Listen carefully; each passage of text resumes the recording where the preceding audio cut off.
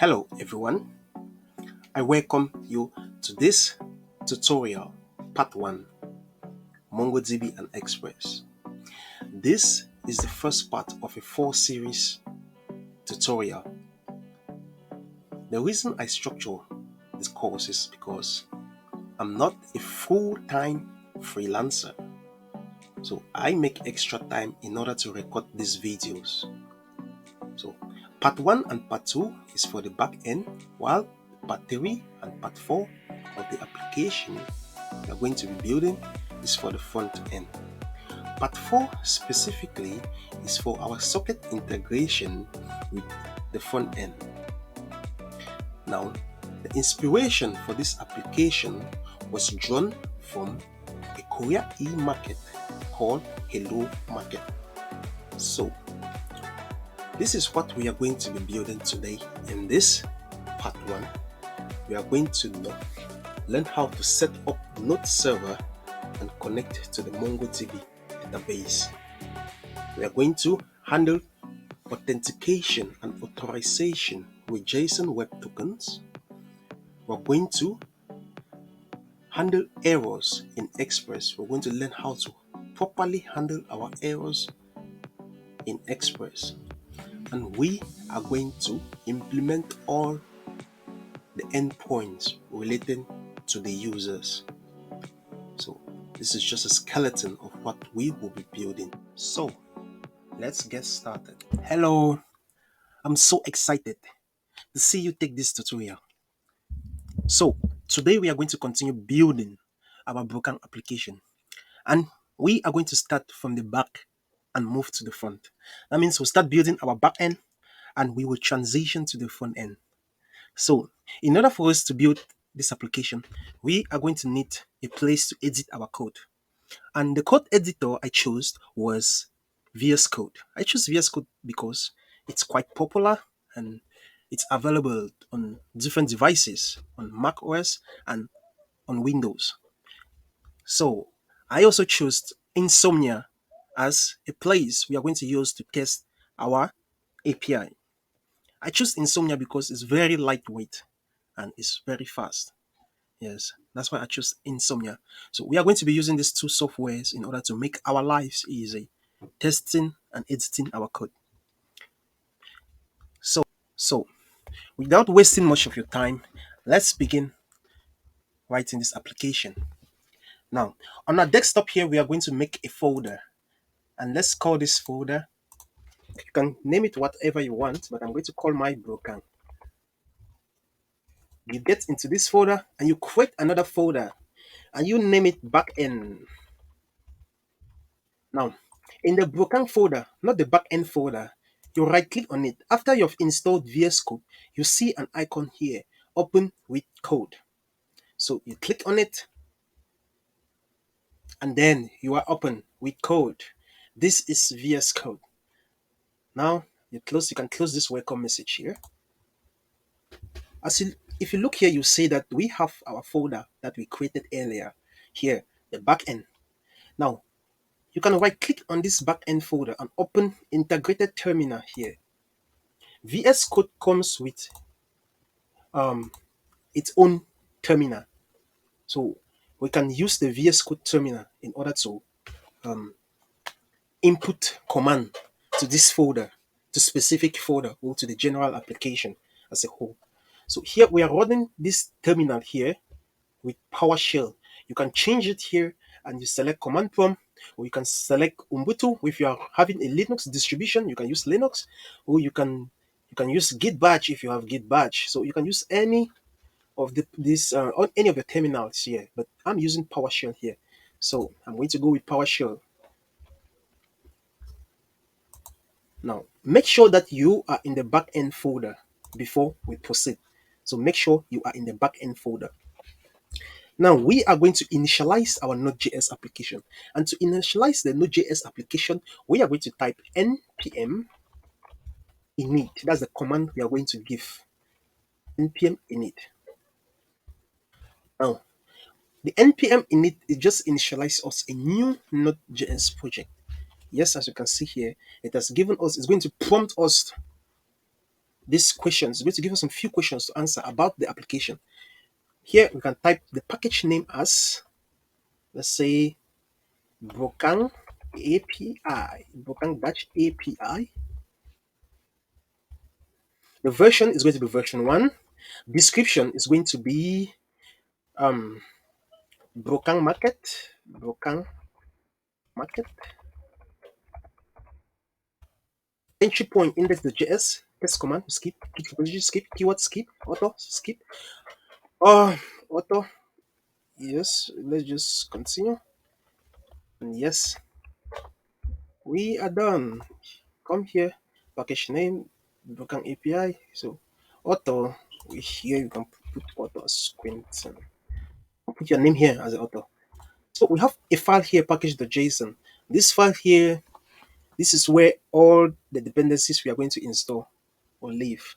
So we are going to use the dependencies from here. This is the package.json. It holds all our packages, our external packages. So that is it. Now, for us to work, we are going to need additional dependencies. We're going to need additional packages. And some of the packages which I used are, we are going to see, let's install some few packages which we are going to use. You say npm install, let's say cookie dash parser. We're going to need cookie parser. We're going to need body dash parser too. We're going to need body parser. We're going to need express, which is the main, which is the framework we are going to be using. We're going to use express. We're going to use calls dot env. We're going to use mongoose. We're going to use Morgan.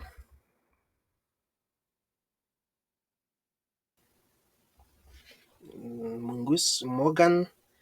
What other package are we going to use here? I've included .env. Yes, Morgan.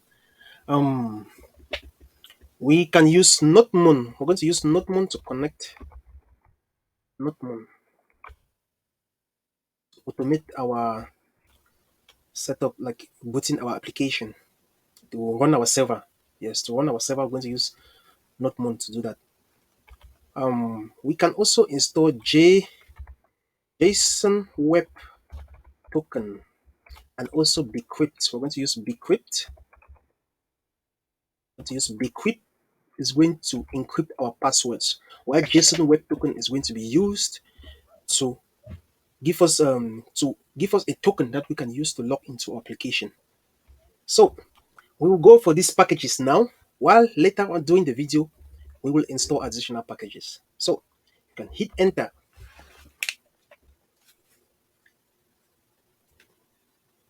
While the packages are installing, I'll pause the video and come back to this later. Okay, so all our packages are being installed. You can see here 0 vulnerabilities. And if you look here, you see that we have one additional folder and another file. This folder here is just contain all of these packages, all the external packages we have that are going to be included in this folder here.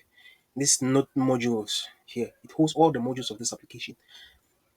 Okay, so now let's begin writing this application properly. Let's create our own file here. This is going to be the entry point of this application. It's going to be app.js. Here you can say const. Let's call our express framework here. Require express. If you see here, you see that express is available here. It's coming from this node modules here. So we have express here now. We have express there.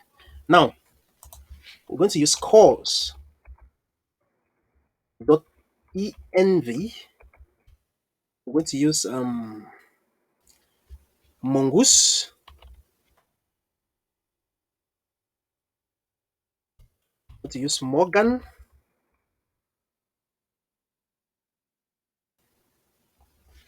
Mongoose, Morgan. What other package are we going to use here? I've included .env. Yes, Morgan. We can use Notmoon. We're going to use Notmoon to connect. Express.js is the framework we are using to build this application. So it is just a framework that we use to build the Node.js application. There are other frameworks we have used like Nest. So with that out of the way, we have required our Express.js here. Let us require .env.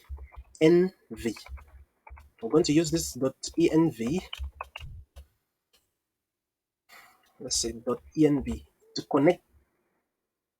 We're going to use .env to connect to our environment variables. Environment variables, this is a place where we store our secrets, like our passwords or our API keys. Yes. So that's a place we just use to store our secret stuffs in the application. Now, let us also require the body parser we talked about earlier. Body parser. Let's require body parser. For cookie parser, let's require cookie parser also. Cookie parser.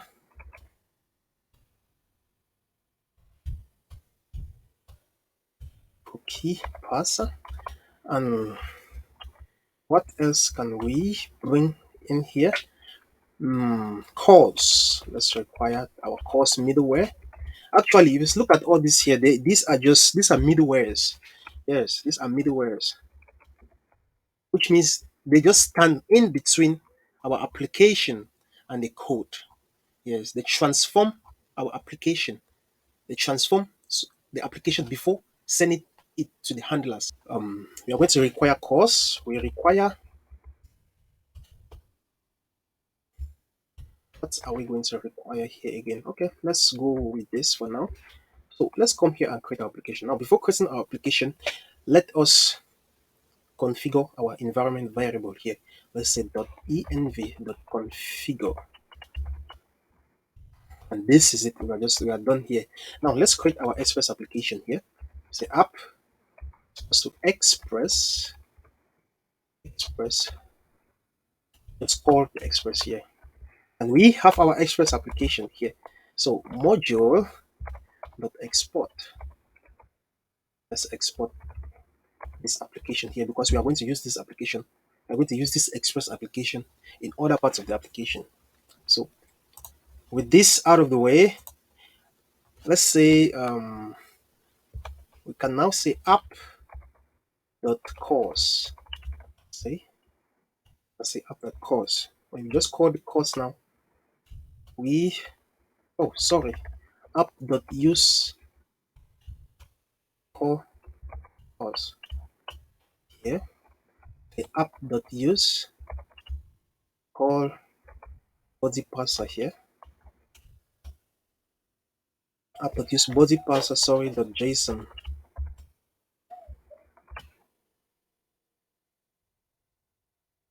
App.use.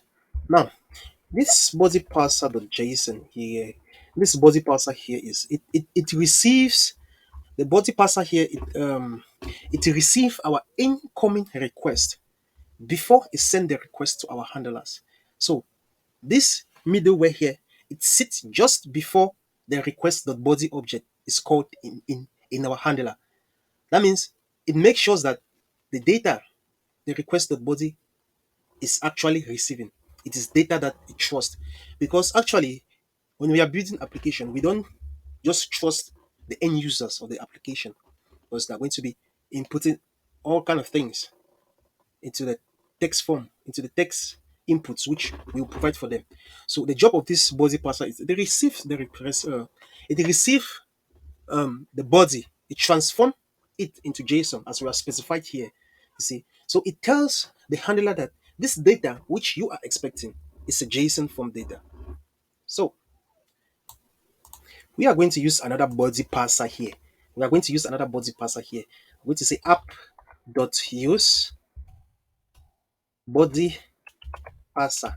But this time around, we are not going to be using it as JSON. We are not going to be specifying the body parser as a JSON object, but rather as a encoded URL encoded. Sorry, URL encoded. And now these have some options here. Let's say I'm going to set extended here to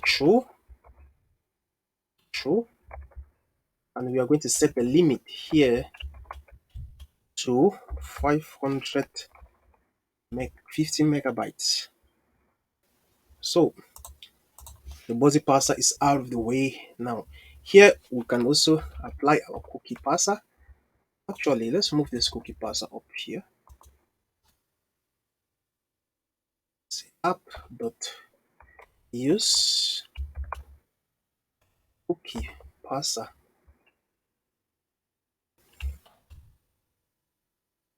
So we just call the cookie parser here, and that is it.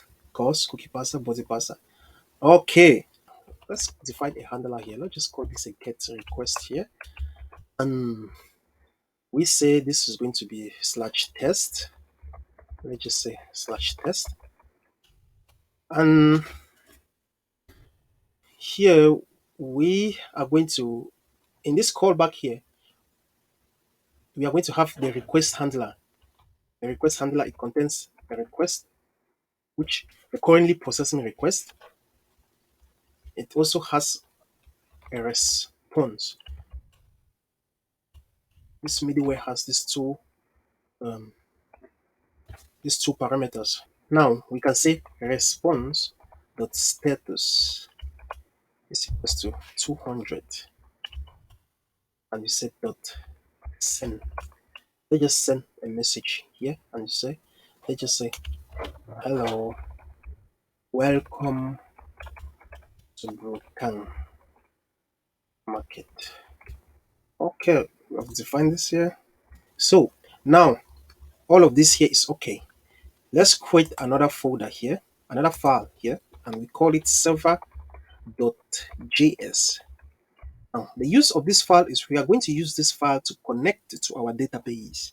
We're going to use it to connect our database and to actually create our connection. Yes, we're going to connect to our database and create our connection using this file. So let's say here that let's require our app. Oh, sorry. Let's require our app here, and say const app is equals to require slash app. Okay, we have the app here now, and with that app there, let us say const port. Let us create our port here. Now, this is where we are going to use an environment variable. At the root of this backend, let's create another file again. We call it .env. Like I told you before, this .env is going to be the file where we store our secret and our API keys here. So, and one of the places which um, to store our port is the .env file, because yes, we store our port in .env file. It's very frequent with Node.js application. So let's just call this a port here. Let's just say port. Usually we write everything in capital letters when we are working with .env file. Our port is going to be 4000 here. Let's come back to server here. And to access that port, we will say process .env dot the key was port. So this is the key. So here now we have that 4000 port. So we cannot come here and say app dot listen. And here, first of all, there's going to be a string, which is our port. And we have this callback function here. And here we're just going to say console.log. And here we'll just say our app is running on port. Our app is running on port 8000. Let's call the port here. Port 4000. I mean, our app is running on port 4000. So this is how we create our backend. This is how we set up our backend. Now, we are not done here because we need to run this application. We actually need to run this application. And in order to run this application, there is a file we need to change in packet.json. Here, let's say the setup file here is going to be server.js. And let's change this test script here to dev, which means our development server. Here, we're going to say node. Let's just use node mon server.js. So if you come now to our terminal and say npm run dev,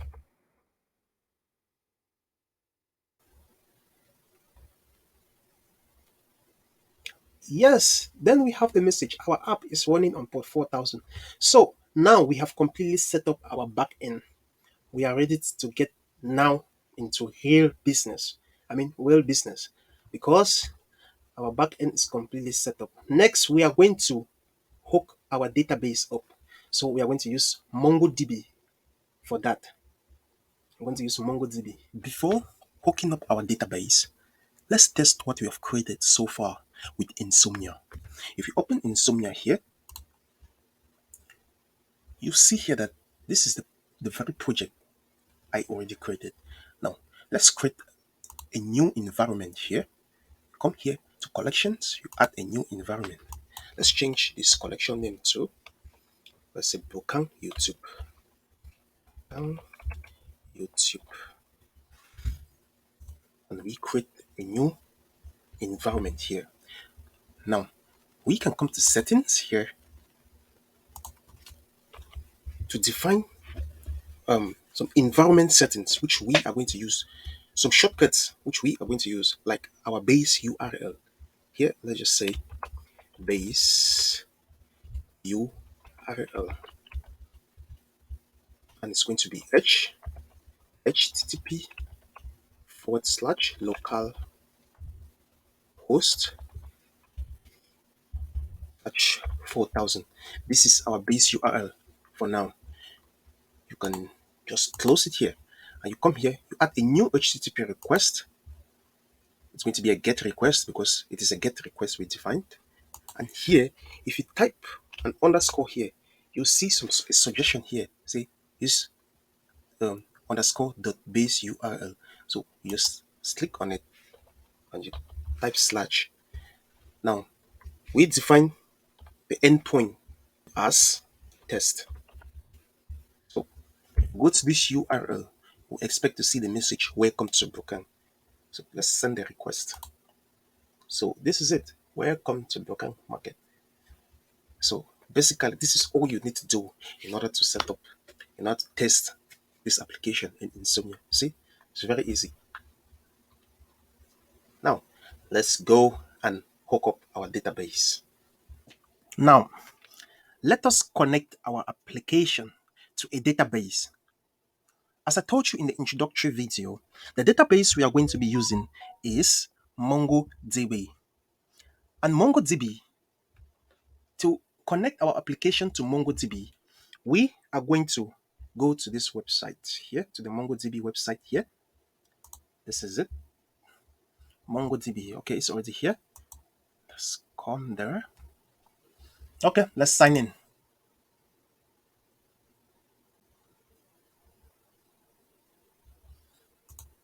Input our can reach this page. Network problems. So it's still loading up here. What we can do here is we can create a new project. It's a new project. And we are going to call this project here, of course, brokang. You can call it whatever you want. So let's go. We own this project and we do not want to invite any members. Let's create.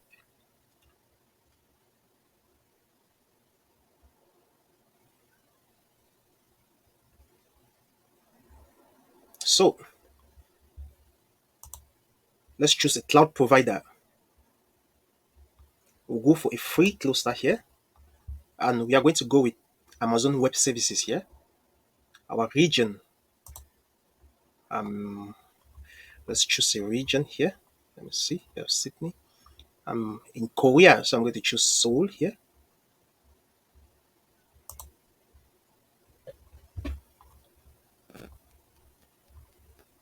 and you come to create. We have to solve this captcha. Select all squares with bicycle. Or all squares with bicycle. Oh, this captcha be wrong. All squares with bicycle. Ah,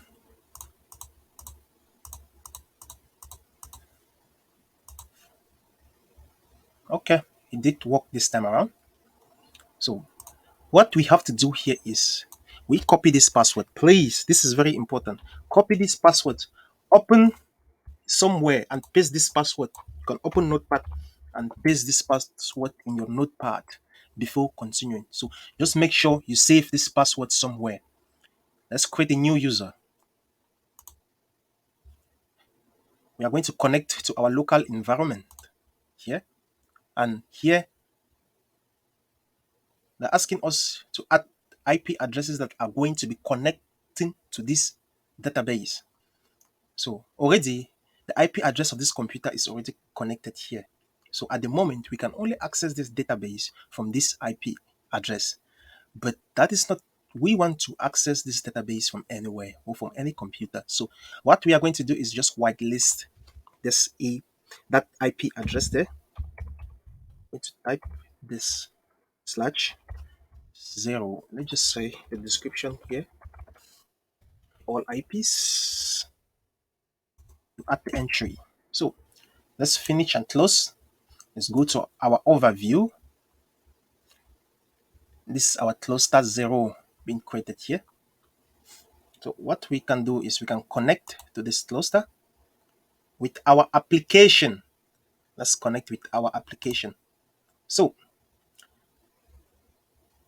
this is the version of Node we are using. This is the npm command to install MongoDB. You can install MongoDB if you don't yet have it. For me, I already have MongoDB, so there's no need for installation. Now, you copy this connection string. We are going to use this connection string in our application. So let's copy it. Connection string. And then we go to our application. Now, in our application, where do you think is the best place to place this connection string? Of course, I know you get it. This is the environment variable. This is where we put our important stuff that we do not want people to see. So let's come here and say MongoDB CS. Which stands for connection string. Let's just paste it here. Now, one important thing here is you see this password here in this angle brackets here. Let's delete it and put the password which was given to us when we were creating this database in the MongoDB website. So we are going to put this password here. Yes, put this password here. So our connection string now is okay. But we are not done connecting to our application. To actually connect to our application, we'll come back to this server.js here. And let's say, okay, I already require mongoose here. So you can come and require mongoose here. And let's say, let's create a function here. Const connect to Mongo. This function, it's going to take our mongoose. It has a method called connect to connect to the MongoDB. And now it's asking us for our URI, our connection string. And where is the connection string? Our connection string is in our environment variable. And to access it, we use process.env.mongo mongo uh, mongodb.cs. Sorry, mongodb.cs. So let's check if that is the name we gave to that connection string there. MongoDB. Let's just copy it to be sure. MongoDB.cs. Yes, it's the same. So we have our connection string here. So we can send the connection string here. and we are going to provide some options here. We're going to provide some options here, and one of the options is going to be use unified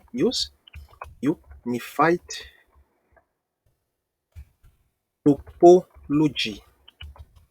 Set it to true. The other one is going to be new URL parser.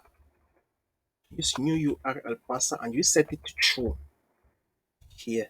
So this is it. But we are not done yet because this method here is actually an asynchronous method. So I call then here and let's say data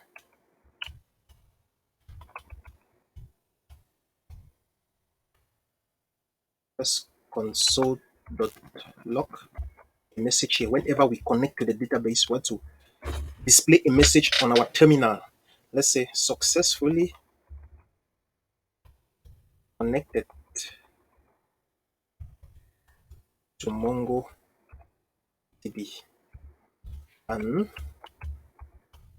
we say data dot connection dot host, empty space there. So if there is an error connecting, we want to catch the error here. Let's say error. Let's just console.log the error if there is an error connecting. Voila. So connect to MongoDB. I think this function is done now. You can just come here and you call connect to MongoDB here. Yes. So let's run. Let's see down here if we are going to connect. Okay, you see we are connected to MongoDB. So successfully connected to MongoDB, and this is the host. This is the host, the port. Sorry, the port at which we are connecting to in MongoDB. So we have connected MongoDB to our application. Now let's see another option to connect MongoDB to MongoDB Compass. Because if you come here and go back, there's an option here to connect MongoDB for VS Code. You can use VS Code, but I don't want to use VS Code. I want to use Compass. Come to Compass here. If you don't yet have Compass installed, you can download Compass from here. Yes, you can download from here and follow the instructions to install Compass. Now, once you have installed Compass, you come and you copy this URL here. So this is the connection string here. You copy this connection string. Now you go to Compass. Oh, Compass is taking like forever to open. Maybe my computer is probably slow. I need to do something about that. Let's paste a connection string here. This is the connection string which we got from the MongoDB website. If you look here, you see that we still need to input our password here. So let's come back and copy the password which you saved. You see that we needed that password here. So let's come back and copy the password which we saved here. You save and connect. Let's click save and connect. You can choose a name to save it. So I'm going to go for YouTube brokang. And let's choose a color here. I'll go with this color.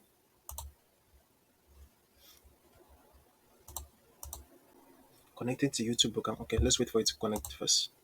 Yes, we are connected. No saved queries yet. Now let's come to local here.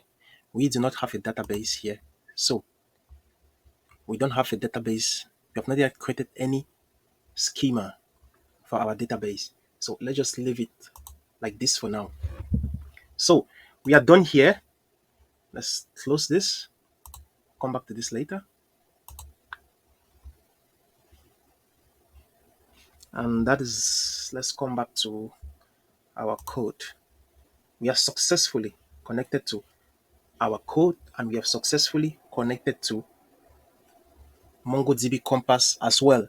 Now, what is left for us to do is to start creating our models, creating our controllers, creating our routes, So we're going to be using the model view and controller design patterns.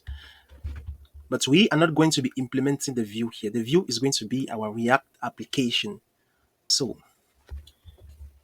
here we are going to create a new folder here, and we call it models. So model. Create another folder.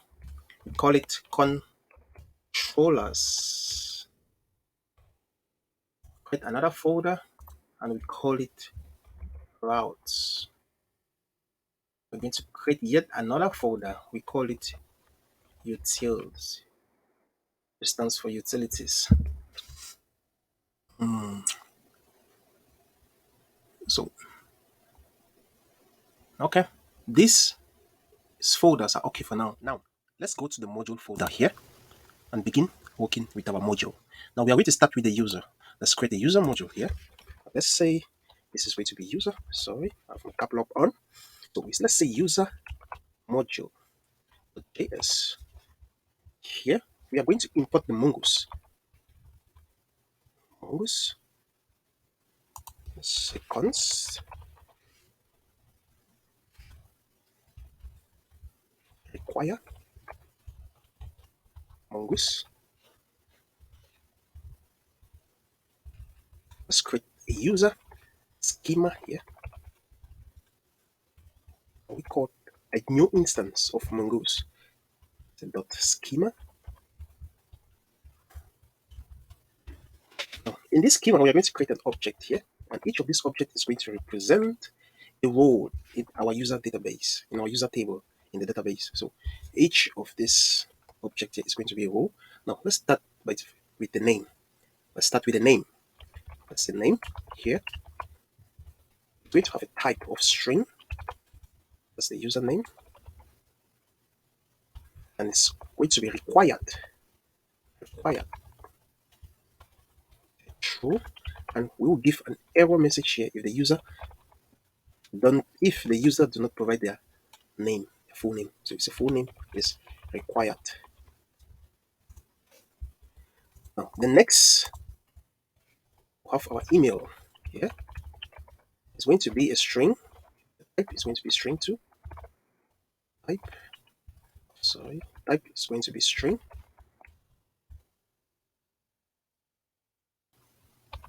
It's going to be required too. True. Email is the required.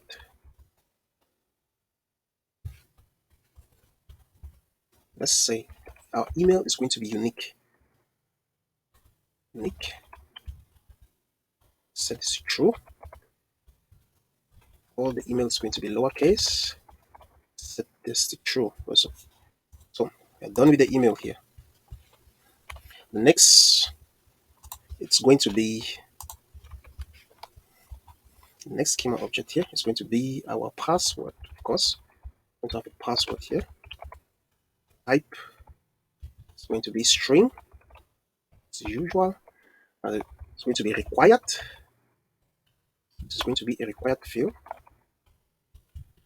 It's a password. Password is required. Let's give it a min length of, say this is going to be 6. So password should be greater than 6 characters. Password should be greater than 6 characters. Select false. Now, when we set this property select to false, it's going to make this password should not be available in our output, but it will be in the database. But when we query for this user, we're not going to show this password to the end user. That's why we set this select here to be false. It's not going to be selected in our query results. We need to have a photo. The user will need to have a photo. So it's going to have a photo. The type is going to be string. string default. Let's just put a default here, a default photo here. Control V. It's going to be a default for a photo. Store name. The type is going to be a string also. And it's going to be unique. Going to be required. You say user name is required. Lower case is going to be true. So another is going to be our introduction. Introduction. Another property we're going to have here, introduction, is going to be an array. Oh, sorry. Introduction is going to be a string, not an array. We're going to keep track of the number of products that this user has. And we're going to set the type to a number and a default of 0. Sorry. We're going to have the banner picture also, banner image. Type is going to be a string.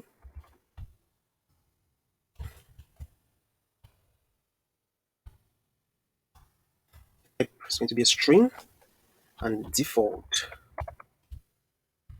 is going to be, let me just copy it. It's going to be our default banner image here.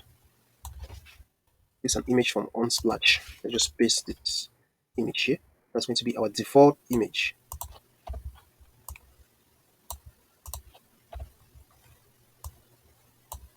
So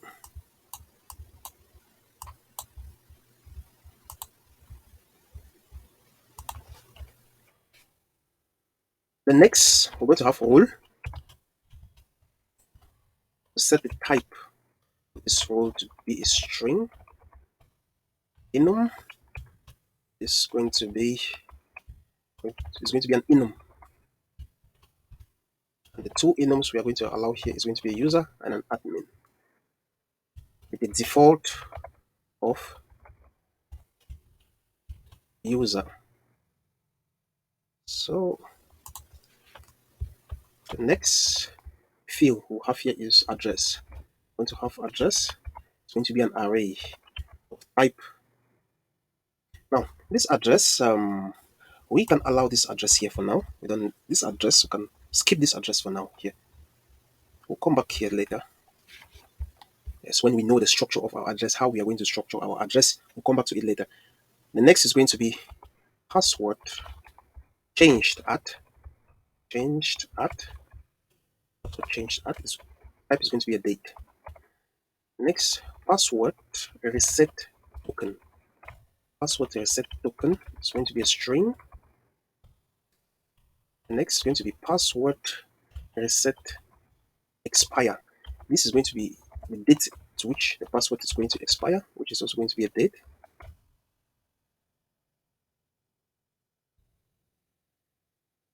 Last but not the least, property here is going to be active. This active, we used to turn off the user or turn on the user to disable the user from the application, not delete the user, but disable the user. So type is going to be a boolean, and the default case is going to be true. Automatically, when you create a new user, the user is going to be active. We can set this active to be off when the user is like doing some unwanted activities on the application, or the user have been reported frequently for doing malicious activities on the website. So here now we can define, let's say, timestamp. We can give a timestamp. This timestamp property, let's set it to true. What this timestamp property does here is that it will create a field in our database called created at, which will be the time that this user was created.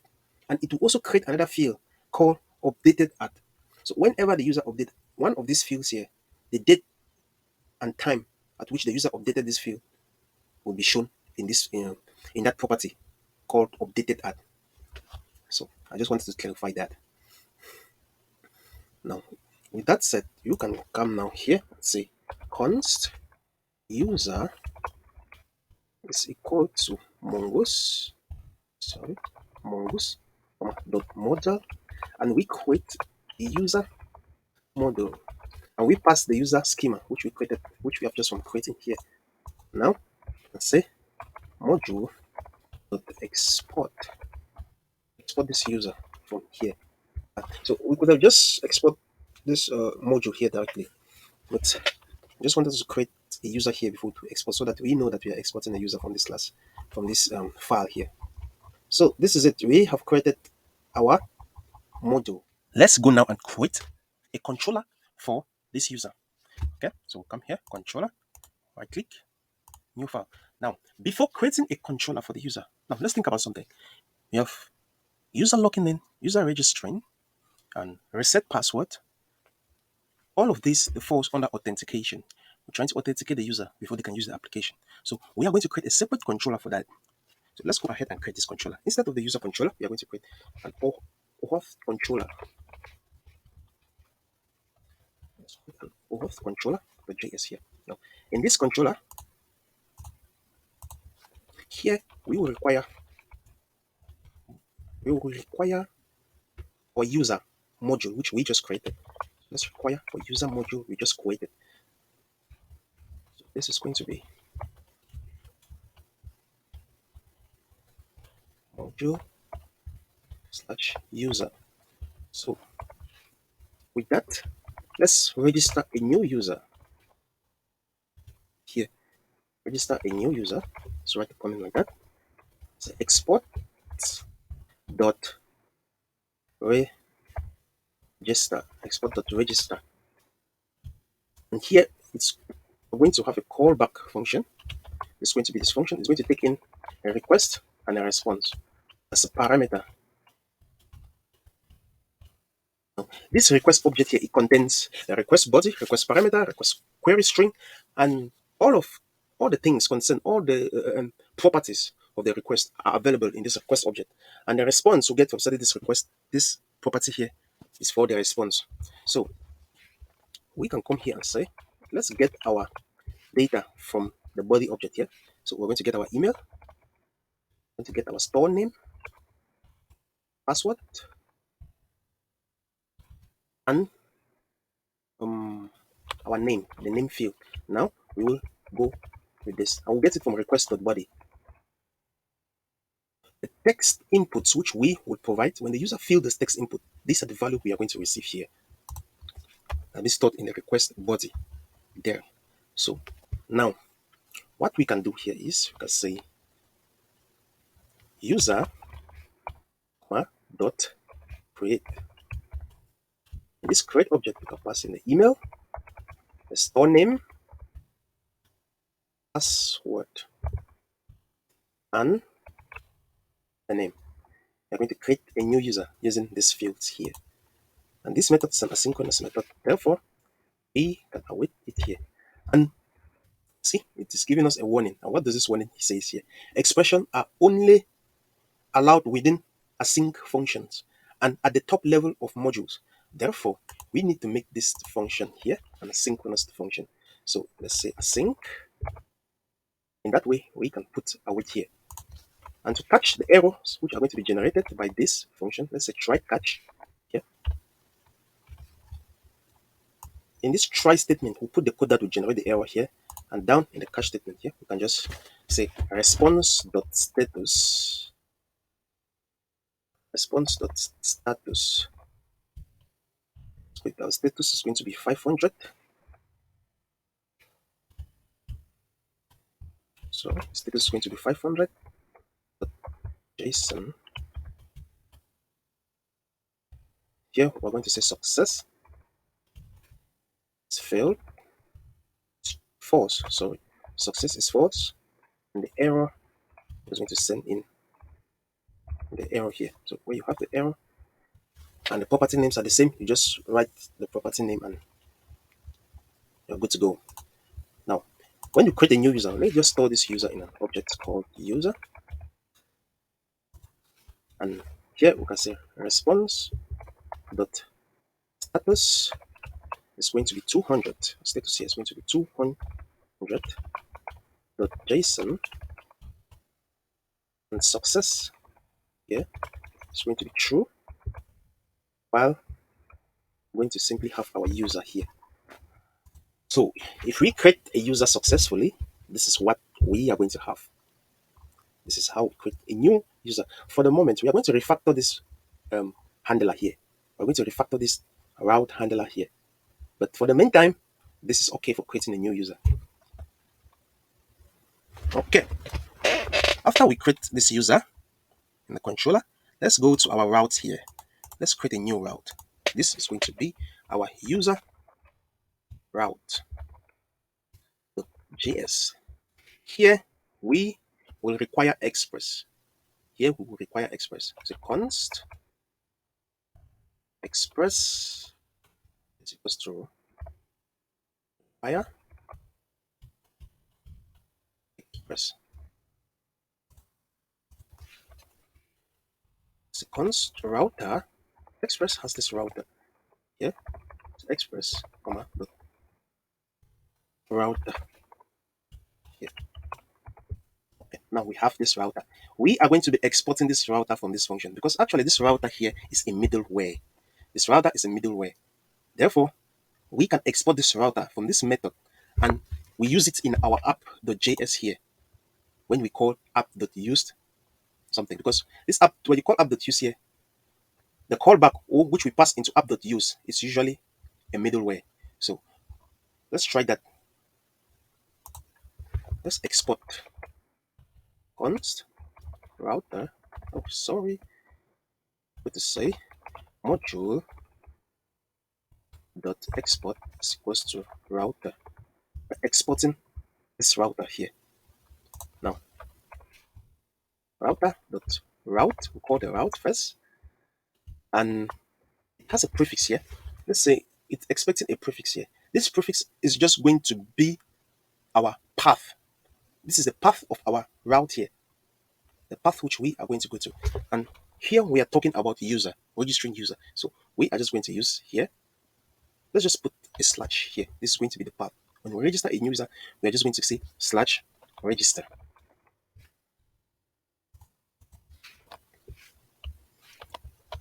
And here now we have our request methods here. We have the get, we have the head, we have delete, we have patch, and you have put method. So all of the request methods are here. So what we have here is post.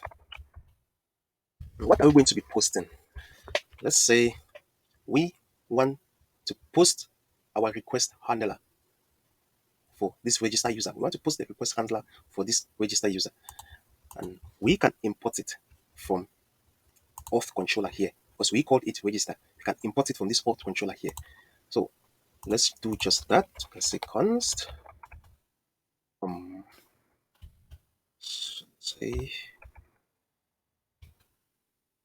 fire.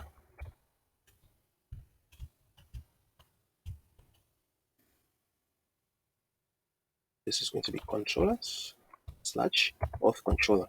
And here now we can get our register method here. Now down here we can put our register method here, and we are done. We have hooked up our request handler to this request method here.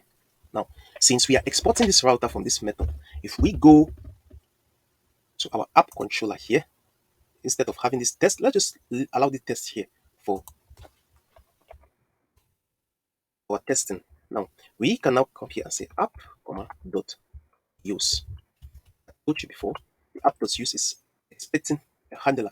This here is mostly going to be a middleware function here. It's going to be expecting a middleware here. And our router is just a middleware. So what we can do here now is let's import our router here.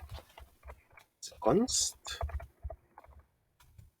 router is supposed to require.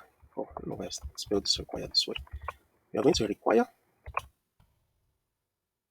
Oh, sorry. We're going to require our routes slash user route here. And this here, instead of saying router, we're going to say user router, and we have a user router here. With the user router here, you can come now and say app.used. First, let's define path here. This is going to be our base path, and what we can put is /API /version1 slash user. Okay, and in this method now is a path. In this method, you see, we are going to provide a handler here, and the handler here is going to be our router. Oh, sorry, this is not.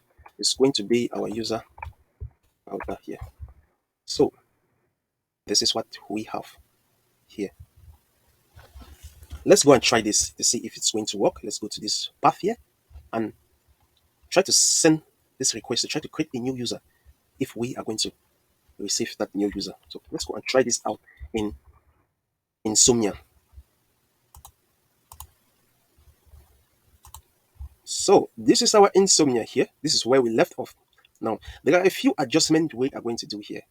And what are those adjustments? Now, we have our base environment here and our base URL here. So now you see that we have changed our URL in our code. Now we are beginning with the /API /version1, and this here is the route which we are the user resource which we'll be accessing. This is the username here. This is what we write here, the user, the resource which we are going to be creating or we are going to be accessing. So if we come to Insomnia here now, we can change this environment here. Yes, we can change the base environment here.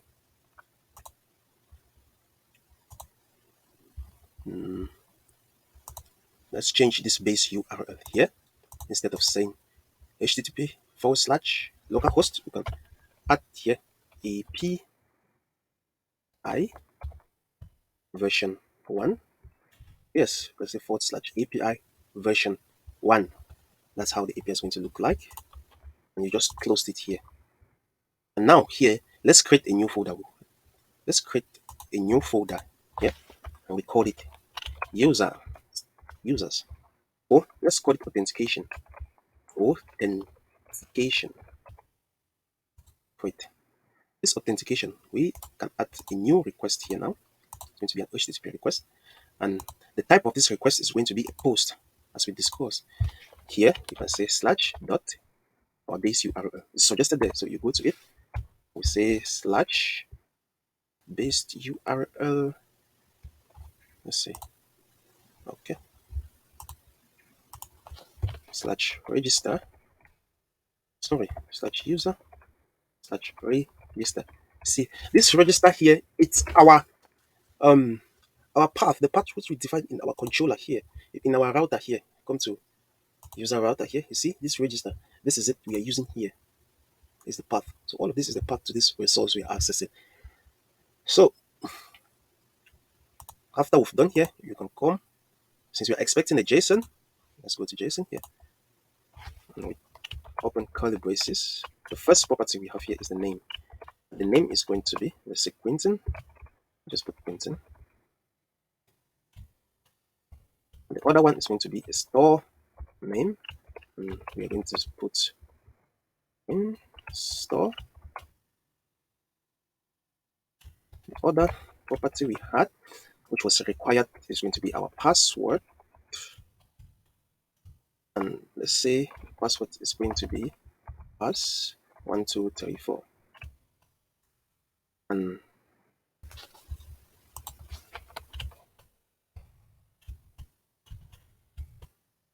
let's say Q, let's say Quentin brokang.com. So this is our request. If you look here, we have a post request here. Let's name this request here as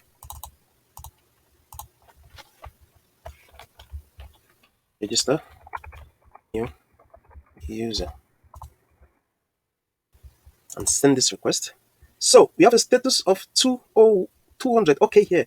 Well, actually, the status for creating a resource is 201. So we're going to correct that. So we have a status of 200 here. And our user was created. So you see, success here is true. You have a user here. Username is Quentin. This is a password here. This password we specify. And the email here. See, that's the email. We have our photo, the store name, number of products, 0, banner image, which is our on splash image. The role here is user. Active, true. This is the ID. This ID is generated by MongoDB for us. So these are the two fields I was telling you about. We have created at and updated at. So we have them here. So whenever we create a new user, we're going to have these two fields here. So when you update a user, this field down here is going to change. The update timestamp here is going to change. So let us confirm this by going to the database and see if we actually have a user in the database. You can now open MongoDB Compass from here, and we store the name as YouTube brokang. So if you come here, see, this is our URI. You can just connect to it. Yes, and we have, if you see, we have this data set here as test. Let's come under it. Yes, we have our user here. This is our users. So you see, a new user was created in the database. So now we have our user with all the fields which we just saw. So that is how we create a new resource. So this is not done here. There are a few problems which we have here with this current implementation, how we are registering this user. And what are those problems? Now, here we have the password here. You see, we are storing the password just as we specified. And we do not want to do that.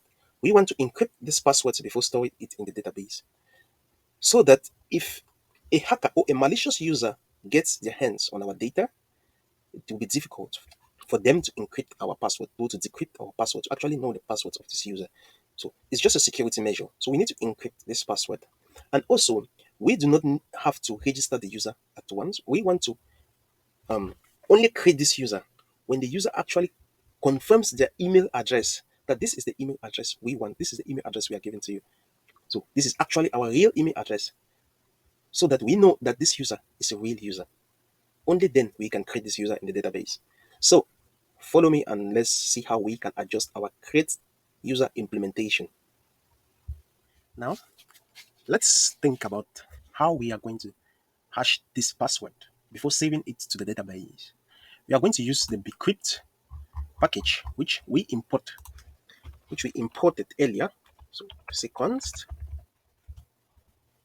bcrypt require bcrypt. Yes. So we're going to use this bcrypt package here to hash our password.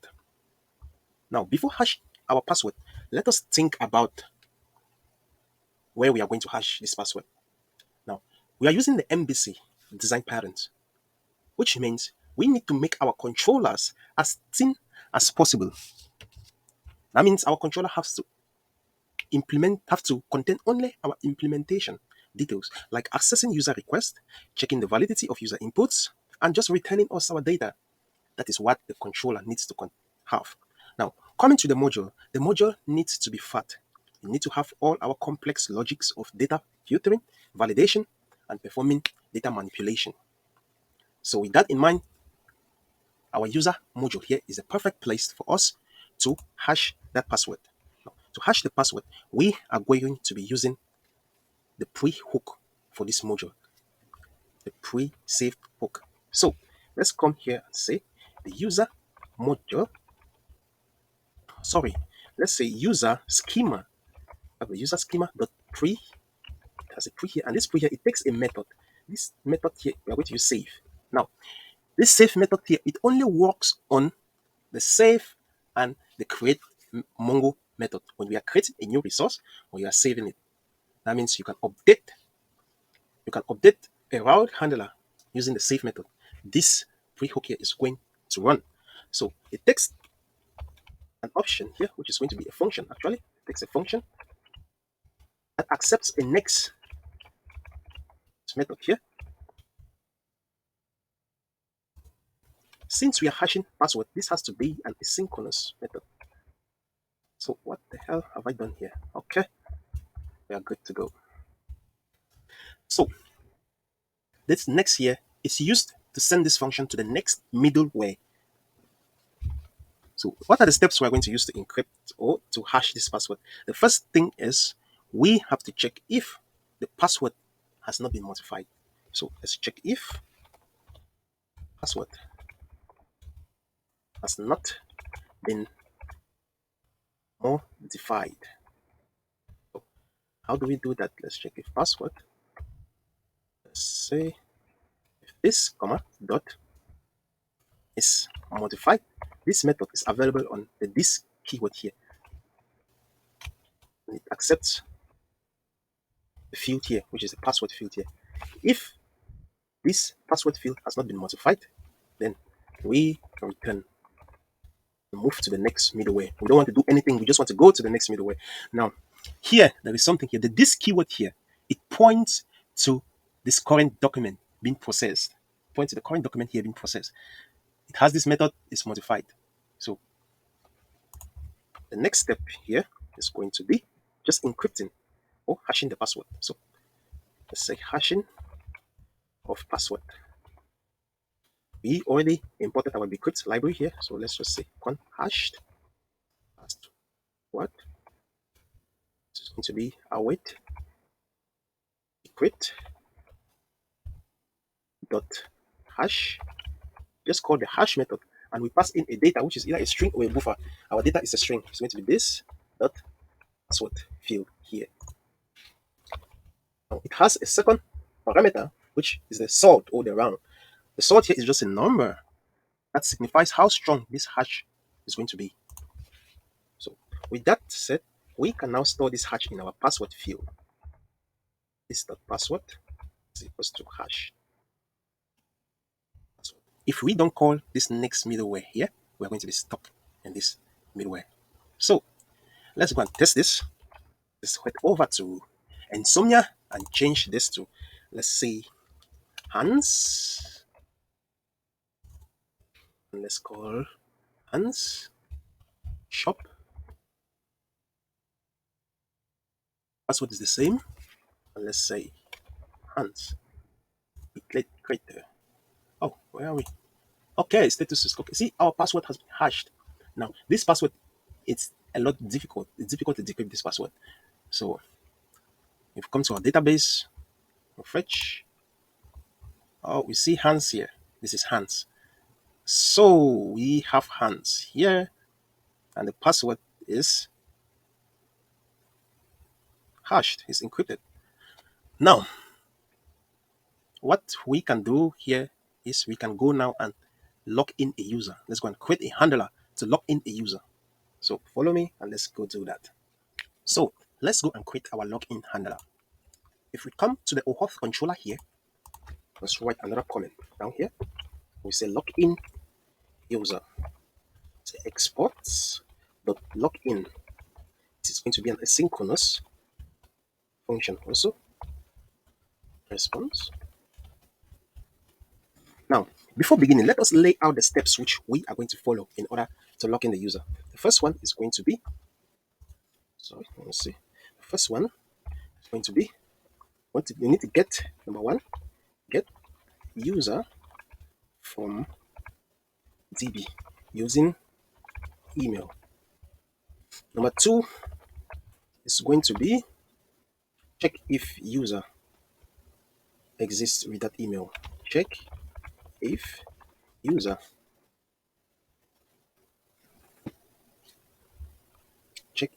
exists. Number three, we need to compare the passwords. Now, why are we comparing the passwords here? Because the password the user is going to be using to sign is going to be a plain password, while the password that is stored in our database is an encrypted password. So we need to use that very decrypt package which we use to encrypt the password. We will use it to compare the password. So the decrypt package is going to know how to do that. So that is why we compare the passwords here. The next thing is going to be we need to create a JSON web token. So okay, these are the four things we are going to do. So let's jump right into the first one. Let's create a DB user, which we are going to say await here user dot find one, because we want to get, we are logging only one user. I want to get only one user, and we'll get that user by the email address. Now, where are we going to get this email from? Of course, I think you know that. We're going to get it from our request body. So here you see email password. What's the request dot body?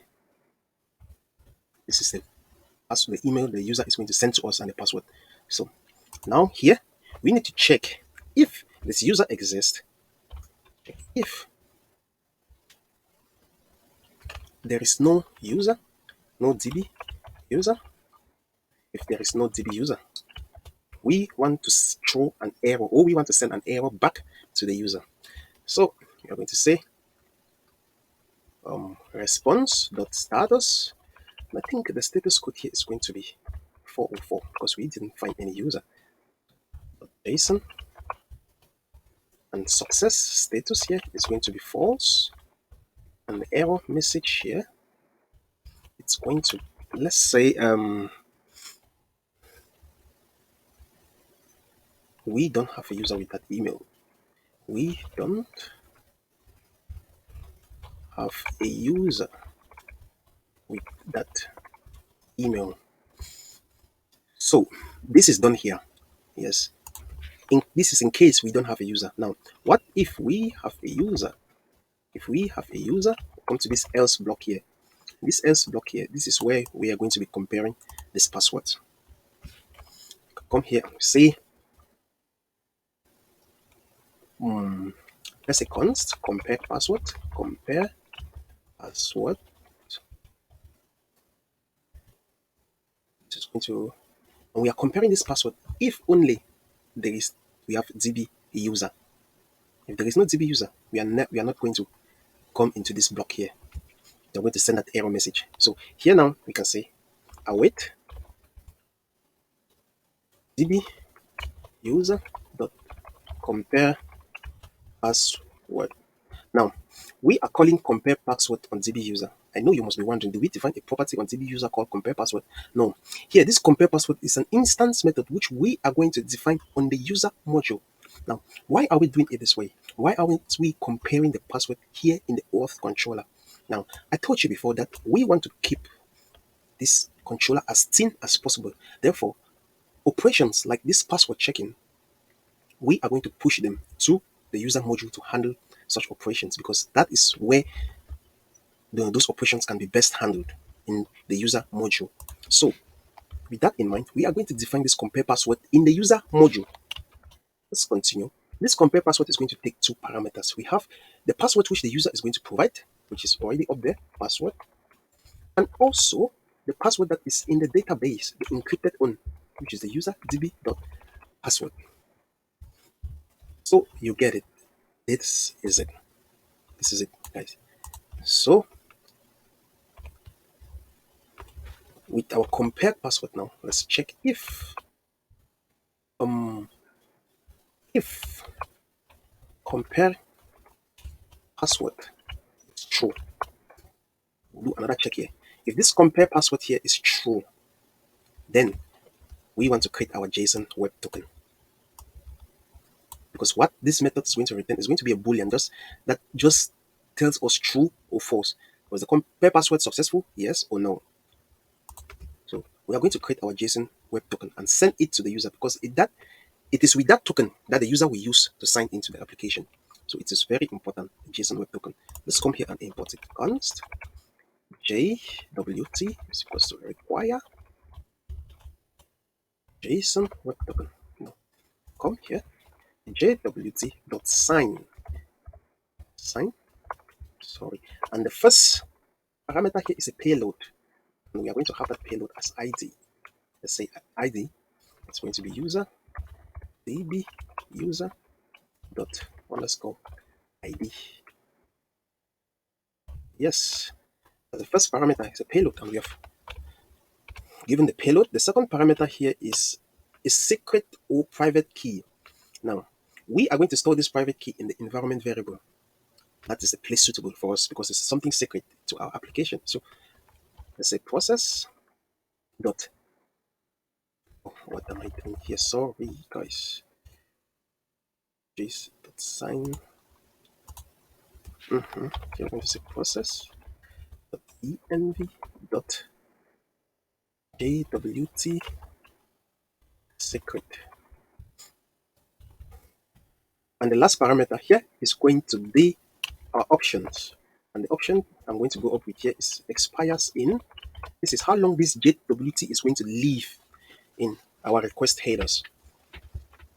I'm going to set it to 7 days. And also, we are going to store the time here in JWT in our environment variables. Sorry.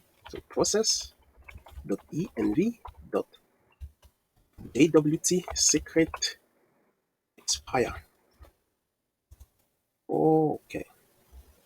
So we have successfully created a token here. Let's store this token in an object called. So this token is just a string.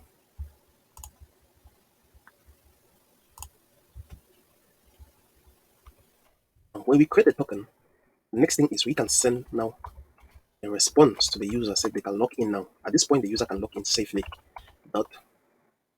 .json. At this point, the user can log in safely. So success is going to be true, and token is going to be that. So I'm going to receive these two things.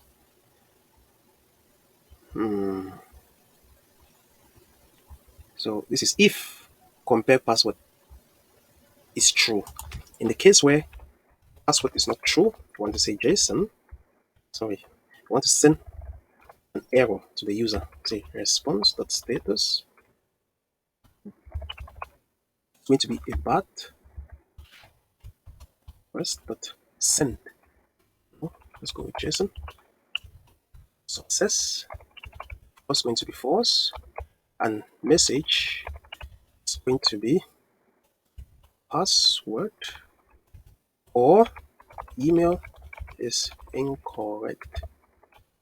Okay, we are saying password or email is incorrect here because we don't want to make the user know that it is the password which is wrong. So because we want them to, because if the user know that the password is a problem, can brute force the password, can guess the password for that particular user if it was a malicious user. So with this, I think we are ready to go. Oh, not yet. We are not ready to go yet. Not just yet. Let's wrap all this in a try catch. Let's wrap all this in a try catch. If an error occurred that we didn't create that error, so try catch.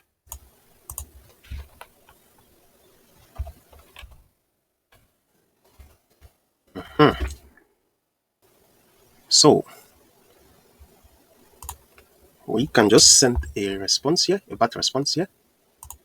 Let's copy this bad response we have here and paste it here. And the message, the status code here is going to be 500. Why is it 500? Because we don't actually know what happened. Yes, we don't know what happened. So something, let's just say something went wrong. Maybe it was the package we are using. Something went wrong in the packages we are using. So we called something wrongly. We're going to send a 500 response. Now, let's copy all of this. Oh, I hate copying and pasting here because it's easy to make a mistake.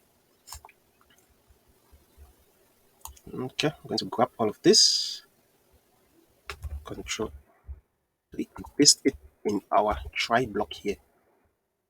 So we have our login method here working. We don't yet know if it's working, but I'm sure it's going to work. Well, there are a few things which we need to do. One is we need to take care of this JWT secret and the expiry. So to do that, we need to come to our environment variable and create them. Now the secret is just a string. It can be any random string made of numbers and letters. But I'm just going to say this is brokang secret.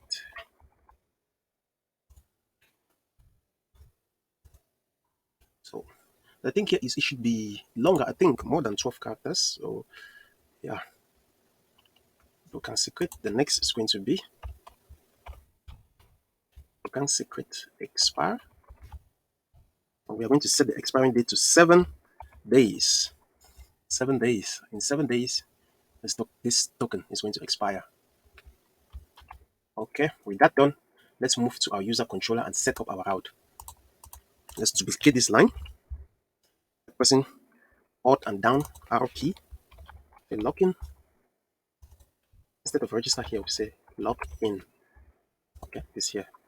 So we've defined our routes here. What else can we do? Okay, we need to come to the user module here and create that compare password instance method, which we defined here. This is it. Hope you still remember that. This is compare password, which we are calling on this user object. We need to create this compare password method now. And to do that, we come to the user module here. We say, just after this hashing password here, let's say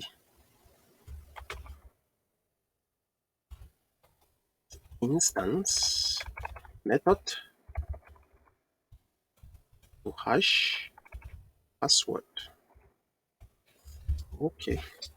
So user schema dot methods dot the user schema dot methods dot compare password. So to create an instance method on this user schema, you use this methods property, and on this method property, you can call the compare password function. This is where you define the compare password function, which you call in the Auth controller. Here, you can name it any function you want, any name you want. It is not a built-in name called compare password. No, you can call it any name you want here. Now you say function is going to take in two parameters. The first was the user password, you remember, and the second was the password from the DB. So let's call it from the database. So DB password. And here we just have to now return and await bcrypt. I told you that we're going to use bcrypt in order to compare these passwords. There's a compare method on bcrypt here, and the first method, it takes the plain password, which is our user password, and the second, it takes the decrypted password or the encrypted password, is the DB password coming from the database here. We have an error here because we have not defined this method as an synchronous method. So let's just do that, async. Okay, with this now, I think everything is done. I think everything is working. Yes, let's go and try this out to see if we can log in. Let's go to Insomnia. Let's duplicate this request and we say login user. It's going to be a post request. We don't need the username and the store name. Oh, so let's first try by putting in a bad password. Let's see. This password is of course not correct. Oh, we have to change this here to login. Send. Internal error, something went wrong. Okay, there is a problem. Now let's go check what we did wrong. Oh, it didn't go as planned, but that happens. Let's see. This is our auth controller login. We are getting the user from the database using email. Oh, okay. I think I know what happens here. Now, if you look at our user schema here, you see that the password field here was excluded. So we set select to false. That means when we are querying for users, we are not going to show the password. It's a step of protection which we took when we were defining the schema here. So as a result of that, when we are getting the user here by the email, that password field is not going to be available. And we are using that password here to compare this user. So bcrypt is showing us an error that the password is not getting this user password because this user password is not available. It's probably undefined. So to solve that problem, we said .select. There's a method here called .select. We just want to select back the field that was excluded. Let's put a plus and we call the field name password. So with this, I think we are ready to go now. I think this is really going to work now. Let's come here, try to log in. Let's first try with a bad password. See? Yes, we have bad request. Password or email is incorrect. Let's try with an email that is not correct. That means this user is not available in the database. Let's move this S from hands here and send. Oh, also failed. We don't have a user with that email. So, well, everything now, the error messages we define are working. Now let's try the correct password and email now. Send. Yes, and we receive our success field here and our success status code, which is 200.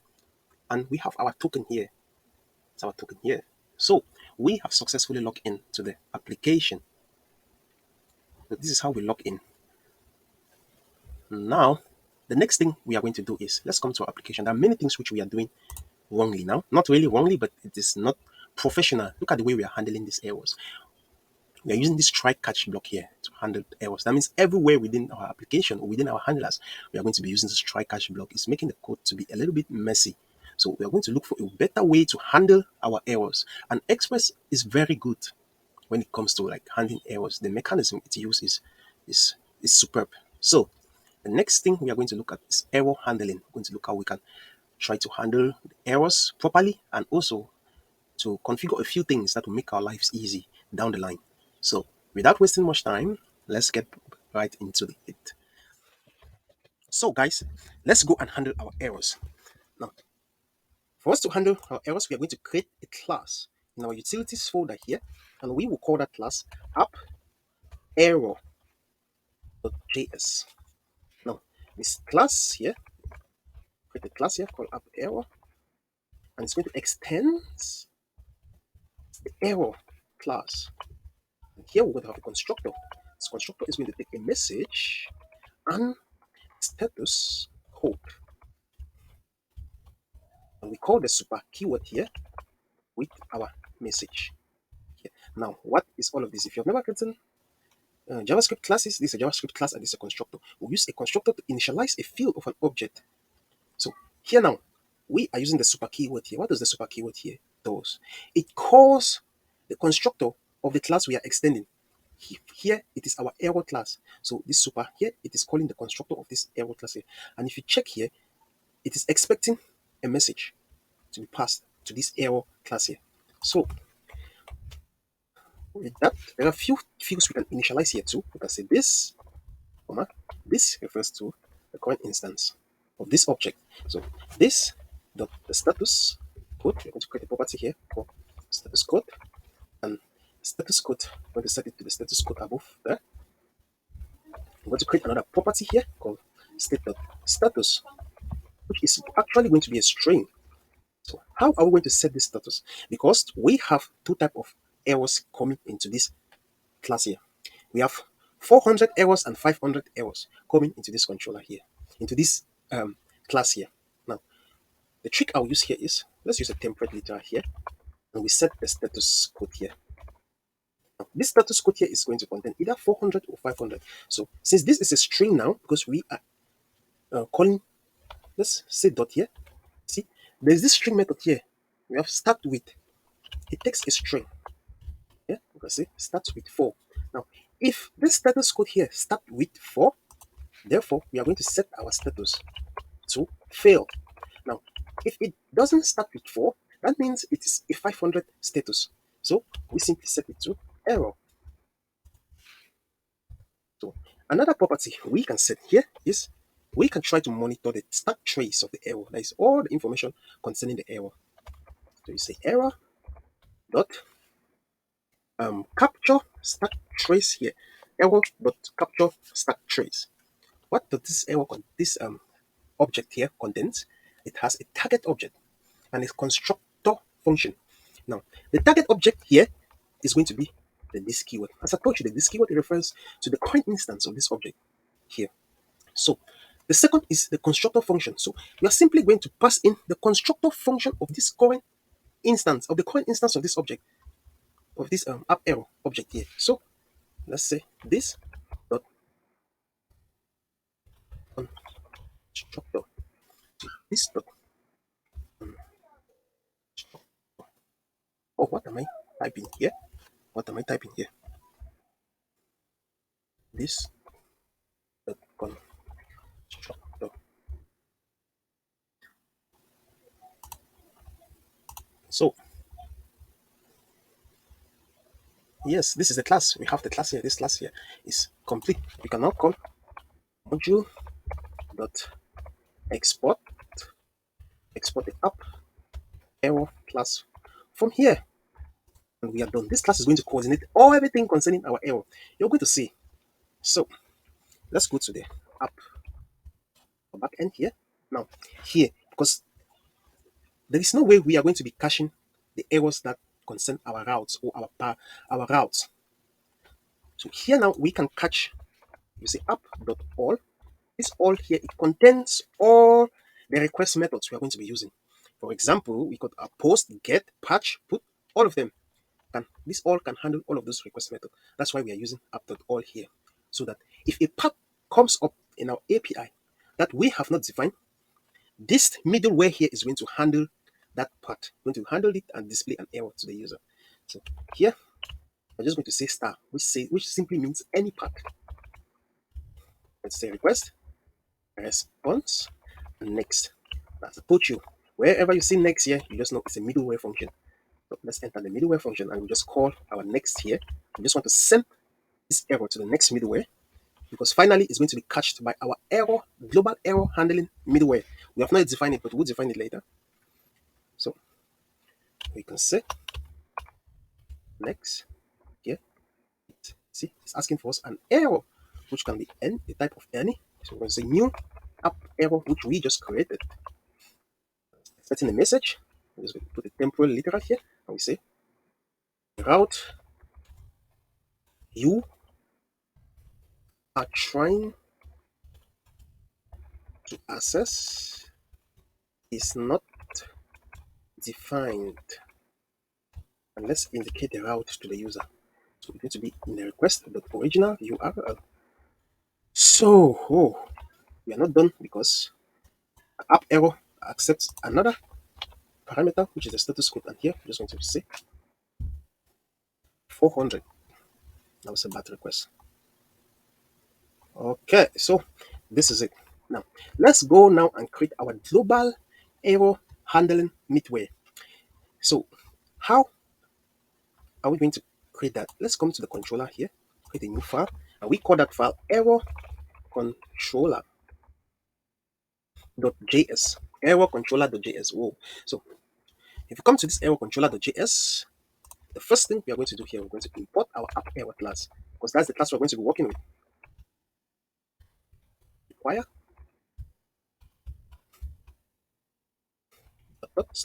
/utils/app error. Come now and say module. We just want to export the whole of this function at once here. First parameter is an error. First response. Next. Say if you see a function like this with 4 parameters, just know it's an error handling function. So an error handling middleware. See any function you say with these 4 parameters in Express like this, and it begins with an error, that means it's an error handling middleware. So I'll now copy as an error dot our status code is going to be error dot the status code that's coming in here, or it's going to be 500. Error comma dot status is going to be error dot status coming in here, or it's going to be error. Oh. So now let's look at something here. Here we are going to be sending messages in 2 environments. We have the development environment and the production environment. Now, in the development environment, we want all the details about the error so that we are able to debug the error. But in the production environment, we want very little details because if we show all the details out there, we can leak. We are opening holes for potential attacks to our application. So as a result of that, we are going to segregate the way we send errors depending on the environment. So let's come here and say if process.env. Let's call it node dash env. If it's different from production, that means we are working in the development environment. If it's different from production, we can now say, can send a response to the user, response.status, and this is going to be error.status code, error.status code.json, status, first going to be error.status, the message, going to be error.message, and the stack is going to be error.stack trace. So Oh, this is in development. We're not going to have stack trace, so we remove stack trace from here. So if else, we just copy this, paste it here, and we just include our stack trace here, or dot stack. So here, I can just put a comment here and say this is development errors. And down here, I can put another comment. The production errors. Oh, so let us begin defining the errors now. Here, please, you're going to pay a little bit attention here because we are going to be talking about some errors which we have not yet encountered. But because I've built some application and I've come across those errors, I'm just going to tell you the how the errors works. I'm not go detail into showing it practically with you step by step. No, I'll just explain to you what those errors means. So let's go. We have one is going to be handling cast error. Now, what is a cast error? The cast error is when we are converting from one data type to another data type. Now, take for example, here a cast error will occur in Express here because Mongoose will be trying, for example, let's say you want to access a user using the user ID, and in MongoDB uses the object ID, and it passes an ID here. So now, let's say you want to access a user, and instead of you putting the MongoDB ID, you just put an ID which is not a MongoDB ID, like so. Now, what will happen is Mongoose will be trying to convert this ID you have put here into an object ID, which is what MongoDB understands. So it will not know how to do that. So what it's going to do is it will throw an error with a name called cast error. Now we are going to use that cast error name in order to throw a custom error to the user.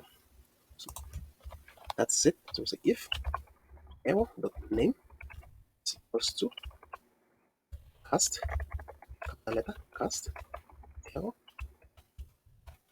Just going to say const cast message.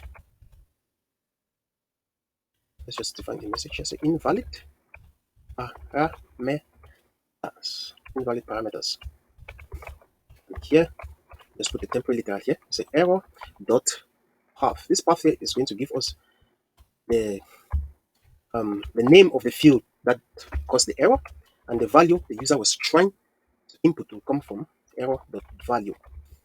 So now we can now set our error to a new app error which we created, our new app error class. Now the message is going to be the cast message and the status code is going to be 400. So we are done with that one. The next one is, let's just copy this, paste it here. Number 2 here is going to be validation error, handled validation errors.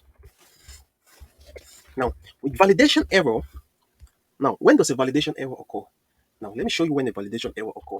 If you come to our user module here, you see we are defining, you see the name here is required, email here is required, password is required. So these are validations we have placed on these fields here. Now, if we missed one of those fields when we are creating a new user, it's going to show us a validation error. So, and when it shows that validation error, the name object is going to contain validation error. So that's what the name object is going to contain. We can remove this error from here. No, let's just allow it like that. We'll change it later. So what we can do here now is we can say const errors. Once you get all the errors, since there can be more than one validation error, that means it's going to be an object that contains a field in it called errors. In that errors now, we have all the validation errors there. So we can say errors is going to be object dot values. Okay, we want to take the value of all the error fields and convert them into an array. This is what this object dot value does. It takes the values of an object and convert them into an array. This is dot errors dot map. You see, it's an array. That's why we're able to ask the map function there. Errors dot message. So we just want to get all the message. here. So instead of calling errors here, let's just call it messages. Delete this.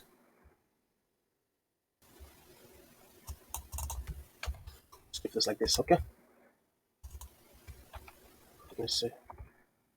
Okay, so no. This is confusing. Let's just say element here. Let's say yo. It's going to be this. Okay, I think this is correct now. So we can now say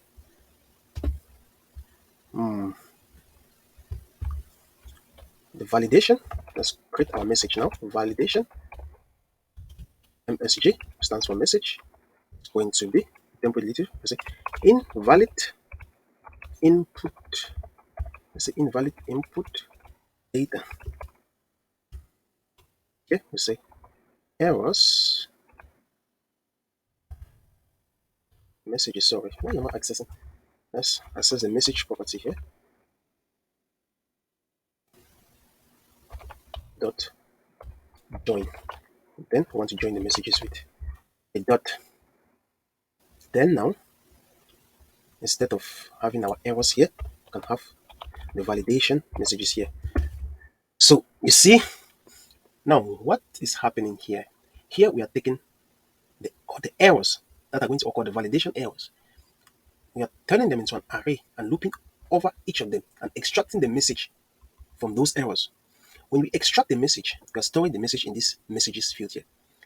Now, here we are constructing the message which we are going to send into our app error, because our app error is expecting a message of type string, not an array, but we have an array here.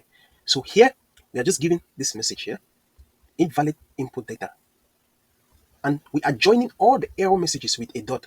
So in our front end, it'll be easy for us to separate these error messages using these dots by just splitting them.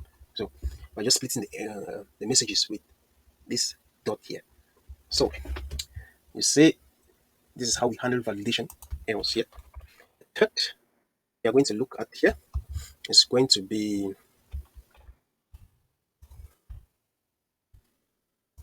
let's see duplicate data error. Duplicate data errors.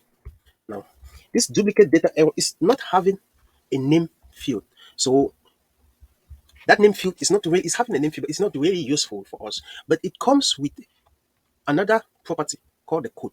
We can now use the code of this duplicate error in order to handle that particular error. So instead of error.name here, use error.code. And the code for that error is 1100. So let's just give this and remove all of this. Okay, let's start here by defining a regular expression. Let's say const regex. Const regex stands for regular expression. Let's copy it from the internet and place it here. So what does this regular expression here do? Like I said, now this regular expression here is simply matches text within curly braces. It matches any text within curly braces. For example, let's say, for example, if we have something like this, maybe this. So this regular expression is going to give us this, i.e.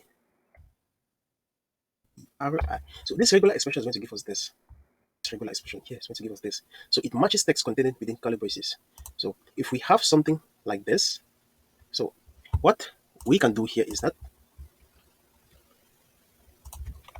say const match is to error dot message dot match regex. So what is this saying here? The message object which is returned here is going to contain the message field here is going to contain this an object that is within curly braces. So we want to extract only what is contained within those curly braces. So here let str, let's define an empty string here. Say match if match and match dot length is greater than 1, then we want to set the string here to be match the first number. Else, we want to just match the string to this random or this general text here, a field. So when we want to send this error message to our app.error class here, the message we are going to be inputting here is, let's first create the message here, cons duplicate message, just to str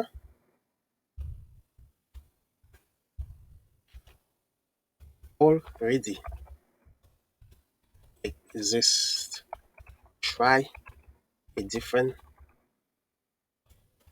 value. And here we just pass in the duplicate message here. Now, what are we doing here, guys? Like I told you, we are just matching whatever we have within curly braces, because this message here is going to contain the names of the field within curly braces. Now, once you extract the name of the field here, so we start here by setting it to an empty string. You see, if the match is greater than 1, that means it's an array. We want to get the first field. And if it is not, we want to just put a general name here called field. Now, we are constructing the message down here by just passing the string here.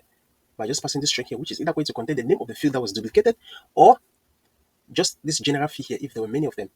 So a field already exists, or if it is not available, we're just going to put this name here. A field already exists, try a different value. So that is it. That is it with duplicate data. Oh, what is this?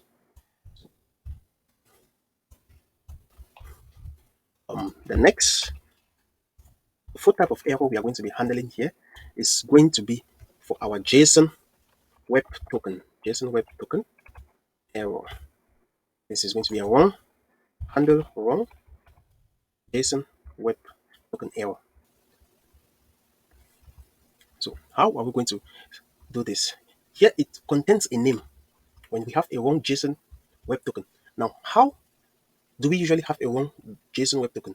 Now, when a user tries to create his or her own JSON web token, it is not going to match what the system created because we used a secret key to create our JSON web token.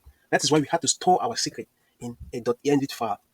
The secret is very important because without that secret, you cannot duplicate the JSON web token. So if you try to duplicate the JSON web token, we are going to get this error, this wrong JSON web token error. So the error name is JSON web token error. This is the error name. So we are just going to construct the message. That message is going to be your URL is invalid. Please try again later. Say your URL is invalid. Try again later. Yes, and here we just put here JWT message. TOB JWT message. Okay. The last but not the least, well, 5 type of error we're going to try to be handling here is going to be, this time it's not going to be a wrong JWT, but an expired JWT error. An expired JWT error. It's going to have a name. The error message is going to have a name called token expire error. Token expired error. Token expired error. And our error message we're going to pass here is going to be your URL. Your URL has expired. Try again later. And we pass our app the message here and we set our status code to 400. Okay, I think these are all the error messages we can handle here. These are all the error messages we can handle here. If some come up, we are going to, if we encounter some errors, we're going to include them here. But for now, I think we'll go with this error messages. So, yes, I think we are ready to go. No, not quite yet. We are not ready to go. We define an environment variable here is production dot not envy. Control C. We'll come here and just say dot not envy is going to be production. Product. Oh no, we're in development mode now, so development. So okay. So we are not yet done here. We need to come back to our app.js here and put this global handling error here at the base of all this, at the end of all these middlewares here. You put it at the end because this only happens um when all of these middlewares have passed. The error is going to be handed now to our global error middleware to process the error and display the right message for us. So we're going to come down here. Let's first bring in that global error middleware here. And let's say global middleware, global, I just say global error handler is equals to require dot slash controller slash error controller. Now we can come here, down here, and say app dot use, and we just call global error handler. And we are going to go here.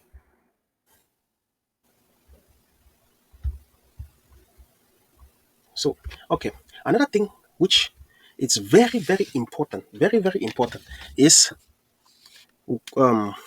caching, handling uncaught exceptions, because there are going to be instances where some exceptions are going to be thrown, and we are not going to be able to handle the exceptions. So the place where we are going to handle them is it's going to be our server.js here, right before our application is connected to our database. We're going to handle uncaught exceptions here. So it will handle uncaught exceptions. Here we're going to say process dot on. This is an event handler. Event handler here is going to be uncaught exception. Takes a listener, and this listener is going to take an error here. And what are we going to be doing? We're going to just display a message. Two messages actually. Say error. Let's just display the error.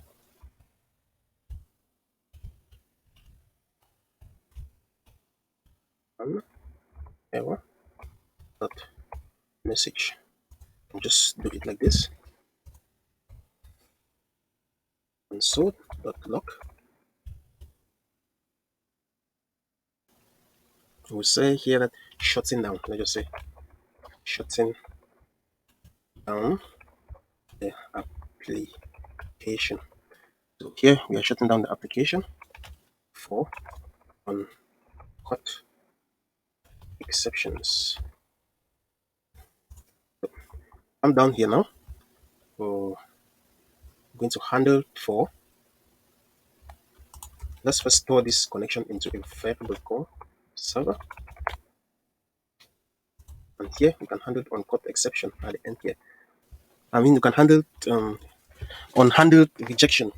It's going to be an event which occur on the Node.js process. So we say process on, and we call this unhandled rejections. Unhandled rejections. What is this? Unhandled rejection. It's going to take an error. It's the listener, the event listener.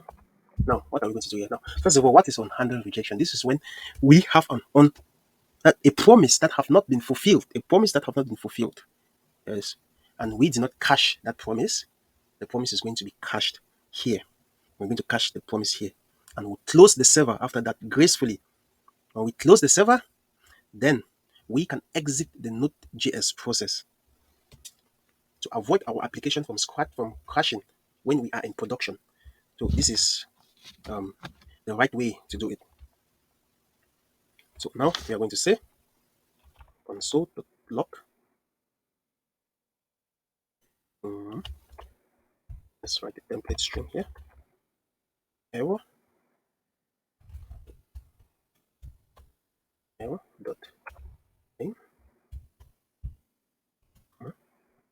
error, error dot message. So here now we just get down here and we say server dot close. It's a callback here. What are we going to do in this callback? This callback, we're just going to say process dot exit. We exit the Node.js process with a one, a status, with a code of one. This code of one means something went wrong. Yes, there was an unhandled promise, a promise that was not fulfilled. So we close the server and we exit the Node.js process. You can just write here, post server, and here we exit Node process. So I think with this now, we finally done with error handling. We are finally done with error handling. Now, there is one thing we will do again. This is not actually error handling, but it's just a trick to make our life easy. Now, if you come to the user controller here, just control P, user control, auth controller, I mean. If you come to auth controller here, as I told you before, look at how we are getting all of this. We're using everywhere, we're using try catch, everywhere. It's making our code to be messy. So we can create a global catch handler. That is, yes, a global catch method that will prevent us from writing try catch all the time. So let's go to our utilities and see how we can do that. So let's come here and we say catch async catch. Oh my god, catch async.js. Okay, now what we are going to do in this catch async is we're going to use the power of closure and higher order functions in JavaScript in order to make this work. So let's say module export. This is going to be catch async. It's going to take function here. I'll just write this up, explain this to you. Here we're going to return request response and next. We're going to always have this next here, so that if you have an error, we push the error to our error handling middleware. That's why we have that next there. So fn first dot response dot next. I'll just say catch here. Catch the error here. Is this all? Yes, I think this is all. Okay, now what is going on here? What is going on here? Now we are taking a function as a parameter here, and we are also returning a function here. Now look at this. That means this catch async here is a higher order function.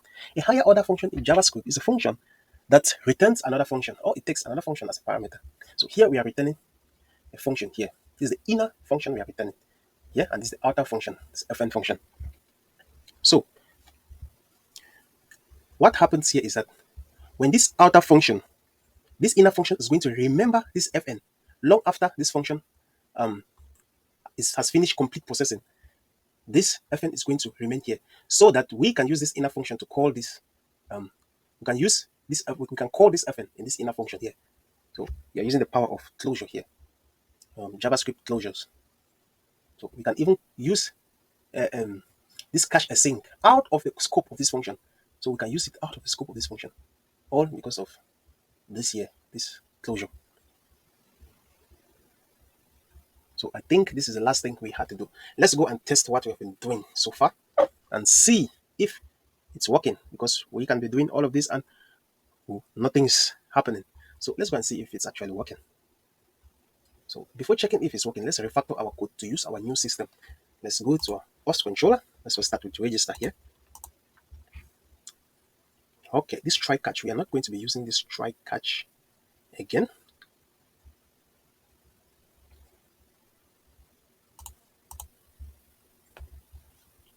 So we're not going to be using this try catch again. What we can do is delete all of this, and you remove this when we are refactoring our code. let's be careful not to make any mistakes. So in this function now, I can call next here, and here we wrap all of this function here with a catch async. If you see here, it's accessed the function with a request, response, and next. And this is exactly what we are putting here. Request, response, and next. And it's asynchronous. So let's cut all of this and put it here. Oh, I think you see. Let's cut all of this. Let's cut all of this and put it here. So we have a new way of registering our method. Look at how clean this code is now. Let's come to login and do the same thing. And to remove try catch, remove the try path, and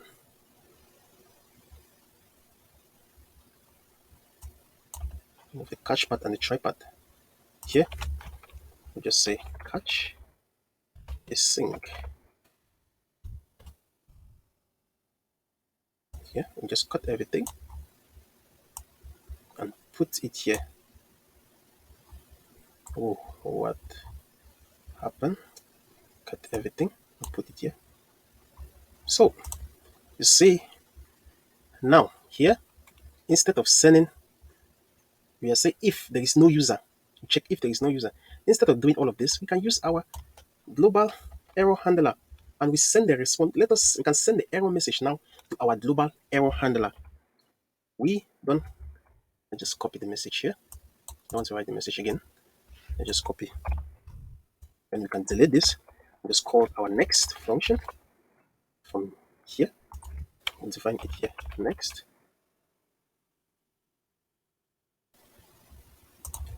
Next and new app error.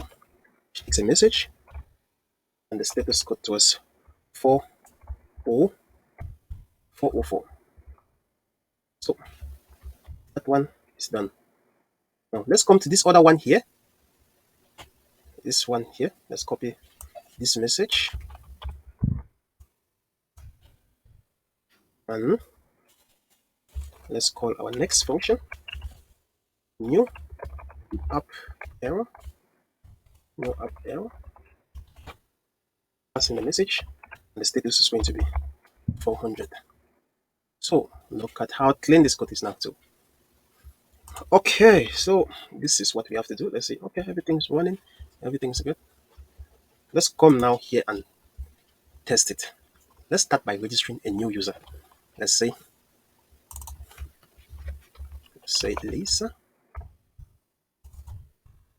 Lisa shop. Password the same. Lisa. Now let's start by making a mistake or omitting the password field here and send this response and see.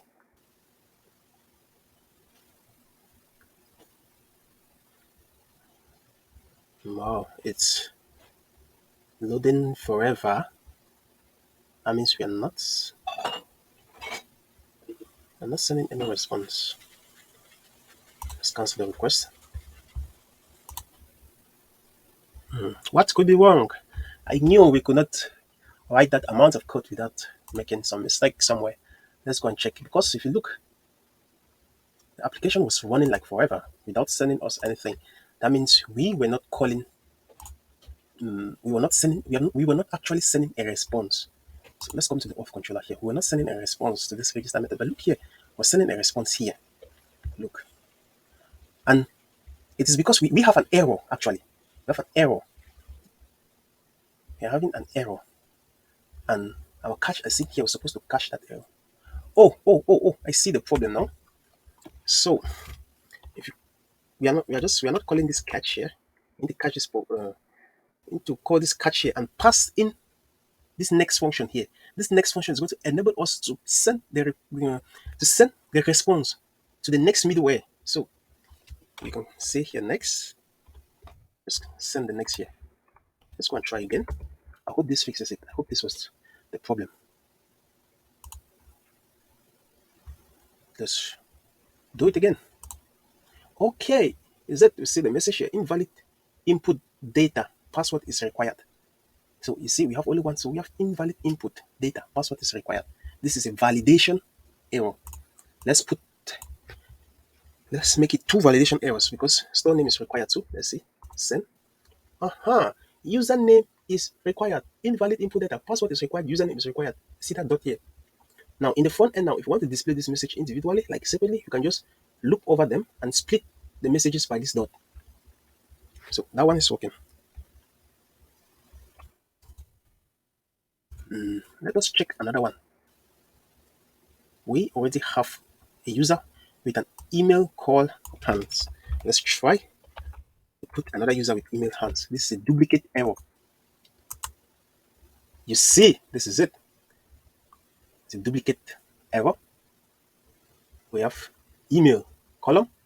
This is the email, and this was the part which was email, and this was the value. Already exists. Try a different value.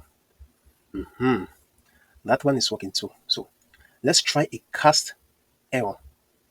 So instead of the name here, let's put a string. Is it going to go? Let's put a number. Oh, let's put a boolean here. Let's say true. True. Will we convert?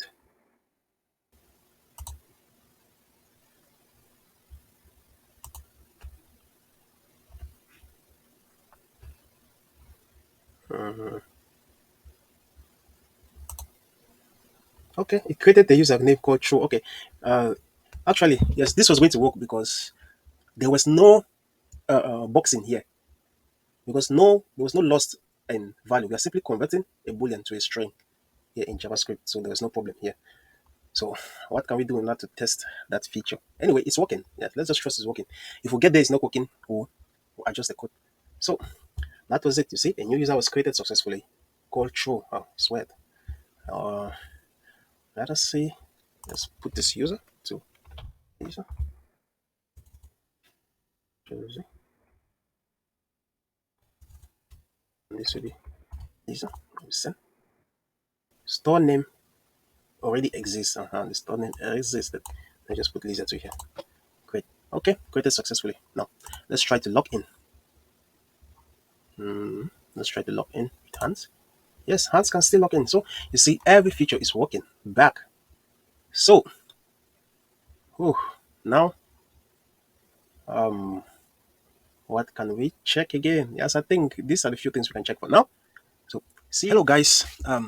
Before we continue with our user handlers, we have a little bug here. Let's come here. Yes, like you can see here. Now, let's remove this username field here and send this request. You see that it's an invalid input data. Username is required, but we are not seeing our status here. We are not seeing our status anywhere here. This is a stack trace here. Yes, it's available, but we are not seeing our status. So I will take this opportunity to show you how I debug my errors, and I'm working with Node.js. So I'll come here. I'll throw a breakpoint here because the error which we are going to be investigating is this error here, this duplicate data. Is it duplicate data or yes, duplicate data? Yes, duplicate data because we already have that user we are trying to create in the database. So let's just place a breakpoint here. Okay, now let's come and open our debugger. Now, if you have not yet activated your debugger, you can press Control Shift and P. Then you can type debug. You see this is your debugger here. You see this debugger here. It's a toggle auto attach. We're going to use this debugger here, toggle auto attach. If you click on it, it will give you these options. You can disable it, you can re-enable it because I already activated it. So I'm just going to re-enable auto attach here. So my debugger is attached.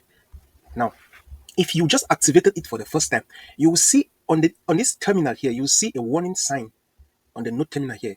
You can click on it, or you can kill this terminal and open it back. When you kill this terminal and open it back, the debugger will be automatically attached to your node process here. So, with that said, let's before we place our breakpoint here, let's save this code. Okay, you see our debugger is up and running, and if you look down here, you see auto attach to always. So you can change the status to anything here, but it's good to change the status to always. So here we are changing the status here to always. So now what we can do here is, let's just run the code back. Let's run this code. Control Z. There's no need to remove this because we already have this users which show us that duplicate error. So let's send a response. As you can see, it is loading. Could not connect to the server. Oh, that means we have to rerun this process. Say npm run dev.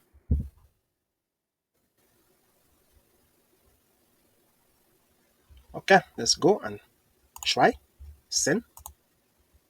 Okay, it is, the debugger is attached. If you look behind here, you see that it has taken us to this point. This is the breakpoint which we define. This is the breakpoint which we define. If you look at the error here, or you can look at, hover your mouse over this error object here. You see the code there is 1100. The error message here.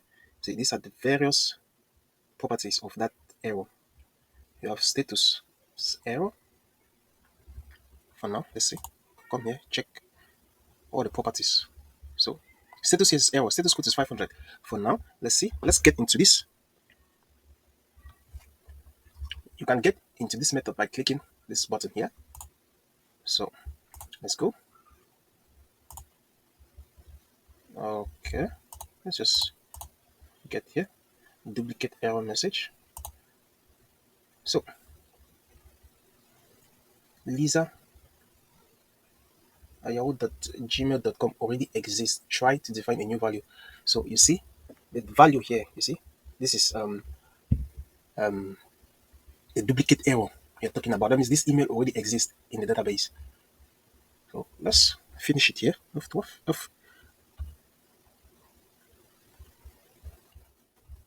Because now we are coming here. If you look at the status there was 500, but look at now, we have changed the status here is going to be changed to 400. Our status here is 400 because that is what we define in the app error controller there.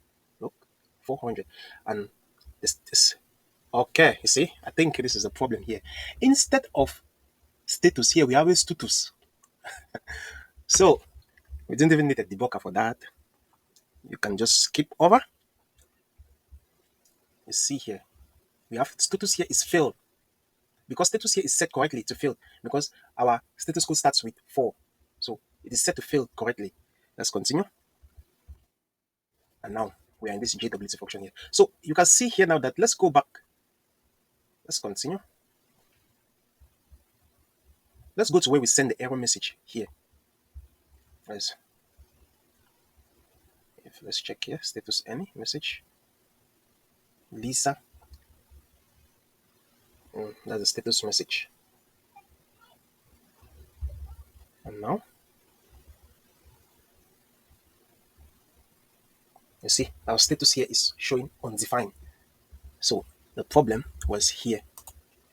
The problem was in our app error here. That means we were not setting our status correctly here, because you see the status here is correct. It's correctly set to status. The value of status was okay, which was any, which was failed. But coming down there, it's undefined. So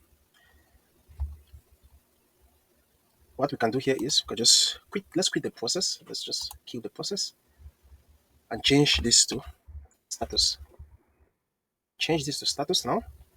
And just come here. Let's temporarily disable our debugger from here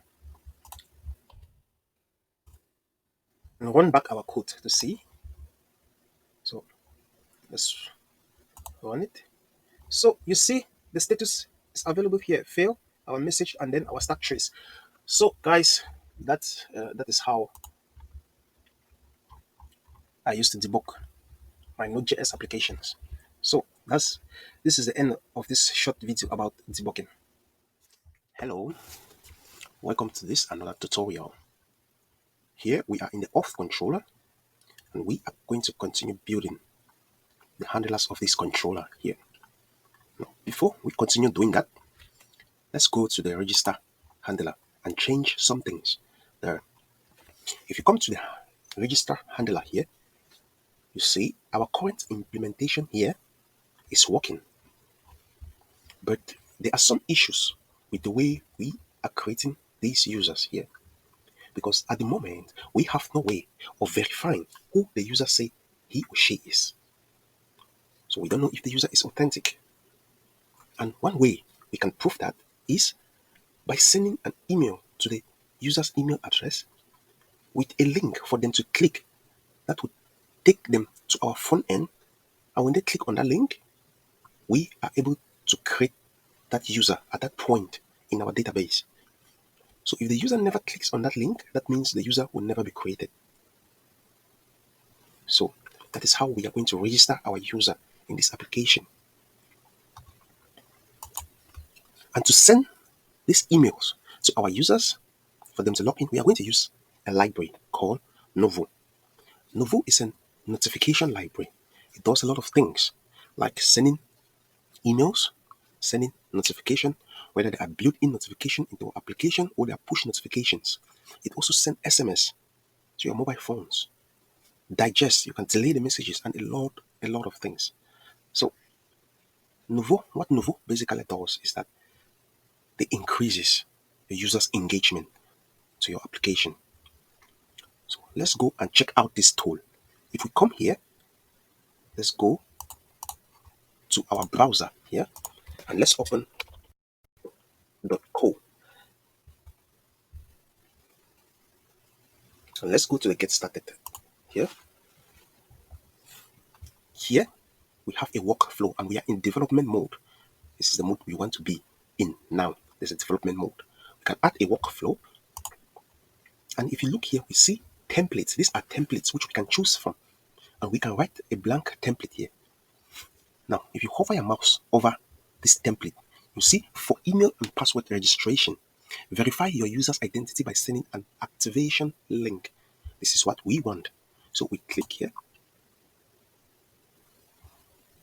So it takes us now to this workflow.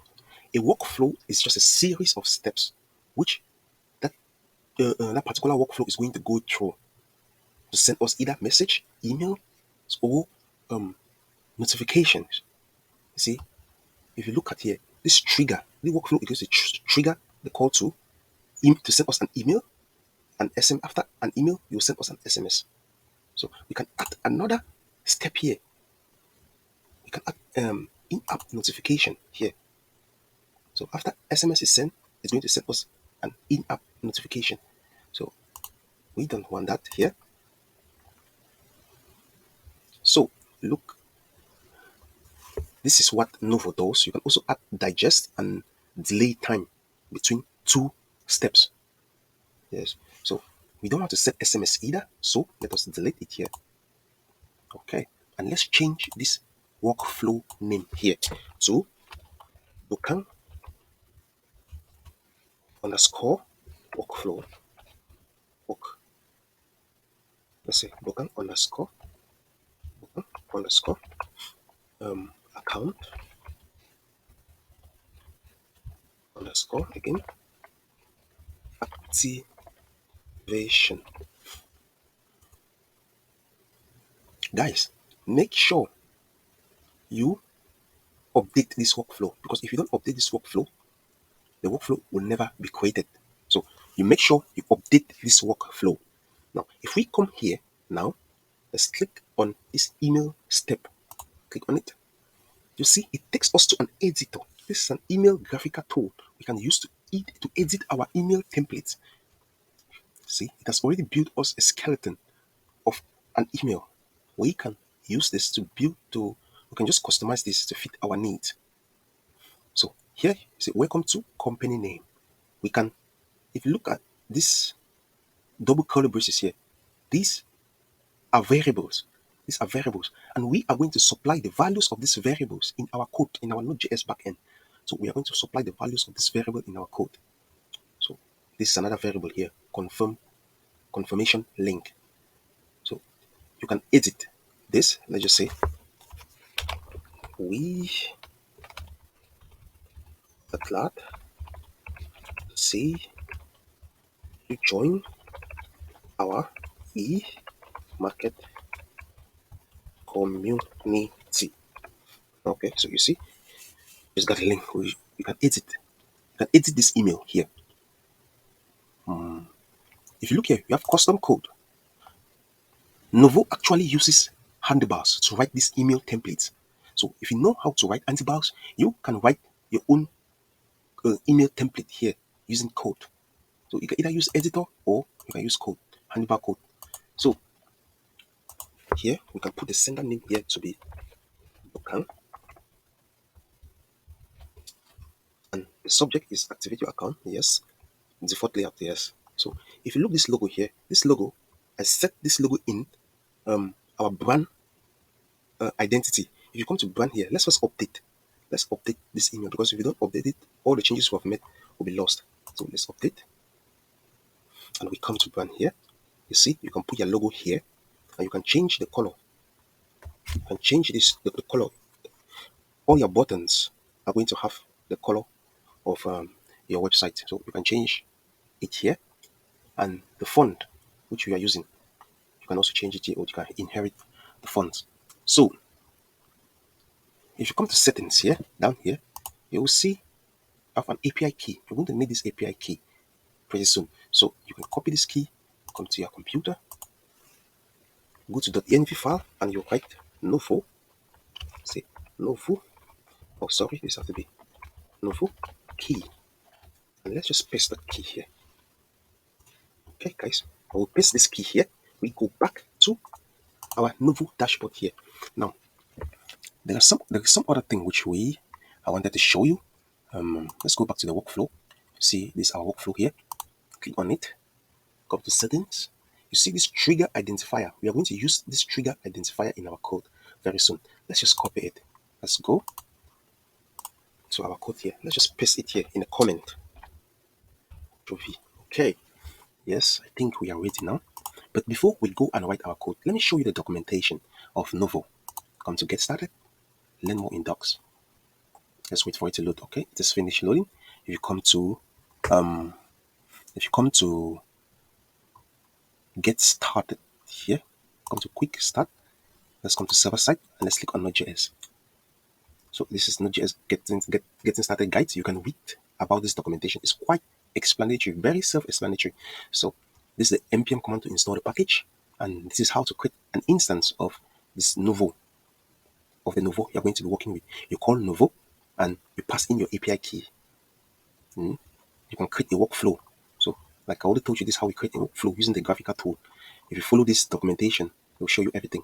And you can create a subscriber using the graphical tool, and also you can also create a subscriber using code. So this is the code to create a subscriber. So you can update subscribers too. So the documentation is quite simple. It's easy to follow. So I advise you to check it out. So let's copy this npm command to install this Novu. Now let's come here and let's split this terminal. And before we split this terminal, let's split this terminal here. Let's cd to our backend. Cd docs on cd backend. Now we are in the backend. Let's paste that code there. Enter.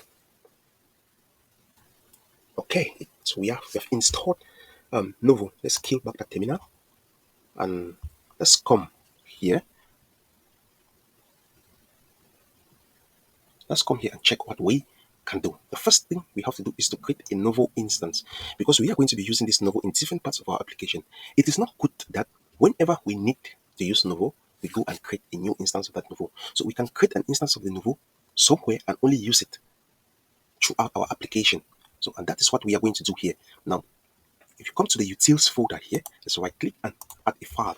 And in this file, we are going to call it novu.js. Okay, in this novu.js, we are going to request the package. And it's a name import. Let's call it Novu. It's going to be require. At Novu. This is it here. So let's say const Novu is equal to new Novu instance, expecting our API key, and we store that API key in an environment variable called process.env. What did we call it? Okay, we said it was Novu dash key. Okay, guys, fantastic. So we have Novu here. Now we can just export it from here. Module.export is equals to Novu. Now we are not done. There's something we have to do here because we are accessing process.env in this file here. But this file, we are not going to be able to access the env file here in this file. So what we can do is we can call .config here. We can input .env here. Sorry, we can import .env here. So let's say require .env here, and let's just say config. Let's call it now. Here, by doing this, we are able to access the .env from this file here. So okay, I think everything is okay now. Let's hide this left bar here, good, so that we have enough space to see our code. Let's also hide our terminal. Good. Now let's go to Auth Controller and lay out the steps which we are going to follow in order to register this user. Now, the first thing we are going to do is to create an activation token. So we are not going to create a user here, so we can delete this step. So the first thing we are going to do here is to create an activation token. And the second thing is going to be we are going to create a confirmation link. Create a confirmation link. And the third thing we're going to be doing here is we are going to create a subscriber. So we are going to create a subscriber using our store name. We're going to create a subscriber, create a subscriber using our store name. And the fourth here is we're going to trigger a notification to send email.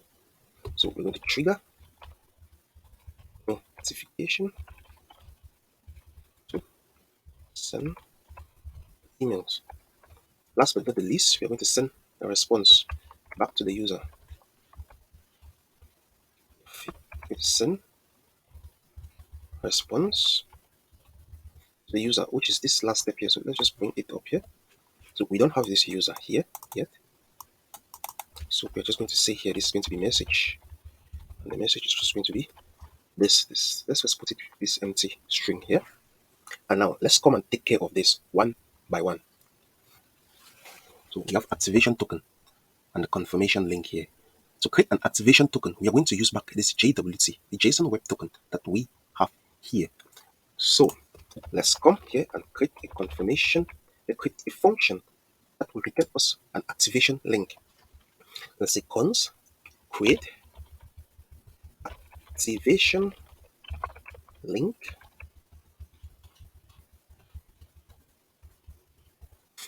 And this function is going to return a JSON Web Token.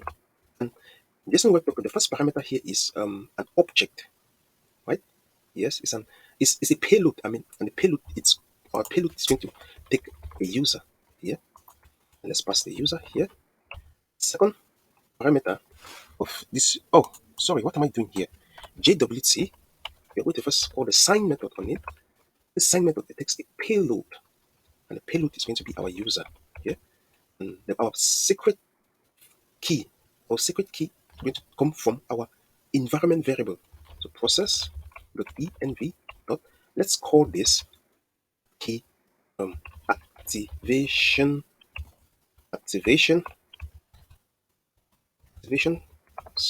secret.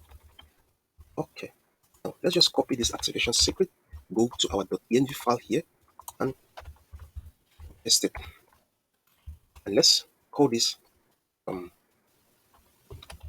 activation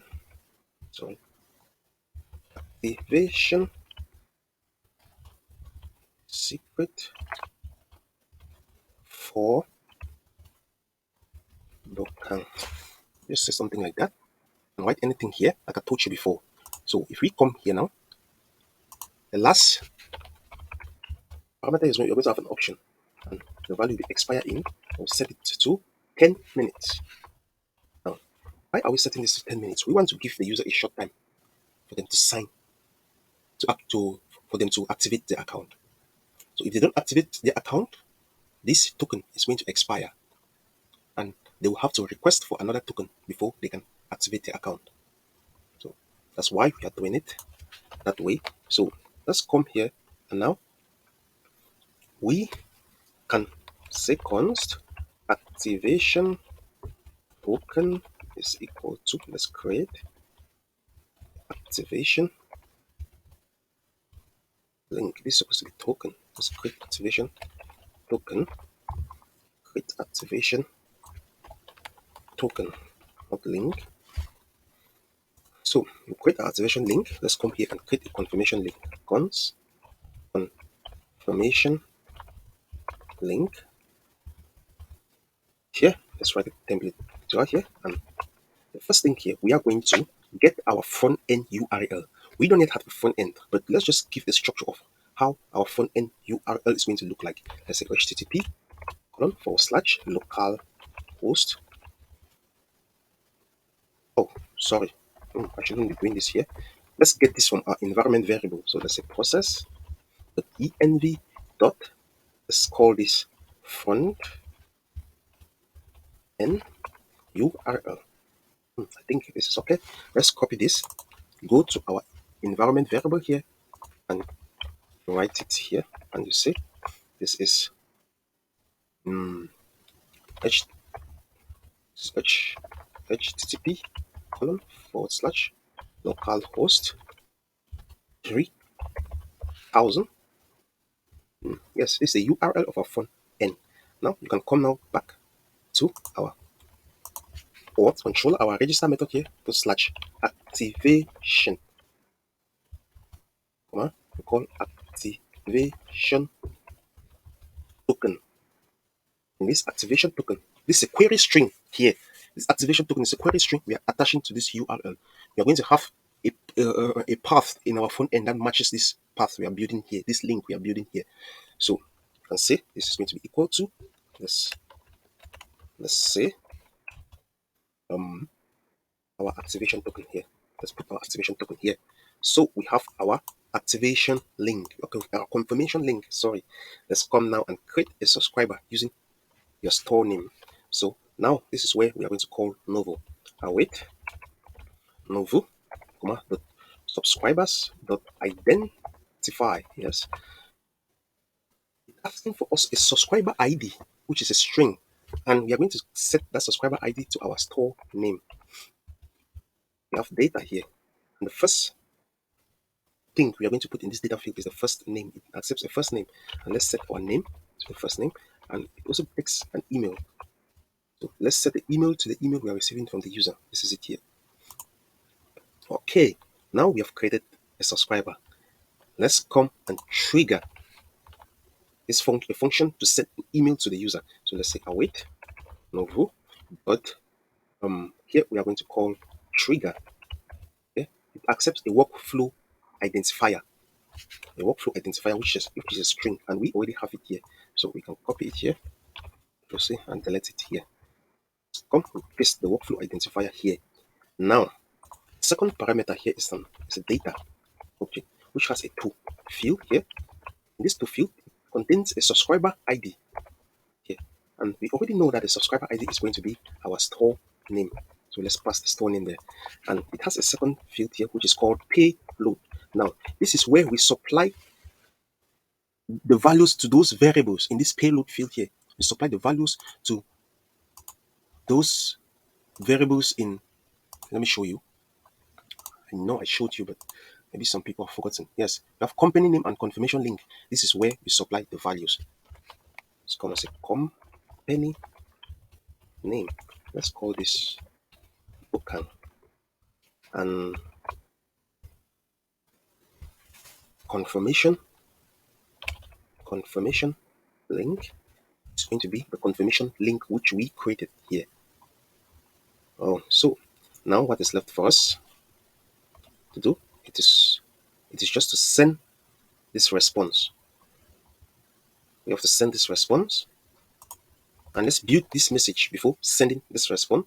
Let's say, please go to your email Let's shoot the user the email address. Maybe they have multiple email address. Let's show them their email address.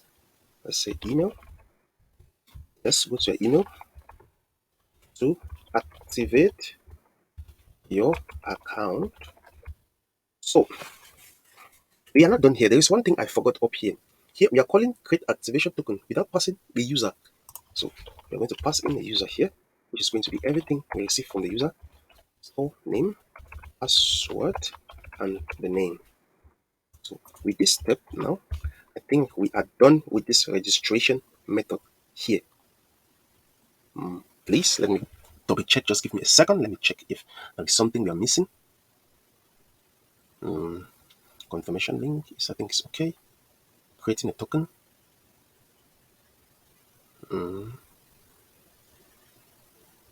Yes, I think this is okay. I think this is okay. Now let's come here and check if we have everything. Okay. Now I think we are ready to send emails to our user. We have completed this registration function here. Now let's go to the next. Let's create another handler to when the user receives the email. That is when we want to log in the user. Let's go now and log in the user. Let's say activate. Let's say activate user. Activate user. And here, let's say export dot activate user. Since we have catch a sync function here, it's going to take a sync as usual. Our request, response, and next. That is no. Now let us lay out the steps we are going to use for this activation too. Now the first thing we are going to do here is we are going to be verifying the token. We're going to verify,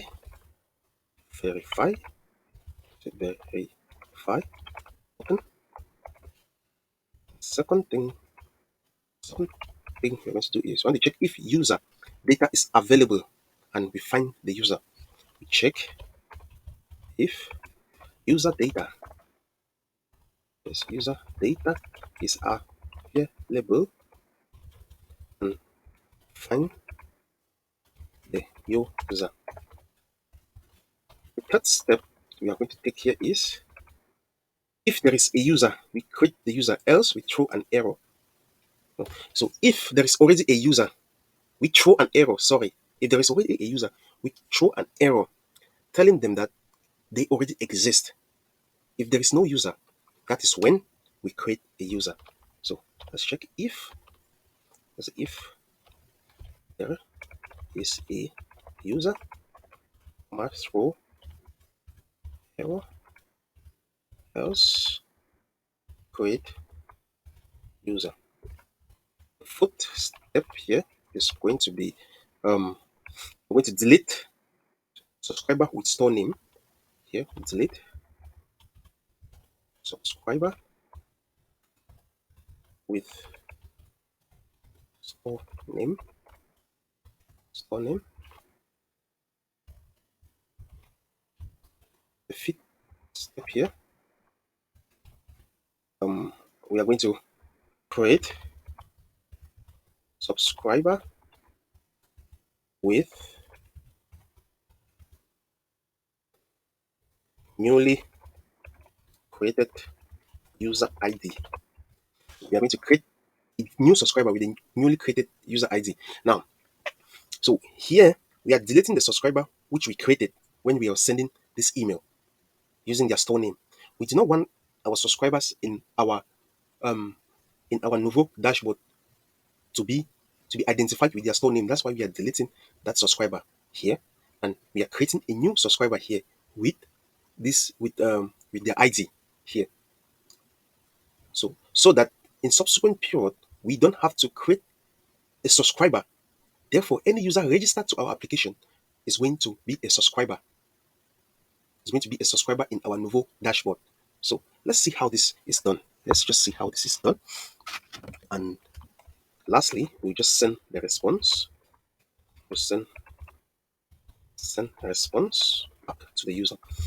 the first thing we have to do is we have to verify this token, and we know how to verify this token. We use jwt.verify, and it takes here a token which is a string, and we are going to be getting this token from the request body. So let's say request dot body dot let's call it activation token.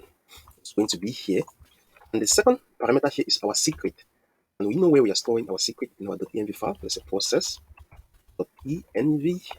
dot we call it activation secret. Okay, so when we have it, we store the value here in a, let's say, user data. Okay, now that we have the user data, we need to check if this user data is available and find the user. So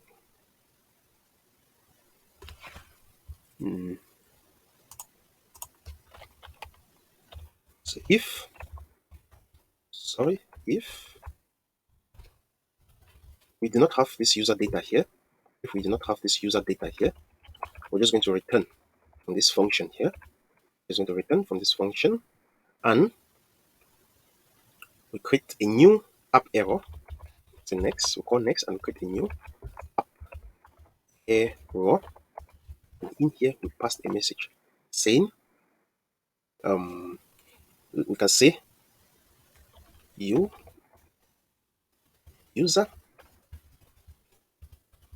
is not available. Or let's say token. Your token is wrong. The token is wrong, and we give our status code here as a back request. So we can now come here. If only we have this user data, we can destructure the user data here. We can destructure user data here. The user data is going to contain our password, comma, our store name, our email, and our name. So we are destructuring all of this from the store data here. Now, why we don't even have to destructure. Let's just select this. We will not even need to destructure it, because if the object is available, we just need to pass that object, this user data, into the user which we are going to be creating. So here we can just say, if the next step here is if there is a user through an error. So we need to first find that user. We need to find this user in the database. Let's say const user is equals to user is equals to, let's just call this db user is equals to await yes user dot find so this is going to be user dot find one, and we're going to be finding this user by their email. So, and the email is going to come from user data dot email. So user data dot email. If we have this user here, let's come and do that check now here. If we have this db user here, if we have this db user here throw an error, we're going to return next new app error as usual, and the message we're going to say is user already exists and have 400 status code. Else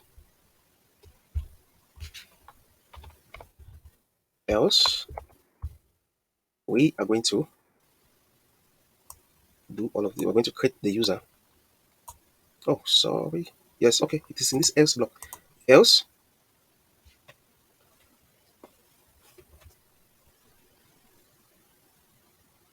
yes, okay. Else we create the user.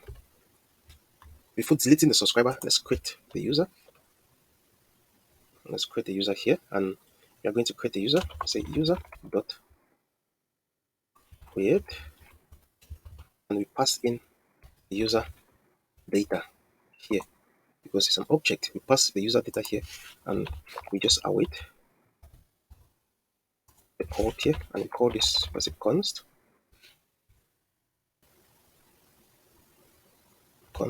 user equals to this. Now this user is not going to be available here. So what can we do?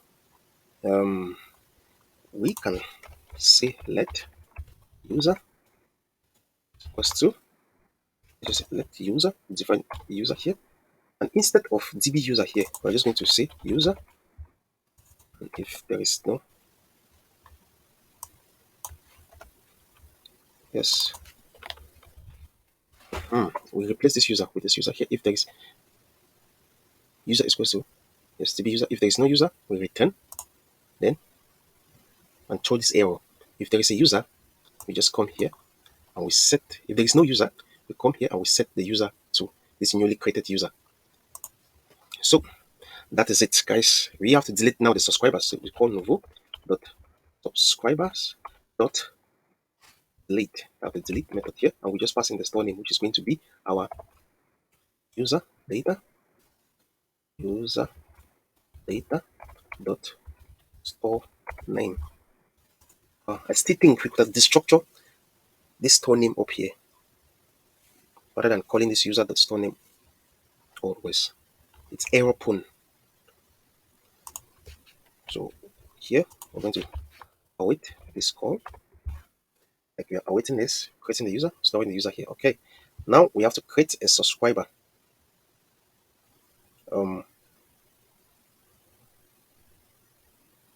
Let's see. Okay, now we have to create a new subscriber using this user ID, user ID. So you can say here that await Novu dot subscriber dot identify. Oh, subscriber dot identify. Yes, and the subscriber ID here is going to be our user dot ID. Oh, let me see, user dot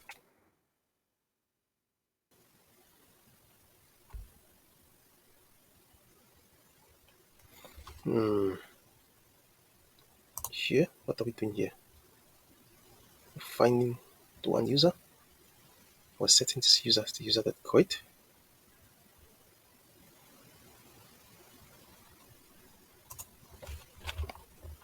Yes, it's a user ID. It's correct. And now we just need to send the response back to user. Let's arrange our code. Here we just need to send back this response to the user. So it's a response dot status. This is going to be 201 because this is where we create the user. But JSON on the success status here is going to be true, of course. We pass in the user here. So with this, I think this is how we activate this user. Let's go and try. I hope everything works. Yeah, we are checking if user data is available and finding the user. Let's see. JSON web token. If there's no data, we return.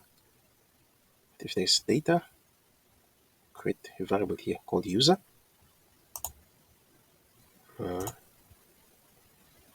think this, we don't need to do this here. Let's just set this user to, let's just find this user and store it to this variable directly. Yes, rather than setting it to an empty string or undefined at the beginning. Let's just set the user to whatever our database return, whether it's undefined or a user. If it's undefined, then we are going to come here to this else block. If it's undefined, we'll come to this else block.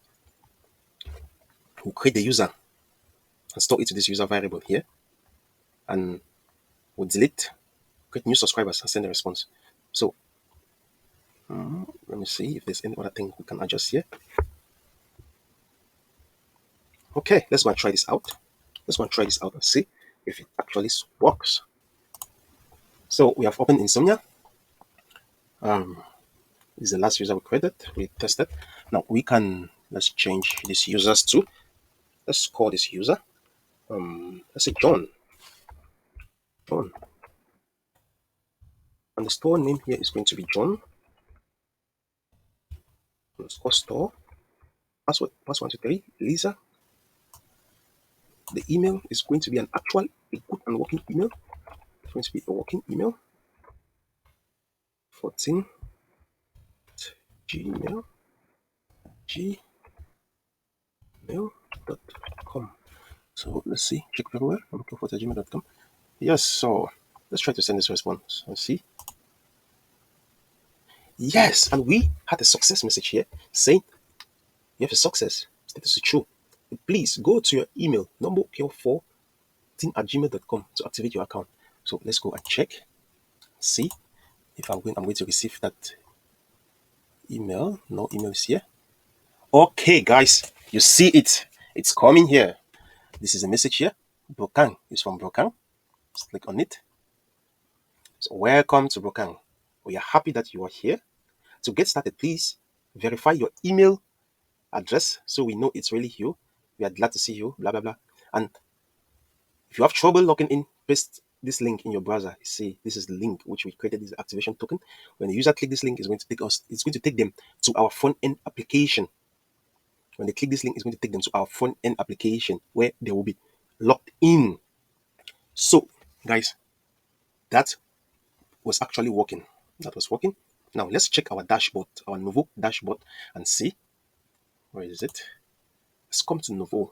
Let's check our dashboard and see if this subscriber was created. Yes, this is it. We have John Store here with the email address here. So John Store was actually created here. So I'm glad this is working.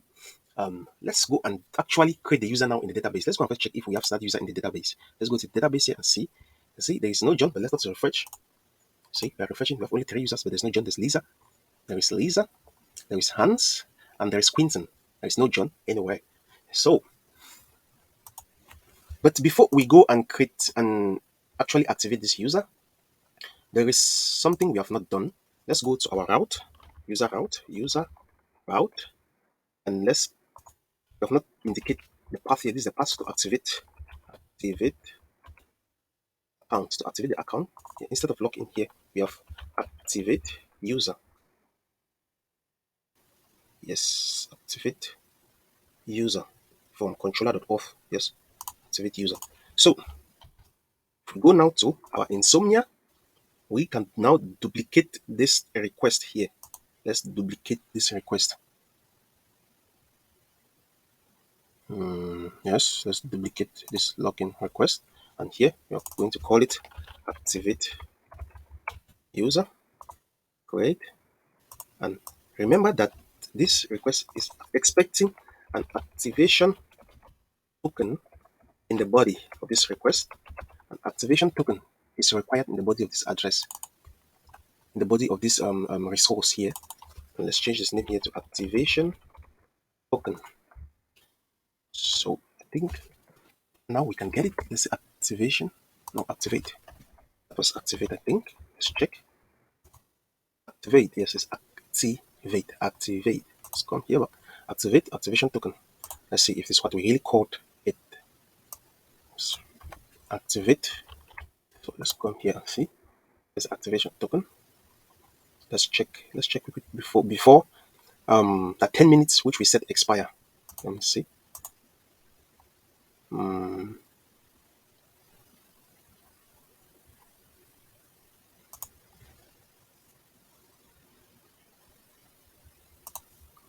Activation token. Who is login? Request the body.activation token. So you see, this is it. Request the body.activation token. So I think it's the same spelling here. Activation token. Yes. So let's go back to our email and copy this activation token from our email, because that is the token we need. We need this token. We need this token. Copy. Now come here in Insomnia, sorry, and paste this token. Let's send the request and see. And that is it. Our user is successfully created. See the status code here. 201 created. See John, the password, photo, store name is John Store, number of product 0 is the banner picture, the role is user is active. So everything, user was created. If you come to the database now, refresh, you see we have 4 users. 4. And this is it. This is the user. So let's go back to Insomnia to our Novu dashboard. You see that store name, that user store name is deleted. You see, John Store was deleted, and now we have a user with the ID. You have John with an ID. Let me see. Where is first name?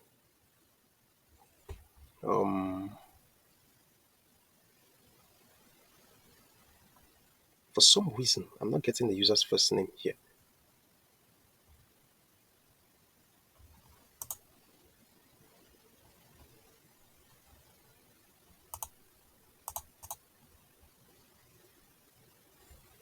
Oh, John was not created.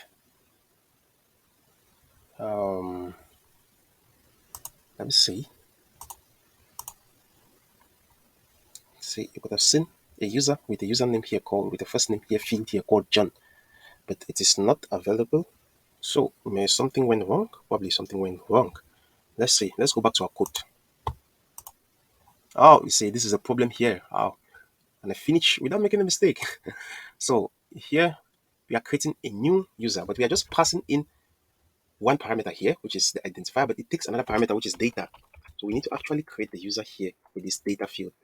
And here we need to have the first. Let's first check if maybe this user was created actually, but let's just correct it here. We have first name field. First name is going to be the first name is going to be, let's say, user dot name, and this and the email field here is going to be user user email. So user dot name and user dot email. These are going to be the two fields here.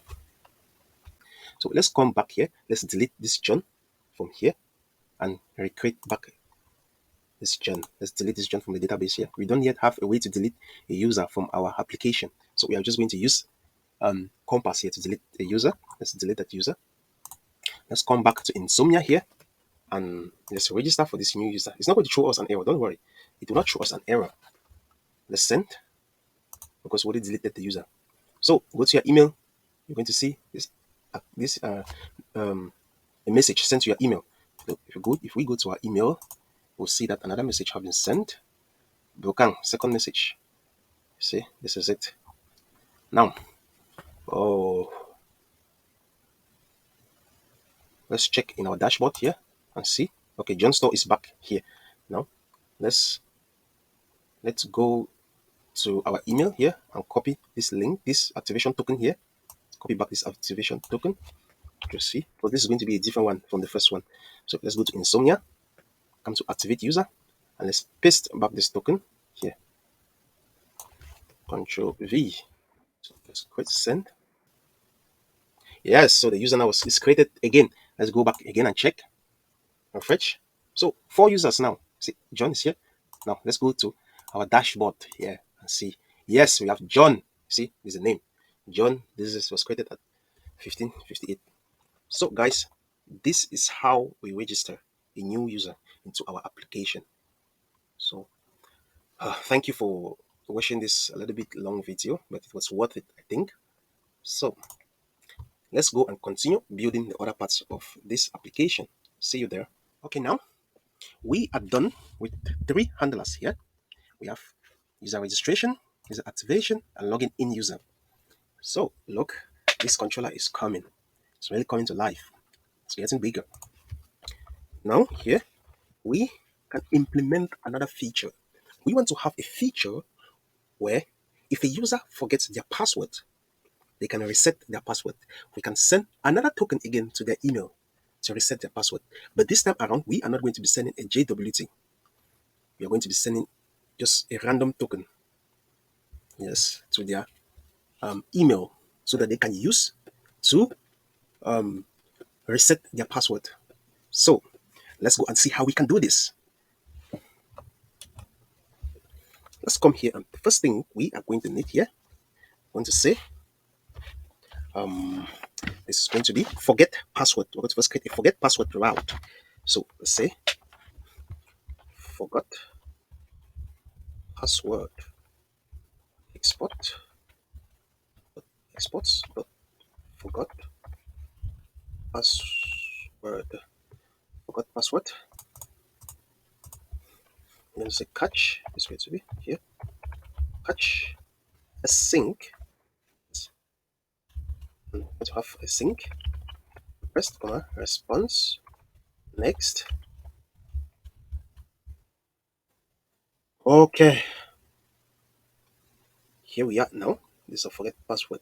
Now, let us lay out the steps we are going to be taking in order to lock this user, to reset this user's password. So the first thing we are going to do here is we need to find the user by their email. If we don't have a user, we simply throw an error. So let's find the user by their email. Let's say let's write a comment. One, find user by email. If no user, throw error. Second thing we are going to be doing here is going to generate a random reset token. Going to generate a random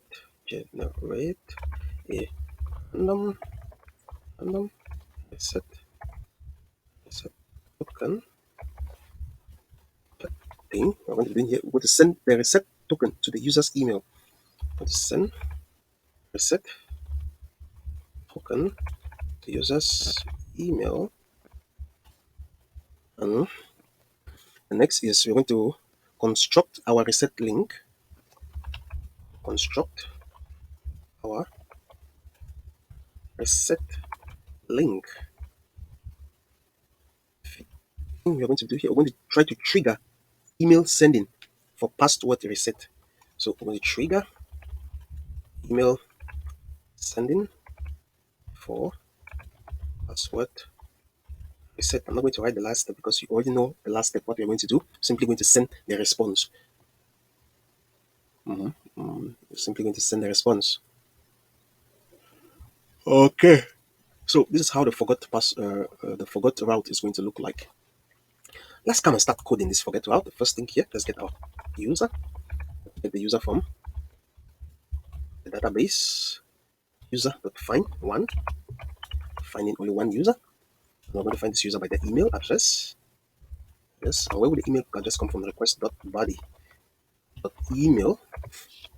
Request.body.email. So for a user to reset their password, we are going to direct them to a page in our front end where we'll ask for their email. So the requirement for changing your password after you forgot your password is this email. You need to know your email. So if not, you're not going to be able to reset your password. Now let's say if we do not have a user, just going to return next with a new app error. And what is this message going to say? There is no user with this email address. Just going to say there is no user with this email address. And say this is going to be a 404 error. So if we have a user, we come to the second step. If we have the user, we come to the second step. We generate a random reset token. So const, let's say random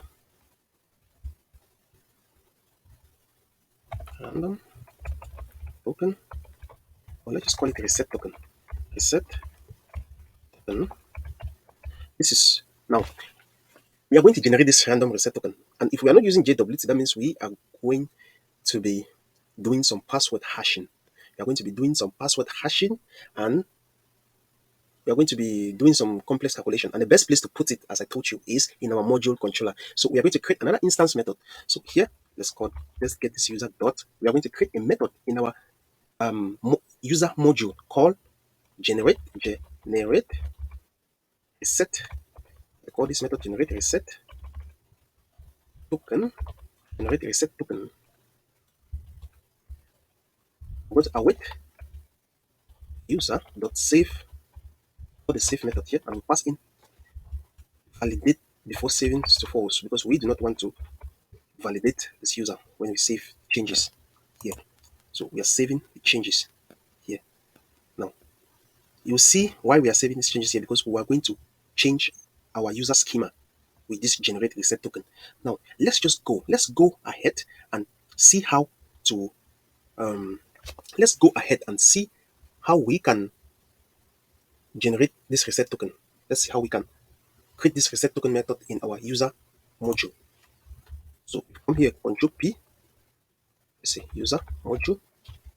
Let's come right down here, and here we're going to write a comment here. Say instance method method to generate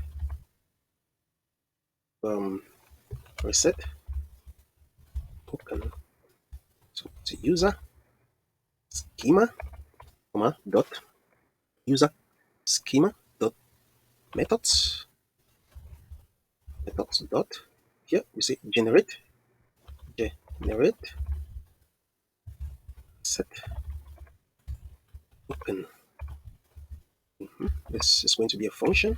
We're passing nothing into this function.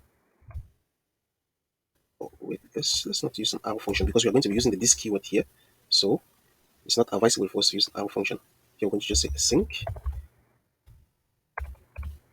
function.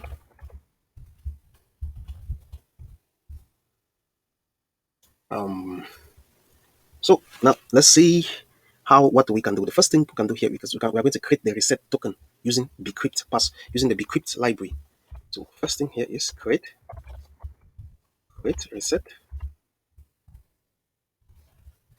token using, not bcrypt, crypto is a built-in hashing package in Express.js. So here we are going to require crypto. So if you come here, we can require crypto into Node.js. It's a crypto. It's require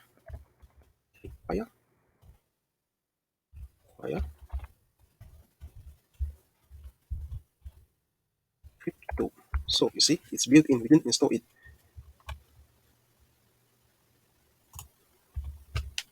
So here, let's come. We say we want to create a reset token using crypto.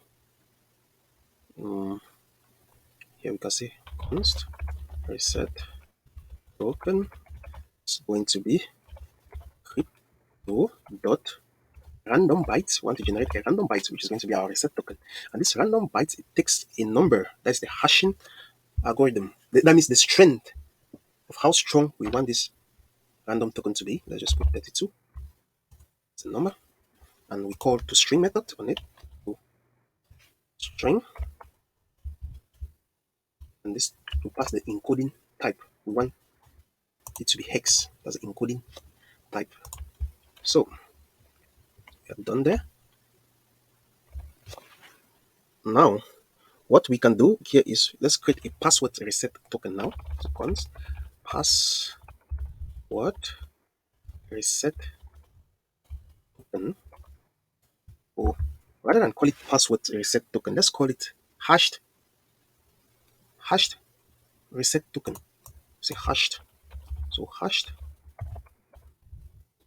reset token, yes. Because is this reset token which we are going to hash before storing into our database, because we need to store this token in our database. If you come here, you see this property here. This property here is password reset token, which is a string. So we are going to store that reset token in this here in this password reset token. So the hashed reset token, we are going to still use this crypto package to hash that random token. We are using the crypto. We are not using bcrypt to hash this password because bcrypt is for like very strong security stuffs, yes. But here we don't really need that bcrypt in order to hash this password. And we are just giving a random string here. It's not a JWT here, so we can just go. We can just do this. We can just use the crypto package here to hash this part to hash this reset token, the random one we generated here there. So we can say this create hash, and it's going to ask for us a hashing algorithm. What hashing algorithm do we want to use here? We can use the SHA-256. If you go online, you can see the various hashing algorithm, or if you go to Node.js documentation, you're going to see the various hashing algorithms that are available. So the next parameter here is we have options, no, but we are not going to be setting any options. What we can do is we can change this call here. It has this update. In this update, we can pass in that reset token, capital letter. can pass in that reset token. Is this? Can pass in the reset token which we generated using the crypto, and we can see chain another call called the digest. Think this, and we passed in X, digest it as hex. So here we have hashed our password. Let's see if this hash algorithm here is asynchronous. No, it doesn't return a promise. Don't think it returns a promise. No. Okay, so here the same. Blah blah blah blah blah. Then okay, it doesn't return the promise. So don't think we'll need this asynchronous. This is not going to be an asynchronous function.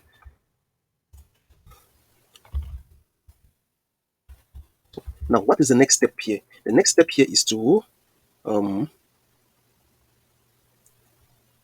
the next step here is, let's say we want to change this. We want to change this password reset token here to the hashed password which we have here. So we are going to say this dot. So the this here, the this keyword here points to this current schema. Yes, the current schema which we are working, this current document which we are working with. So you can say this dot password reset token, password reset token, password reset token. This is it here. Is equal to hashed reset token. Yes, and we can set the expiry date of this dot password reset expire.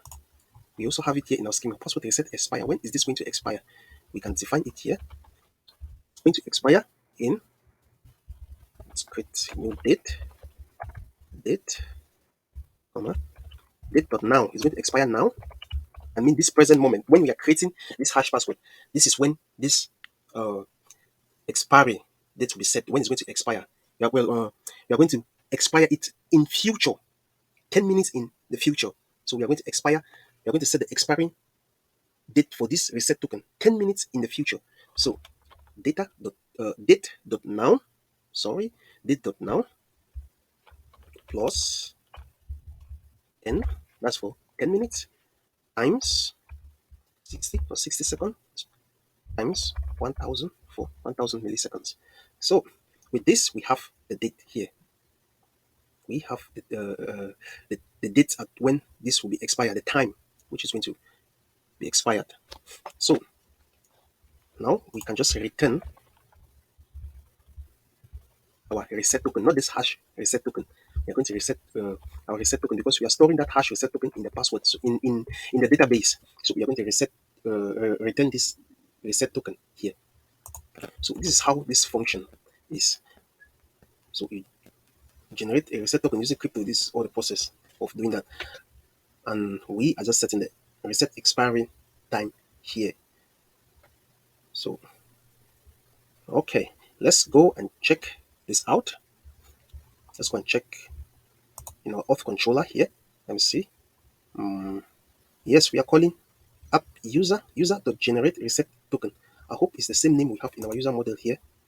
Generate reset token. Let me just copy. If you see. So it's going to return a string, which is the reset token here, which is going to be the reset token here. So let's continue. Let's just finish this quickly. So once we have our reset token, when we have our reset token, now we can save changes because here you see we made changes to our schema here by setting the hash reset token and the password reset expiry. That's the password reset token and password reset expiry. So we changed our data. So we can come back here, we save the changes, but we do not want to validate this user, the user fields like the password, the email. We don't want to validate them. So that's why we pass in validation to be false here. Another, we want to send token to user email. Now we want to send now the tokens to the user email. To send token to the user email, first we have to first construct our reset link. We have to first construct our reset link. So I think I interchanged these steps here. Let's just copy here, paste here. Yes. Okay. So this is going to be 3, and this is going to be 4. I think we are good to go now. We are going to continue. To construct a reset link, here we are now going to say const URL reset is equals to process.env dot our front end URL. If you remember, we had a front end URL which we defined. We are going to use that very front end URL. But the change we're going to do here is here we are going to, instead of activate, we are going to say reset password. We're going to say reset password. So we're going to go to that route, and we're going to put a parameter here, a route parameter. And that route parameter we are putting here is going to be the reset token which we get from here. Reset token which we get from here, from this method. We pass it here. Now we have our URL reset. We can now come here and send a reset token to user email. And the way we can do that is we are going to write our Novu function, our Novu trigger function, right? So let's say await Novu dot trigger. We already have this user in our database. So we just need to put the workflow here. Let's go and copy that workflow from here. Where is it? This is register. Let's copy the workflow. Oh, no, this is not going to be the workflow. We are going to create a different workflow to send this. We are going to create a different workflow to send this reset token. So let's just leave it empty for now. And here we have our data, the data we are going to be passing. So you have two here. We're going to be passing it subscriber ID, which you know that is going to be the user. You get from there dot their ID. User dot their ID. Yes. Okay, because now at this point the user is not yet logged in. So going to be the user dot the ID, and the email going to be user that email. Email is going to be user dot email. So and the payload is going to be, we don't yet know what we are going to have in the payload. So we can only know what we are going to have in the payload when we can only know what we have in the payload when we create our workflow for resetting our password. When we create the workflow for resetting the password. So here I think everything is okay. Now here we are going to do something a little bit different. We are going to do something a little bit different. So I don't think we need this here because we're already doing it here. Combine these two steps. We are going to wrap this with a try catch lock here. So guys, just bear with me. Just see the reason why I'm doing this. Console.log error. And we cut everything we have here and paste it here. So the reason why we are doing this is that we want to, if an error occurs sending this email, we already at this point we have already changed our reset token here. We have already changed our password reset token, and we have already changed our password reset expiry in the database. We have already changed these two fields in the database already. So what we can do is, if email sending fail from here, we are going to just set back those fields to undefined. We're going to set back those fields to undefined. So catch error. We're going to just say user but password reset expiry, set it to undefined, and user dot password reset token, password reset expiry, that's the date, set to undefined, and password reset token, set it to undefined too. So that's the reason why we are wrapping this in try catch here. And now here we can call save changes, because we have changed the fields in the database. We have changed the fields. We have propagated these changes into the database. Same as here. That's why we are setting them to undefined here. So we can say await user save, and we call validate before saving option to false. We don't want to validate before we save. We just want to save, validate before save. And we want to return from this function with the next new app error, and we say there was an error sending your email. Let's say there was an error sending your email. And let's just set the status code to 500 here. So if you look here, please note that at this point, after we call this generate reset token, we are validating the changes. All the changes we made here, we are validating them to the database. That's why we are calling this save changes here. It propagates our changes to the database. Understand this step here, guys. Understand this step here. The save changes here. It propagates the changes we made in this function here in the database. So I hope that is understood. Also, what we did here, we are changing back the fields which we set in this user controller to undefined here. Therefore, we need to propagate back the changes to the database and display that error. I really hope you understand what's going on here. So let's go back to our Novu. Let's go to dashboard and create a new workflow. You come workflow here, you see we have a template for reset password here. Let's click it. That's an email. It's going to send us an email. You can click on this email. So if you see the email has a template here, subscriber.firstname. Subscriber.firstname. We have that's a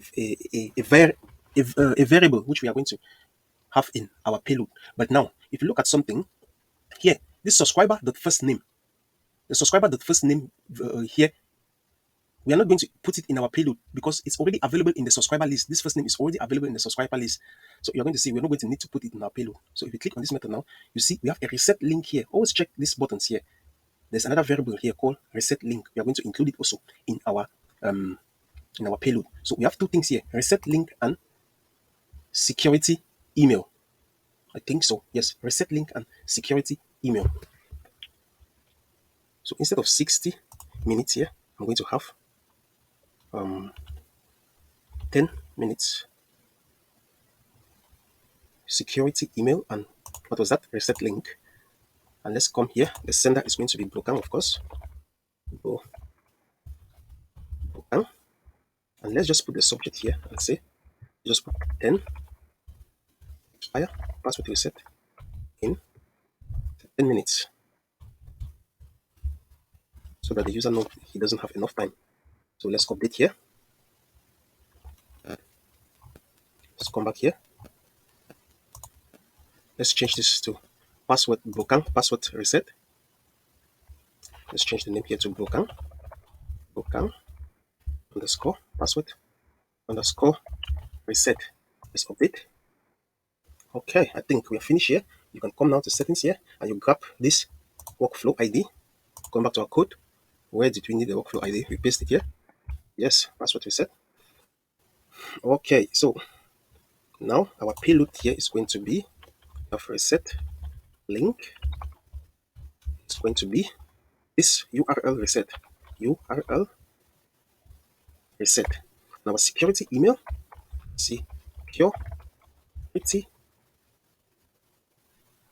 Security email is going to be, let's call it brokang.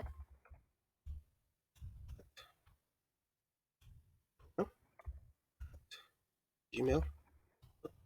That's our security email.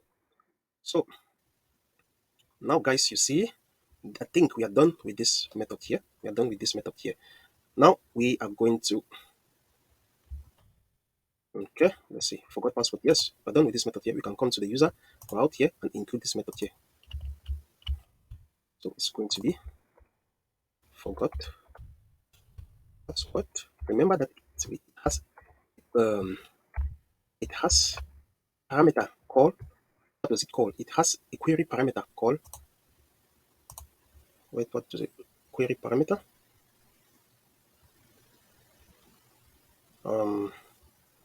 Let's say requested body.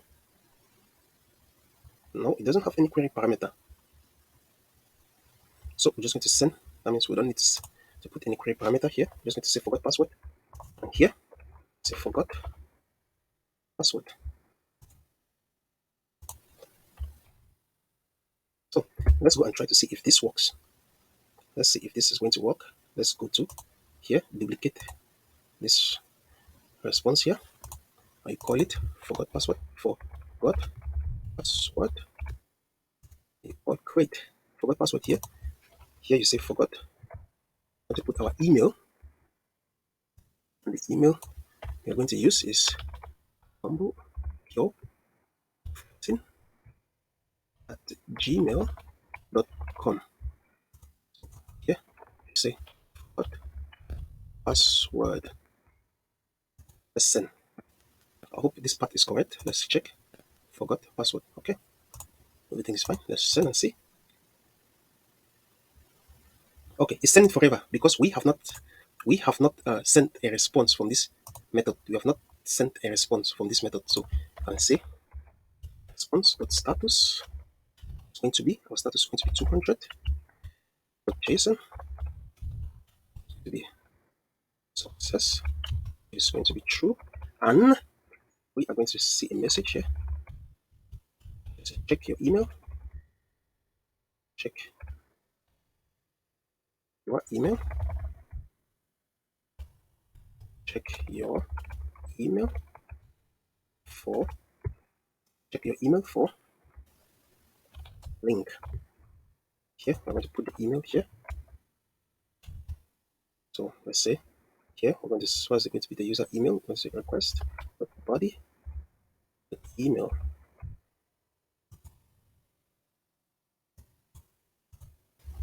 So this is going to be the message. Let's come back here. Email correct, send. Yes, true, success is true. Check your email, numberpure14gmail.com for link. So if we go now, let's go back to here. Check our email. Yes, we have a new message. Reset password. Expire in 10 minutes. So you see, we have our name here, John. You have received a request to reset your password. Click on the button below in the next 10 minutes to proceed with your request. If you click handle over your mouse here, you'll see a URL that was generated by with that link. So in case you haven't performed this request, please contact our support team, brokang@gmail.com. This is a security email. So team, and I needed to change this team here. Team Akimi. Whether it's Akim. So this we are done. We are done with this here. So we are now going to reset the password because we have sent the confirmation here. Now the next thing is to reset the password. So let's go and see how we can do that. Before we go and reset our password, if you look here, you see that we are only having the link of that reset link on the button here, but we want the reset link to also be available in this email. Yes, in text form in this email, so that if this button doesn't work, the user can click on the link here and it will still work. So let's go and do that before we go and actually reset our password. If you go to, let's go to Novu here. Yes, we are here. Let's come to email. Here now, after this button, we can say, let's give another space here. Go up. Say if let's reset password or use this link to reset your password, or use this link below, to reset your password, and we paste the link here. You know, handlebars, we use double curly braces and we set the link to reset link here. Let's say reset link. It's a variable. Save. Come here. You're going to save it here. Update. Let's just say here that. Update. Let's just say here that expire in 10 minutes. Yes, as a subject, expire in 10 minutes. Give a space here. Yes, I think this is good. Let's update. If not, our changes will not be saved. Okay, so I think with these changes now, let's go and actually reset our token. Let's go and reset our password because we are just sending the link, but now we want to reset the password. So if we go back to our application here, if you come here, we have forgot password here. Now the next route handler we are going to be writing here is reset password. Reset password. Let's say export dot reset password. Set password. It's going to be a catch async as usual. Sync response request. So this is going to be a request. Sorry, request, comma, response, and next.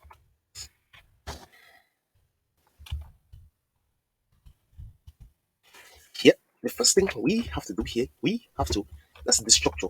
What we are going to need in order to reset our password, we are going to need a password. We are going to need a confirm password field. Confirm password user, just to make sure that the user inputs the right password. So request.body, it's going to come from request.body. Okay, so this, let's lay out the steps we are going to be doing here. Now, I'm laying out the steps here so that when you are coding, or when you are going through the code, you know how the pieces fit together, how you have a vivid picture in your mind of how the process works. So the first thing we are going to do here is we are going to take the token from our request parameter. So we're going to take token from request parameter, and the second thing we are going to do is we are going to hash the token to find user in the database. We're going to hash the token. So hash token to find user in the database. Third thing we're going to be doing here is we're going to check if password and password confirm match. If not, we throw an error. So we'll be check if password and confirm password match. If not, we're going to throw an error. Fourth thing we're going to be doing here is we're going to set password, and we're going to set our password and finally send the token. We're going to set our password and finally send our token.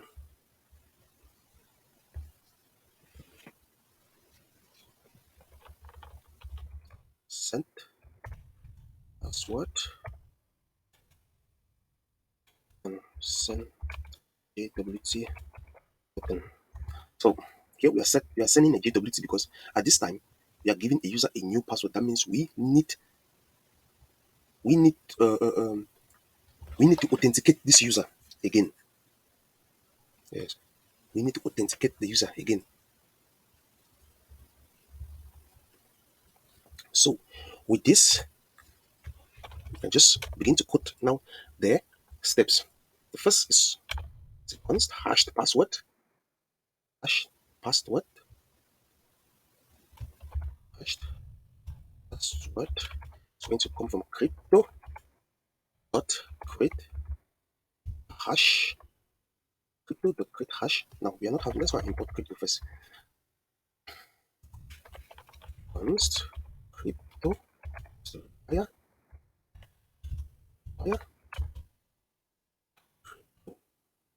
Now remember that we are sending, but our token which we generated using the crypto package, that long string which we generated, that encrypted string which we generated using the crypto package, and we hashed that string and we stored it in the database. We hashed the string and stored that string in the database. Now here we need to check if that we need to compare the string in the database and the string we are going to get from the user email here, because at this point we have nothing to verify who the user really is. We have nothing. We don't have their email address. In this method, we don't have the email address. So the only thing we have is that token which we send to the email. The only thing we have here is that token which we send to the email. So now, so what we can do is we have to hash that token so that it matches with what is in the database, because you know that the token which is in the database was hashed. So that's the point I'm trying to make here. See, crypto dot, let's create another hashed. It's going to be the same. SH A dash 256. I think that's a hash code. Yes. And we say dot update. That's what we did. We pass the token here. And where is the token coming from? The token here is coming from a request. So let's say const token It's coming from request param request.params.token. Yes, request.params.token, because we're going to be storing this in the query parameter, and we're just going to call it token request.params.token. Now here we have to just pass this token here, pass this token here, and the last thing you have to call here is the digest method, and with digest now we just say hex, and now we have hashed this password. This is the password now which we have in the this is the there is hash token. Sorry, well, I'm kind of confusing you with this hash password here. This is the hashed reset token. This is the hash reset token which we have in the database. This is the hashed reset token which we have in the database. This here is the only thing we have to verify this user. If we can authenticate this user, this is the only thing we have to know who this user is this hashed reset token. So now that we have hashed, let's go and find the user.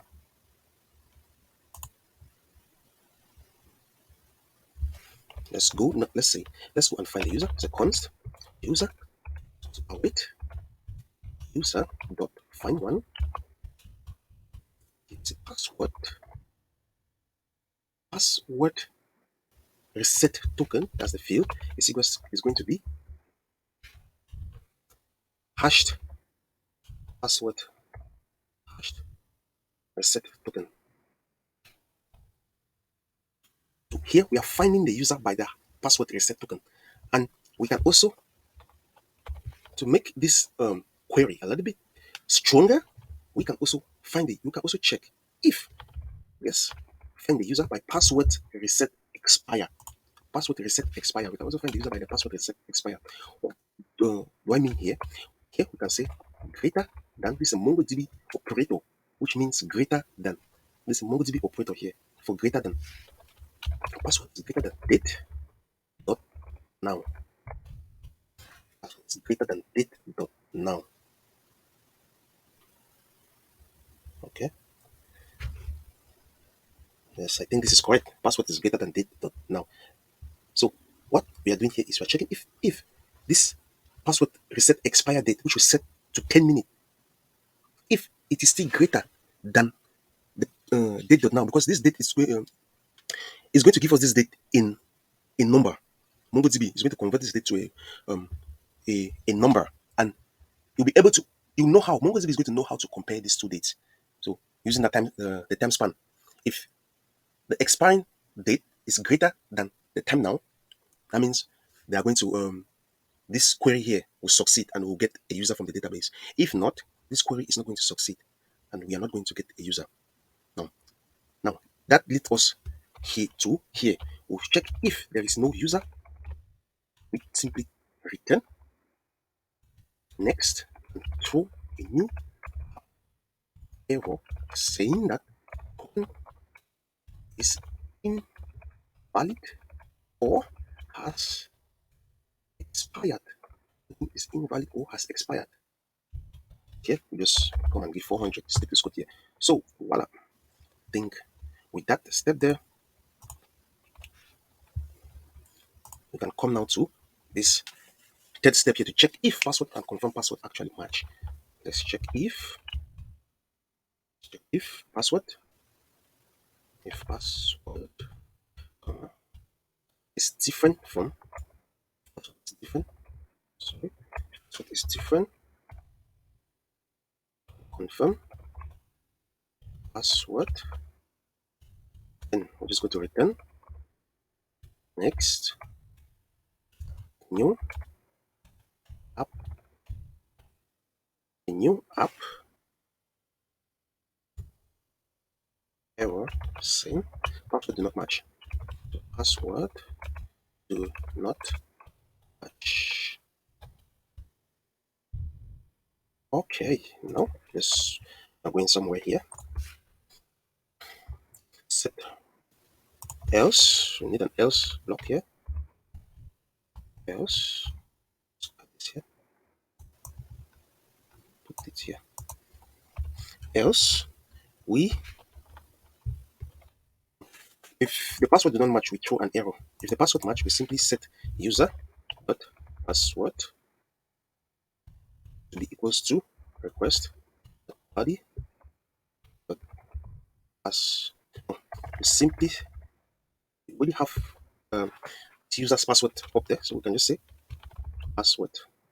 So password user that password is equals to password. Yes, so we set the password and send JWT token. Here in this comment, what we can also add here is that we set password reset expire, set password reset expire, and password reset. So these are three things we're going to set here. Here to say user, but password reset expire, we set it to undefined. Undefined. I'll tell you why we are setting it to undefined. Password reset token. You also set it to undefined. So you see, now that we have reset our password, see this reset password token, we do not want to have this field in, we do not want this field in our database after we have reset our token. So we have to set them back to undefined, their default state. Yes, after we reset the password, we have to set these two fields to their default state, which was undefined. So these fields are available only when we have reset our password. So when we finish changing the password, we need to remove back these two fields, which is the password reset expiry and reset token. We don't want to allow this token in our database.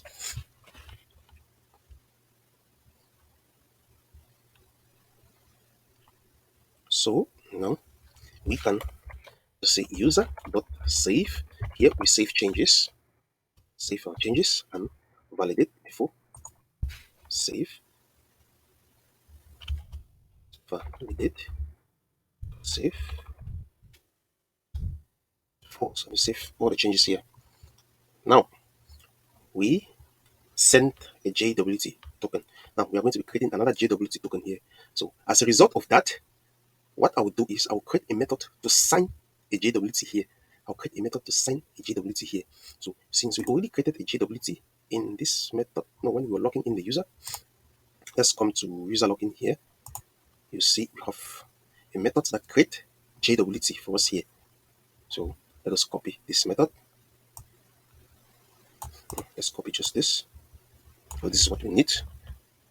Control X, just set the string here, and we come here and you create a new function. So const create JWT token. What does it send? JWT token. So here it's going to take in an ID. It's going to take an ID, which is going to be user ID. So let's just call it user ID for verification. In user ID. So and we return ever paste here JWT. Let's sign user DB user in DB with ID. Here instead of user in DB, we're just going to pass in the user ID here. User ID. Pass in the user ID here. Okay. Then now, if we come to the login method here, let's call that send JWT token, and we pass in the user ID here. And the user ID here is coming from DB user dot underscore ID. So here we have the user ID. Okay, now that we have, so here what we are doing here is, so we see we've sent the JWT here correctly. Yes. Okay. So let's come down here. We can come down here now and say const JWT token is equal to send JWT, and we passed in the user dot the ID here. Now we can send our response to status going to be 200.json. The success here. True. Do we need the user? No. Let's just put our token. There's a token here. It's equals to JWT, which we defined here. So, guys, this is the end of our reset password. We are going to check to see if this works. So, and I really hope it works. I really hope this works. Let me see. User model. Let's see if it's something we can do to enhance that method. Okay, I don't think so. So, if nothing, let's mash on. Let's mash on and try to see if we can reset. So if you come here, this is forgot password. Oh, we are not finished. There's something we have to do last. Here is the user module. No, this is Auth Controller. This is our reset password, right? We need to add the route to this reset password, and we do that here. It's also going to be a post method, and we call it a reset password. This time around, it has a parameter, and we call the parameter token. So let's see if that's what we call it. There's requested params token. This params here, we are taking this token we are taking from params. This is where we store. This is where we put that params. This is the token. This is the token here. So this is the param. This is how we write request parameters or query parameter here. Put a parameter in a query. We can now go and check here. First, we have to go to this forget password route and send this. Okay, success. Sure, check your email. This is dutch.com for link. Let's come to our browser. Let's go to here, see if we've gotten the message. Let's wait.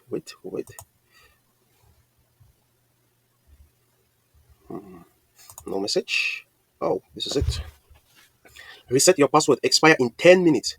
John, we have received a request to reset your password.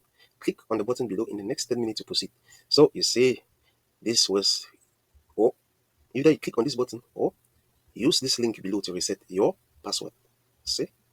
Now we're going to copy this link here. This is the query, the link for that query. Parameters, the query parameter there. So let's go back to our insomnia here. Let's quite duplicate this request instead of forget here. Let's say this is going to be a reset password. We create. Let's create it going to be post here instead of forget. Let's say a reset password.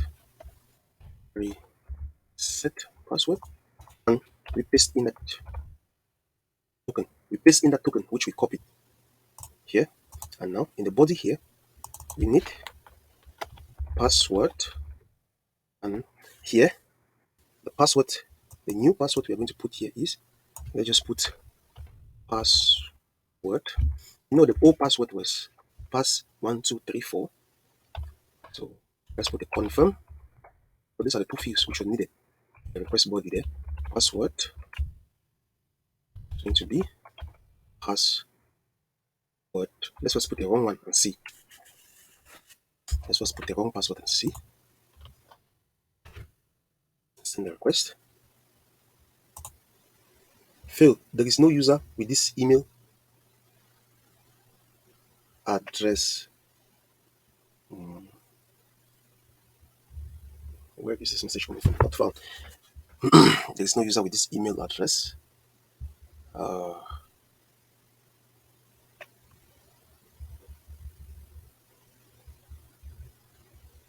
It's coming from Auth Controller. It's coming from Auth Controller, line 133. Let's go to Auth Controller here and check line 133. Forgot password. Or what is happening here? What is happening here? Why are we 100?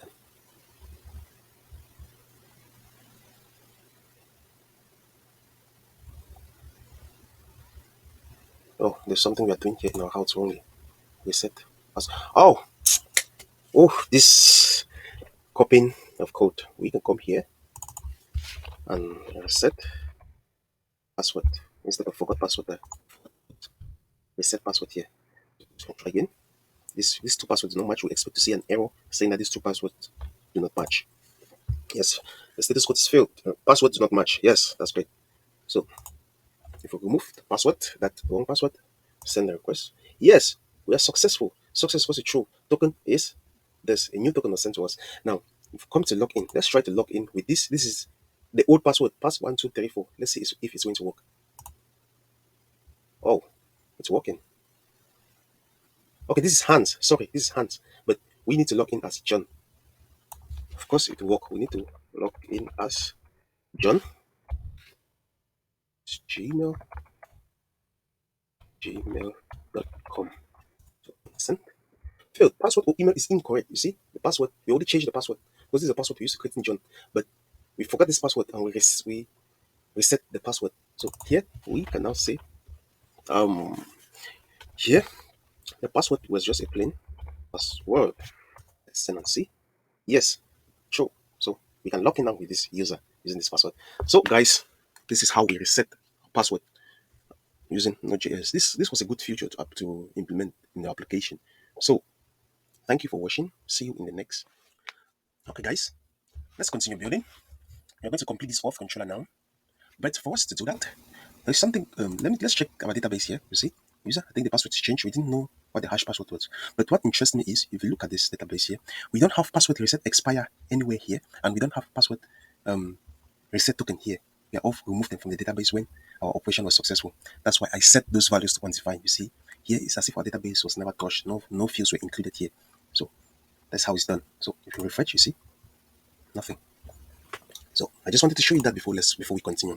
Now, before we proceed with other methods, so there is something here I want us to just go. Let's just finish it before we move forward. If you see, we are sending JWT token, and actually, we want to be sending this token on every request. Yes, we want to be sending this token on every request, and we are going to do that using cookies. And we already install a package called Cookie Passer. Let's go package.json of Cookie Passer here. That is going to be the work of Cookie Passer. So we can come here now and say, we can come to our, let's go to app. Hey, sorry, didn't have to do that. Let's go to app, Control P, app. See, here we are calling app.use cookie passer. Okay, that one's good. That's the first step. Control P. Let's go back to our auth controller, and we see here. Now we need to define cookie options here. Let's just say const cookie options. Options. Options to be a string here. And we're going to set some options for this cookie here. And the very first is going to be the expire. When is this cookie going to expire? It's going to x. Oh, what am I typing here? The first is going to be expire. Yeah, it expires. It's going to be a date, and we want this cookie to expire like 60 days from now. You want this cookie to expire in 60 days from now, or how long did we set our JWT? Our JWT was expiring in let's just say, let's go to the env 7 days. 7 days. So let's set that cookie to expire also in 7 days. So after 7 days, the cookie is going to expire. So what we can do is, let's go back to Auth Controller here. Say new date. Say date dot now plus 7. Well, actually, we need. Let's just put this cookie to expire in, let's say, 60 days. 60 days times 24 hours times 60 minutes times 60 seconds times 1000 milliseconds is when the cookie is going to expire. And we're going to set HTTP only to true, and same site to none, and set secure true. So these are the cookie options we're going to have. And now we can come here. When we log in, we want to send this cookie along with our request. So when we log in, we want to send this cookie along with our request. Instead of just say JSON here, let's say comma dot cookies. Let's see. Okay. Here. Okay, I wanted to say this. You have this intelligence here. We have cookie. We are going to put a cookie name. And the name of this cookie, let's just say BK, brokang dash. The value is going to be a string. Yes. The value is going to be the token here. This JWT token. That's the value of this cookie. It's going to be that JWT token. And it has an option. We are going to pass it as our cookie options, which we defined earlier. Cool. So sorry, what I'm writing all of this in a string here. Let's say BK token, and the next is going to be the name. I mean the value of the token, which is going to be token. Yeah, yes. And the options is going to be a cookie options, which we defined earlier. So we just have to send this cookie with this response here. Send this cookie containing the token with a response. So on every request, we're going to have this token. Now, when we log in, we're going to send this token with this cookie in the response body. So the same with when we reset our password. When we reset our password, we're going to do the same. Dot, we're going to say cookie. It's going to take a name, which is going to be our B. Let's say BK underscore token. What is the same name here? BK underscore token. And here we have BK underscore token was BK underscore token. And JWT token is going to be the token. And our options is going to be the cookie options, which we defined up there, cookie options. So guys, I think with this, the cookie is going to be available on every request that we make. It's not yet available on every request. So, but let's go when we log in to the application. That cookie is going to be available on the request, and when we reset our password, yes, we're going to set the cookie now with the new token. Yes. So if we come and check out, let's log in here and see. Now, if you look here, you have headers here. You see, this is our headers. Check this value. If you look at cookies options here, there's nothing. We don't have any cookies options there. So if we send out this response, internal server error. Let's read. Let's see what happened. Options expires is invalid. Okay, we have a problem with our cookie options. We have a problem with our cookie options. Let's see. Let's go here. Options expires is invalid. Create new date plus. This is it. Let's copy this. Close it here. And bring it to work now. Come here now. Let's come to here and send. Yes, we're logging. If you look at cookies tab now, you see there's a BK token here.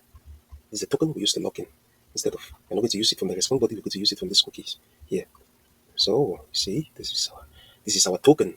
Let's come to the headers. You see, it has set a cookie on the headers, and the cookie name is BK token. So,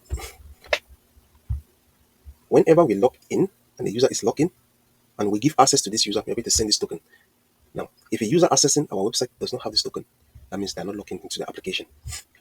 So, let's go and continue. Let's go and continue building the other features. Now, what we want to do now here is we want to restrict user because now we are authenticating the user, but we are not yet restricting users from accessing certain resources in our application. We are just authenticating the user now. Now, what we'll do now is we'll authorize the user. We have to authorize now the user. So, in order to authorize the user, we are going to create a new folder in our application. Let's come here. Let's create a new folder in the backend here. We'll call it middleware. New folder. Let's call this middleware. So it's the middleware. So in this, we'll add a new file. We'll call it auth.js. Let's just call it auth.js. So we are here.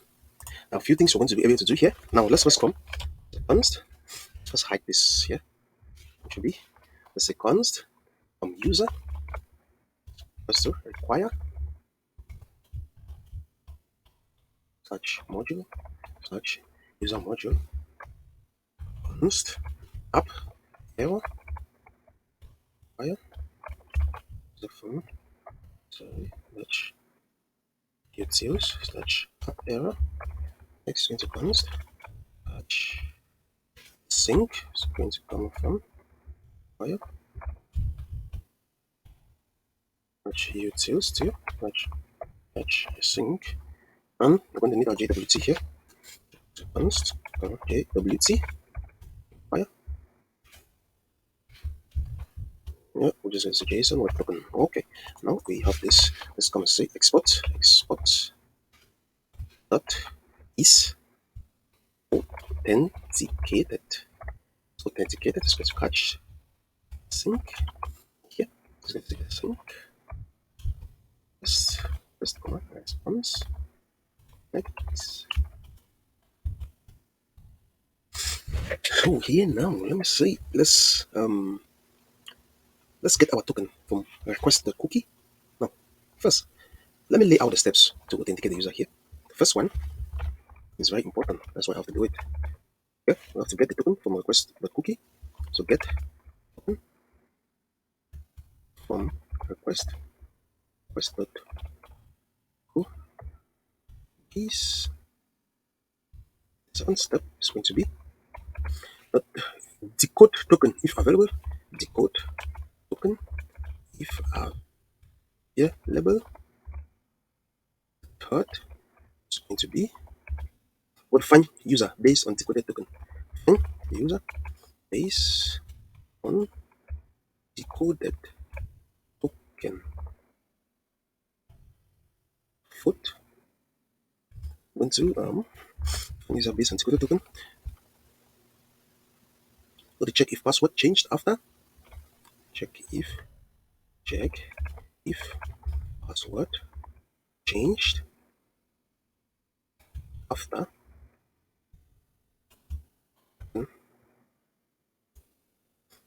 JWT was issued. Change after JWT was issued. I'm going to set user to the request body. Now the fifth step here is just to set user to the request object. So these are steps to authenticating the user. Now let's go and implement them one by one. So here we'll come get the user and get the token from our cookie. Get token from cookie here. So we're going to just say bk underscore token. It's going to be request dot cookies. Request dot cookies. So let's see if this cookie, as I told you that this cookie is going to be available on every request. Let's see that if we are actually having bk underscore token. That's one. And in order to do that, we need to call this is authenticated in the method in the route we are going to be accessing. Okay, let's just come here to create a new user. But the reason why we are creating no, we are not going to create a new user. Let's just define a dummy route here. Just say export. Let's do it quickly. Get users sync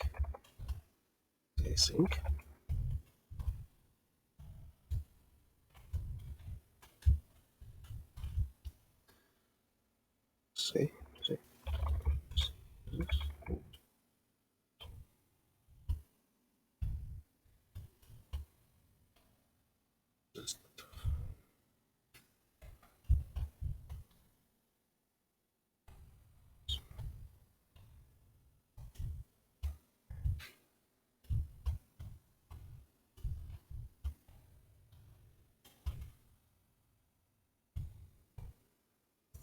Okay, you see this route here? Let's go to our user route and just get, let's call this get users. Let's just call get user here. Route, route here. Just leave it like this. And we can say here that dot get and just pass in our user. Let's just a slash. Let's put a slash here. And here we just pass our get user. Okay. This route here, we're just going to use it to get our users from the database. So let's go and to Insomnia here. Let's delete this request here. Delete here. Let's create another folder here, which is going to be for our user. So I'm just going to move this get old user from this Auth controller. But this doesn't relate to authentication. It doesn't relate to authentication. So let's come here and just add a new folder. And we call it users. So say users folder. You know, can add a new request here. So HTTP get. Here now we can say this is going to be rename. This is going to be get users. Get users. This will help us when we go to the user controller. We don't need to create this endpoint again. So let's come here, say underscore dot base URL slash users. Which is that? No, it's going to be get, yes. And here, okay, I think this is done. Now, here now, let's come back to our route here. In order to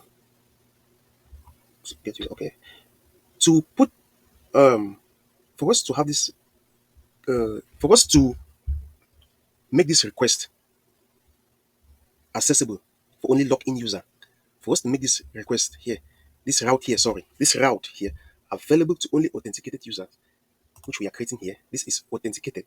This is to say only authenticated users are able to access that route. Only authenticated users are able to access this route here. What we can do, we can come here before calling this get users. We are going to say is authenticated. We bring it here. This is a middleware. This is authenticated. It's a middleware. As I told you, whenever you see a function like this with the next, it's going to be a middleware.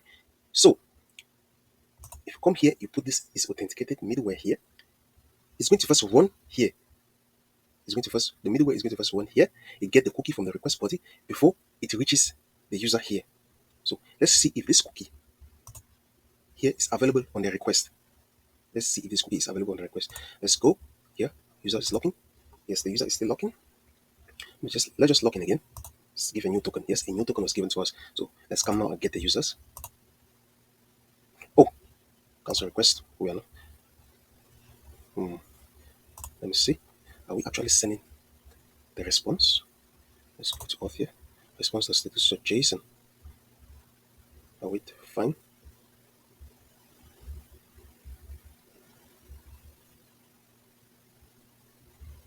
Request.user catch. So I just write a comment here. Get all user. Get all users. Let me see. So it's going to be users. Success true. Yeah, I think this.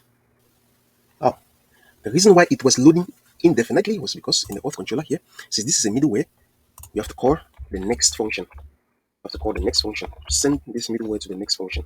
Send this middleware to the next middleware in the pipeline, which is going to be our get user. It is stuck here because we didn't call the next function. That request got stuck in this is authenticated middleware. The request got stuck here, so we need to call the next function to pass this function to pass whatever was generated here to this get user here. So let's go send. Yes, you see, we have our users here.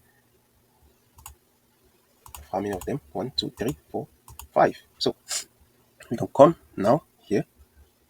Let's come to our. Yes, you see, we have a token here. See, this is our token. This is what we wanted because we console the log the token for this auth controller here. You see, the token is available on each request. If the token is not available on a request, that means the user is not logging. So with that, let's kill this. Not kill the terminal. Let's just hide it. Come here, remove this, and continue with what we were doing. Now we need to decode the token. But before decoding the token, let's first check if this token here is actually there. Let's say if there is no BK token, we just want to return and send return with the next function, new app error. Please log in, continue. And this is going to be 400. Oh, we cannot decode token, and we already saw how to decode the token there. We're going to use the verify method, jwt.verify, and verify is going to take in our token. Here is going to be the BK. It's going to be the BK token here, and our secret. Let's come from process.env dot. Let's just put a random string here and go and copy our JWT secret here. Control C. Let's come back to auth here. Change this. So just that we don't make a mistake. I love doing it like that. So the next one is want to find users. Find the user based on the decoded token. Come here now, you can see const user is equals to user. Let's just await user find by ID. Let's use find by ID. Let's find the user by ID. This decode is going to have our ID. You know why this decode here is going to have our ID? Because when we were creating this JWT token, we set the payload of that JWT as our ID. Come, let me show you. This is it here. This is where we are sending JWT. You see, this is our payload here. We have ID here, which stands for the user's ID. Now, you know, when you decode, we are going to have back this ID. So it is this ID now that we are going to find the user based on here. Now, if you are confused, if you want me to show you, let me show you what is contained within this decode here. CLG, let's console the log. Decode. You should see what is inside this decode before we continue. It's important you see what is contained within this decode. This decode object that is given back to us. Let's see. Oh, yeah, let's send back this request here to get all users. Yes, succeeded. Let's go to our terminal. Come here, open back our terminal. You see, this is the object that was given back to us. Let's copy it. Control C. Let's come here and just give a comment. Yeah. Let's put it in a comment. See, this object here is that ID. This is the ID of this user, currently logged in user. This is the ID, and this ID is the time which this token is going to expire, and this here is a time string which the token was created. Yes, so this is the time which was created, and this is the time going to expire. So here now we can close this, console the log, come back, activate this now, and continue. I want to find by decode.id. Yes, decode.id. It's ID here now. So we're going to check if let's check if there is no user. Oh yes, we're going to do this check. I was thinking whether we should do this check or not, but it's important we do this check here. If there is no user, we want to return next new app error with a message. The user belonging to this token is no longer available. So we just say the user belonging with this token is no longer available. Now we can just put 4 or 4 not found. So in that check, we can do another check here. Check if user but changed password after. If user dot changed password after, user dot changed password after. So you know what this is here? This is an instance method. We are going to create this method here. This method is just going to check if user changed their password after this token was generated. If user changed the password after this token was generated, we're going to throw an error that the user recently changed the password. So here we can pass in the decoded dot time in which the token was generated.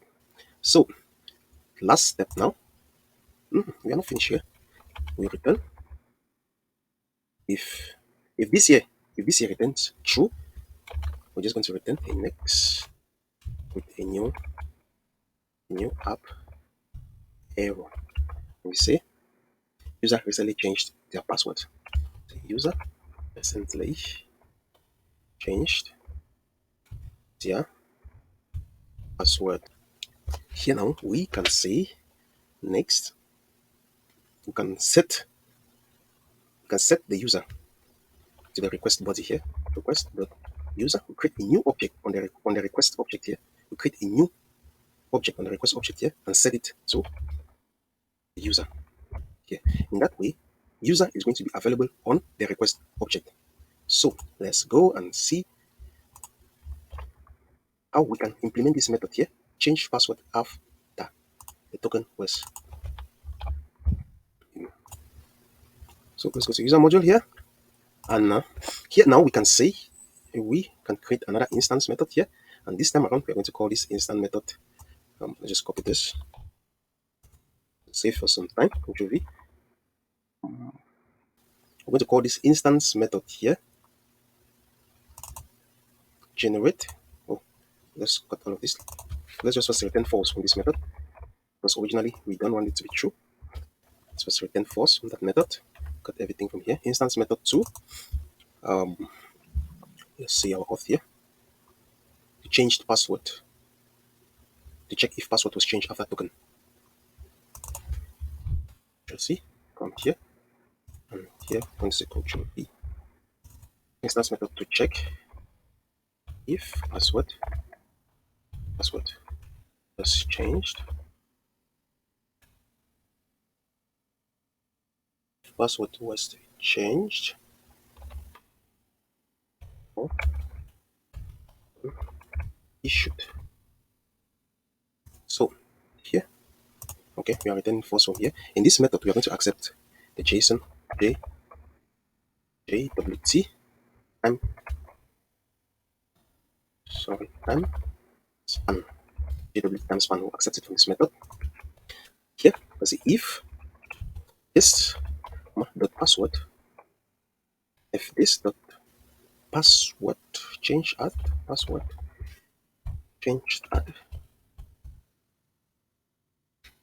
if only we have password changed at, in this method we want to say once, because we do not want to do this check if we do not have a password changed at in our database.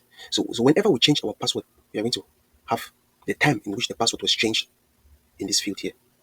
So we do not want to do this if we have not changed our password. So that's why we are doing this check here. So let's say const changed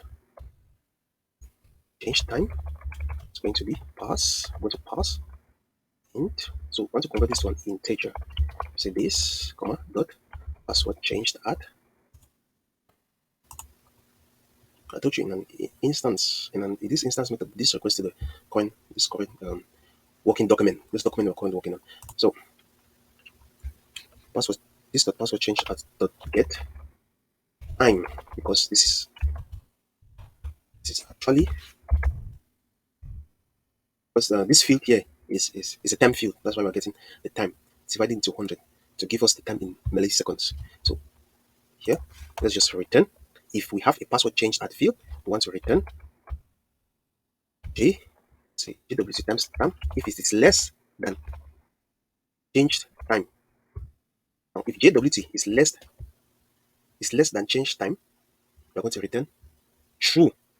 If it's less than change time, we're going to return true, and that error will be sent. If it's not less than change time, we're going to return false, and the error will not be thrown. So let's go and see. Now, before we go and check this, there is one other thing we need to do here, which is very important. Now, when the password is changed, that is going to be we can just set when the password is changed here using our hooks, using the hooks, the pre-save hook, which we discuss up here. I can use the pre-save hook which we discuss up here. Just it's the same reasoning with this here, with this other pre-save hook here. We are checking if the password is modified. Now we can use the same reasoning and change the password whenever we see that this operation to our database is to change the password. We just say the changes of that password. So we can come up here and say user schema dot pre, and we're going to say save. It's going to be an sync function. synchronous function. Let's take the next. Okay, so here we are going to check if there is no, let's get this keyword here, which points to this document we are saving to the database. So we say this dot is modified, and in this is modified field here, we pass in the password changed at, field here. So if this dot is modified, or that thing can be, or this is a new document. So if this is a new document, we just want to skip everything. Once we return from this, we don't want to do anything actually. We just want to return to the next middleware. Now, what is going on here? If we have not modified this password field, and this is a new document, we don't want to do anything. That is what this statement here is simply saying. If we do not have this password changed at field, if this is a new document and we have not modified this field, we just return and go to the next middleware. But if we are going to be modifying this field, then we need to do something. We need to set the date which we are going to modify this field to the date of today, or the time to be now. So we can say this the password changed at, so password changed at is equal to date dot now. Okay, date dot now minus 1000. You are minusing the 1000 milliseconds because we don't want the date to be exactly like, we just want to shift one milliseconds away. Yes, 1 second away, so that the JWT timestamp should not clash with, should not be exactly the same as the when the password was changed. So okay, so this is a little bit of cheating we are doing here. They're removing that tiny second, but it's not going to hurt our code. So we can just, this is a cheat. We're just doing some cheating here. Okay, I think we are done now with that method. I think we are done here. Let's come back to our this thing. So you see, this method here also is completed. Is completed. Now here we can create another route. Yes, we can create another handler here. We can create another handler to give access to resources only to admin, only to administrators of this application. So you can say exports dot restrict to admin, and we use a spread operator here, and we say role. These roles, these are the roles which define our users. Which user is which, and if you go to our user module, you see we have the roles here. Here I'm calling it roles, but here we have the role here, and it's an enum. Currently, we have only user and admin, so that's the role. Whatever role we are going to pass here, it can be user admin, it can be user and admin. So we're going to return this an higher order function. We're going to return request, return request response, and next. So let's see if there's no host that include, if host that include whatever request dot user. You see, at this moment now, this user, at this moment, the request object is going to be having user, because yes, the request object is going to be having the user because we are setting it here. This is it. This is it. We are setting here. Request that user is supposed to user. So at this moment here, the request object is going to be having this user field here. So user dot role, user dot role, to whatever role this user is going to have. If it's included within these roles here, whatever roles we're going to place here, then if it's not included within these roles here, sorry, if it is not included, because here we're using this negation sign here, if it's not included, we just want to return next with a new app error saying that um saying that request user dot role and not access this resource, not access this resource. So and we set it to a bad request. So and in the end, we just return next from, because it's a middleware here, we return this middleware, so we just return next from here, return next, call it Okay, so we have restricted this user to admin. So okay, so I think we are done here. We are done with this auth.js. Now let's come back to our auth controller here. Let's come back to our auth controller and see what are the few things we can do.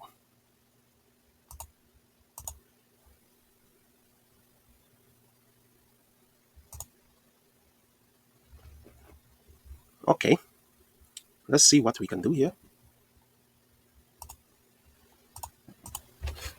So let's see what we can do here.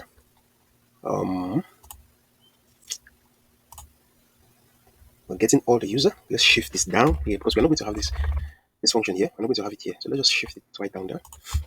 And now let's see. We want to update the user's password. This concerns user's authentication. It's a delicate data, so let's put in this user authentication. So let's say update user password. Dot export. Sorry. Dot update.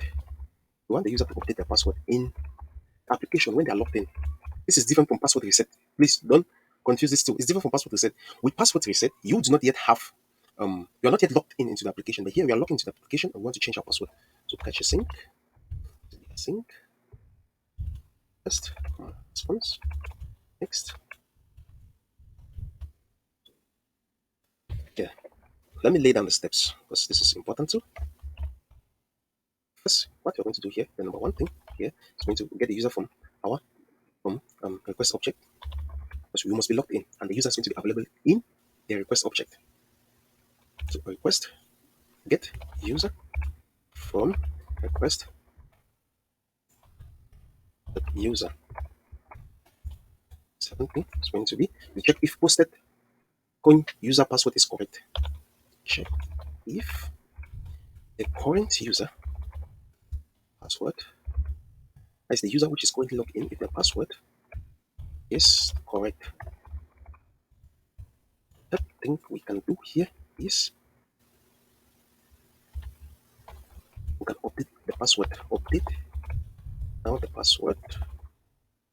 Last but not the least, we can lock back the user in. The updated password, we need to log them back in. So log user in and send back a JWT token. Okay, so we have it here. It's going. Now let's go and implement the steps we have written here. Let's first get the user from the request object. This is const user ID. It should be request dot user dot ID.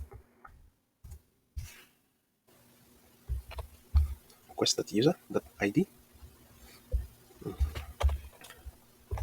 Const await. What? Const user. I'm getting the user now. So await user dot user dot find by ID. Find by ID. IDK. Find by ID. You pass the user ID here. Passing the user ID here. And since we are going to be dealing with our password, we need to select it here at once.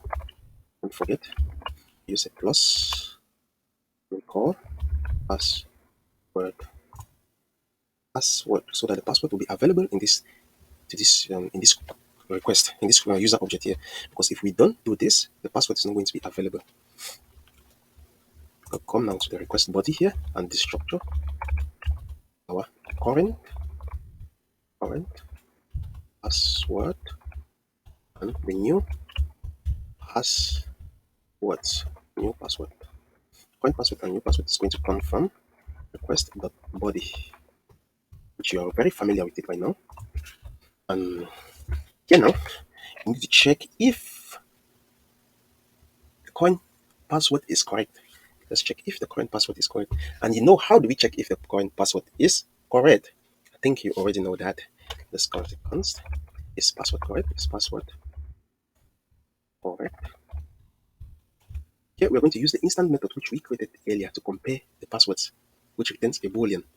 So say await user dot check and compare password. Surely compare password. And this compare password, it takes two parameters, right? It takes the password which the user is supplying for us, and it takes the user's password in the database, which is the encrypted one. It compares the two. So Bcrypt will know how to compare those two passwords. So you can take your current password from here, current password, and the password in the database is going to come from user dot password. So don't you are going to need the password here in order to compare those two. So that's why I put it pass there. Now here we'll check if is password correct. If it is not correct, just negate this now. If his password is not correct, then we want to return from this handler. We want to return from this handler with a new error. And we say current password do not match what we have in the database. So current password do not match. Current password do not match. Yes. Please try again. And we just say here bad request. Just put it a bad request there. So if we've reached this point, that means if we've reached this point, if we pass this point, that means we can update our password now. So we can say user dot password dot user dot password is equals to the new password. Pass the new password here and say await user dot save.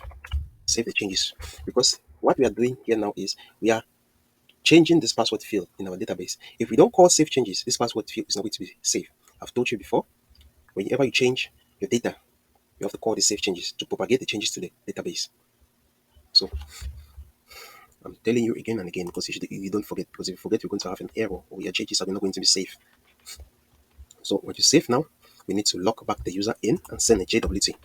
So say const JWT token is going to be send JWT token and expects a user ID. So we're going to give the user here user dot underscore ID. The user underscore ID. You have the token, and now let's set a response dot status.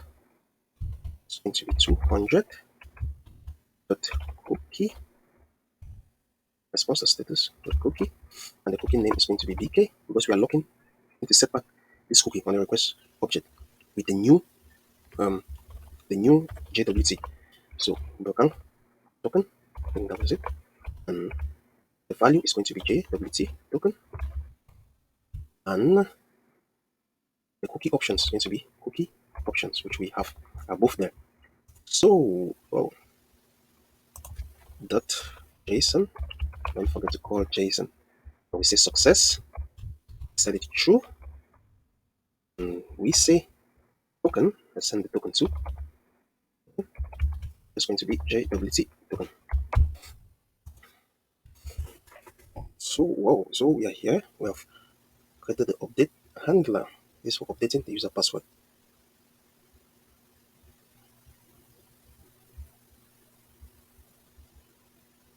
Okay. Let me see. Yes, I think everything is okay. Everything. Let me cross check. You see the importance of what we did here. I hope you're not seeing the importance of what we did here. This password we hash here. We are checking if the password field is not yet modified. We return. If the password field, if the password field is not modified, we return from saving this data. So if it has been modified, you see, we just come here. We don't need to hash the password here. Look at where do we update that password? We are updating our password here. See, we're just setting user the password to the new password. We're not hashing it anyway. But because we are calling save changes here, because we are calling user.save here, it's going to call this hook. It's going to call this hook, and we are going to hash our password and we'll save it to the database. So this, it feels kind of like automation. This free hook here is very useful, and in many cases when you're working with Express MongoDB. So let's go and test that out. But let's first put a route here, which is going to be, now this route here, it's going to be router.route thing here. This is going to be for update. So here we're just going to say reset. So we can say here that response, let's say response. If we say response,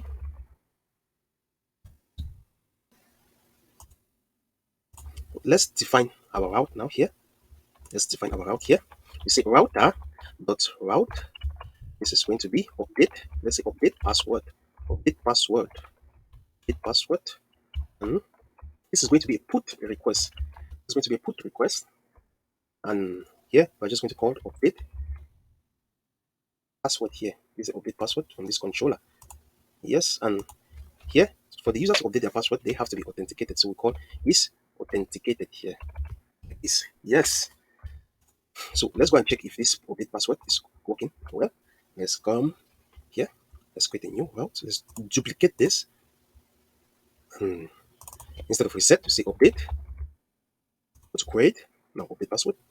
We're not going to be needing this here. Here, I'm going to say update password. Password, yes, correct. And we come here, password. Here we're going to need the new password. And here we're going to need the current password. Current password. New password and current password. I think these are the field we specified here, right? Let's check. Current password, is it? Current password and new password. Yes, these are the fields. So we can now send this response. Let's send this response and see if we are going to change our password. No, we don't want that. So let's change this new password back to pass 1, 2, 3, 4. This is a current password. Let's first make a mistake with this current password and see. Yes, let's first make a mistake intentionally. Let's send. Failed. The route you are trying to access is not defined. Okay, this is coming from our route middleware, which we define in app.js. Let me show you. Control P, app. Yes, this here. It's coming from this here, this app.all. The route you are trying to access is not defined, and the original URL here. See, API/v1 user/update password. That means this route is not correct. Why? Because we have a post request here, but the request we are sending here, where's the user route, is a put request. That means we need to change the method here to put. For this to work, let's send. Yes, we are receiving the right error now. Current password do not match. Try again. Current password do not match. Try again. So we can say passwords. Yes, success true. A new token was sent. Bam. Now we are not logged in to this with this new token. We are logged into this application with this new token. Let's go and try to see if we can log on in with this old password. It's going to throw us an error. Okay, this is the old password here. Let's log in. Password or email is incorrect. See, everything's working now. Let's change it back to the password which we currently have now. 1, 2, 3, 4. Send. Yes, and we are logging. So you see, our password change functionality is correct. Now let's go to the database and see something. This is John. Let's refresh here. You will see a new field is added. Let me see. Oh, no. Because we just changed our password. We're supposed to have a password change at field here. Let me try. Just come with me. Let's try to see what went wrong. Let's debug what went wrong. Okay, let's see. And see here. Okay, so I think it is here. When you're updating the password, you need to update the password change at field here. Password user dot say password changed at here. It's going to be this no date dot now to be date dot now. So let's go and try again.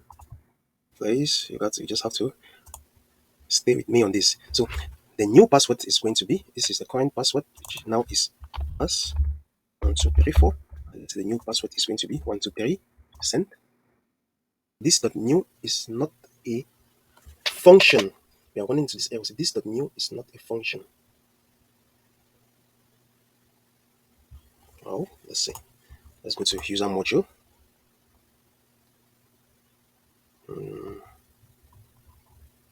User module here. This is the password. This dot new. Oh, it's just it's not a function actually. Yes. With this change, let's come and see. Let's change the password again. Send. Success is true. Success is true. We have changed the password. Let's go to our database and see. Fetch. Yes, I have it. Password change at this. So the password was changed at this time. This is what I wanted to see. So if we come back here, let's log in with a new password. Automatically we'll be logged in. But let's just come here and log in with a new password. So pass 123, send. Yes, we're logging with a new password now. So you come. Let's see. Yes, the password change is still here. Let's go and try to get all the user with this request here. Let's get all the user. Because if we get all the user, you see, we're getting all the user. But if this password was changed, after we send that JWT token, we're going to receive an error. Nice. That means if we mimic a case where somebody stole our JWT and logged into the application and we changed our password immediately, then they're going to receive that error.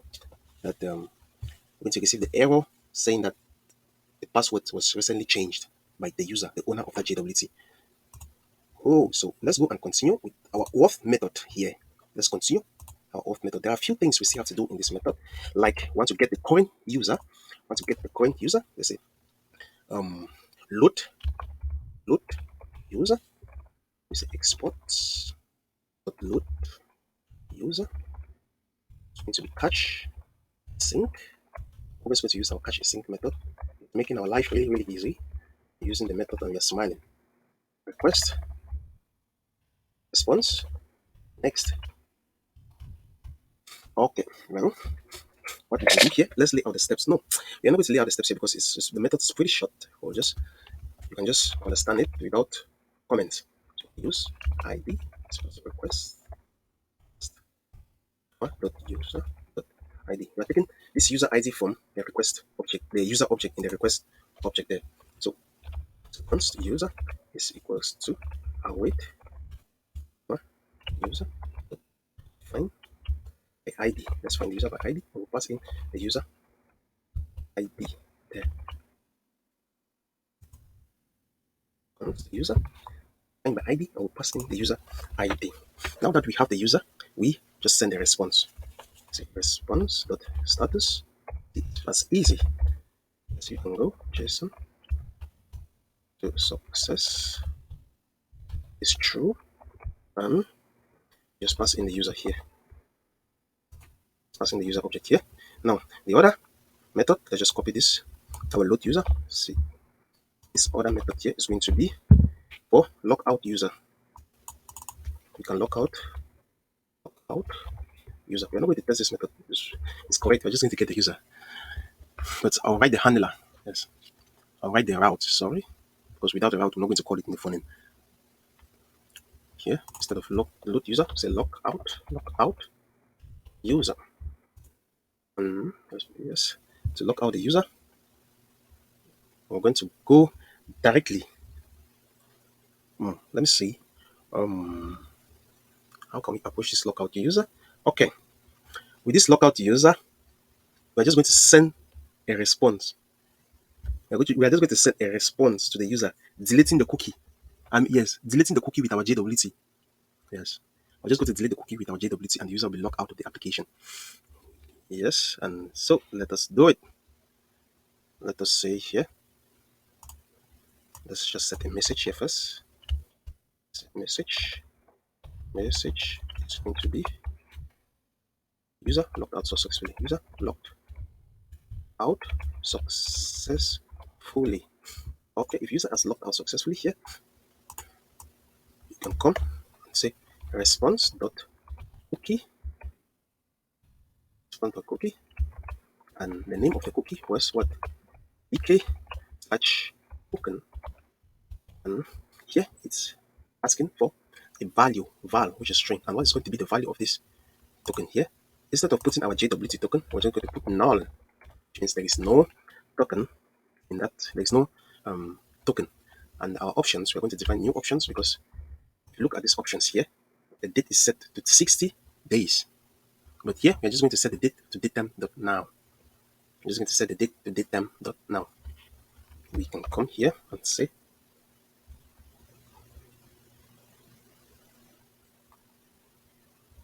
the options. We can come. Let's just copy these options here. Don't for us to be writing, which is almost the same thing apart from the date. Just copy these options. Come down here.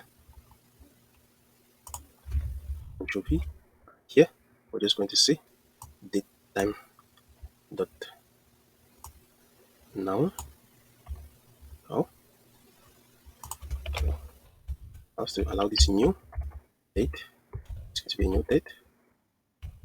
And we wrap this date time dot now in this new date. So yes, it's going to expire at this time, which is now. We're sending this response, and we're going to say user logged out successfully, and we send a 200 code. And voila, I think this is done. This is how we logged out users. This is how we logged out or best preferable log out the user this way. So our auth controller is finally completed. What a long controller with almost 270 lines of code. So it's now let's go to our route and give this route here something to work with. The first is, let's do them here.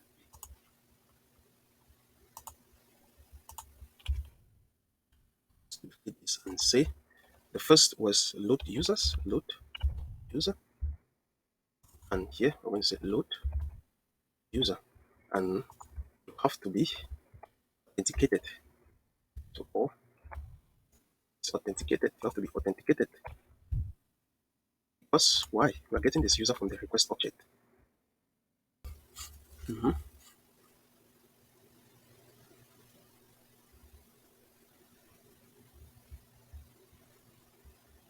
Yes, it's correct.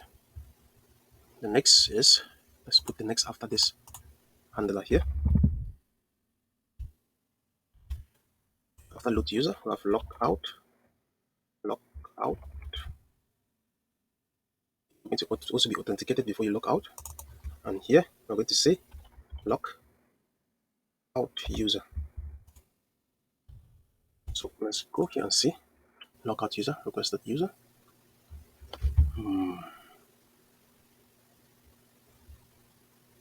Yes. Load user, log out user. So let's go to Insomnia and test. Let's come to Insomnia here and test. Let's duplicate this resource here, and we call this load user, user.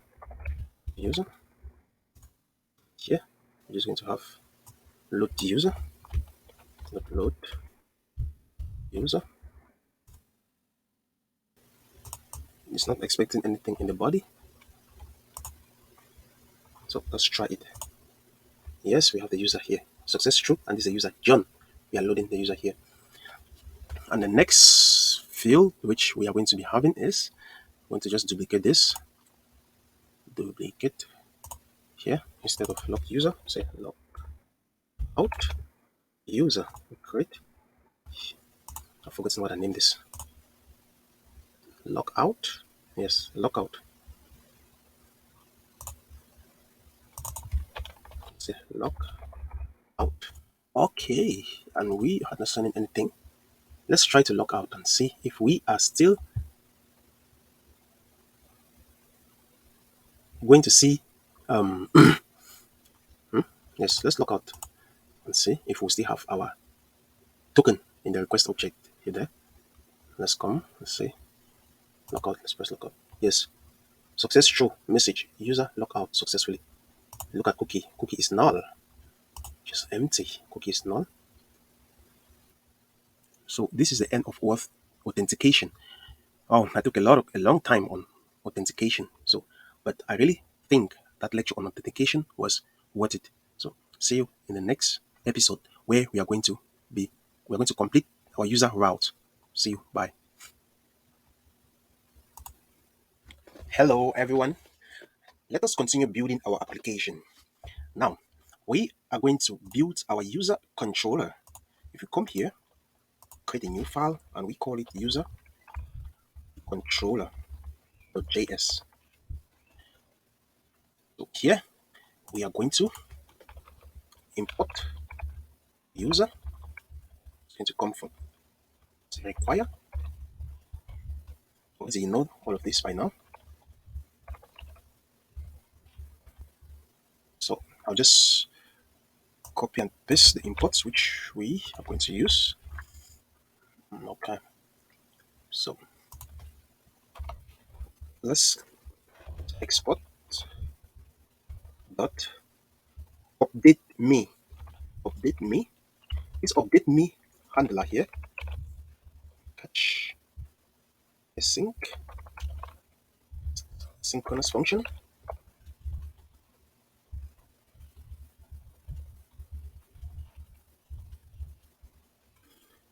So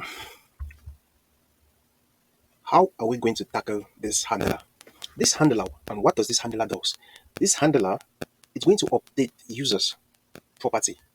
Apart from password, all the other users properties which we can update, we are going to put them here. Properties like their email, their store name, their introduction, banner image, and their photo.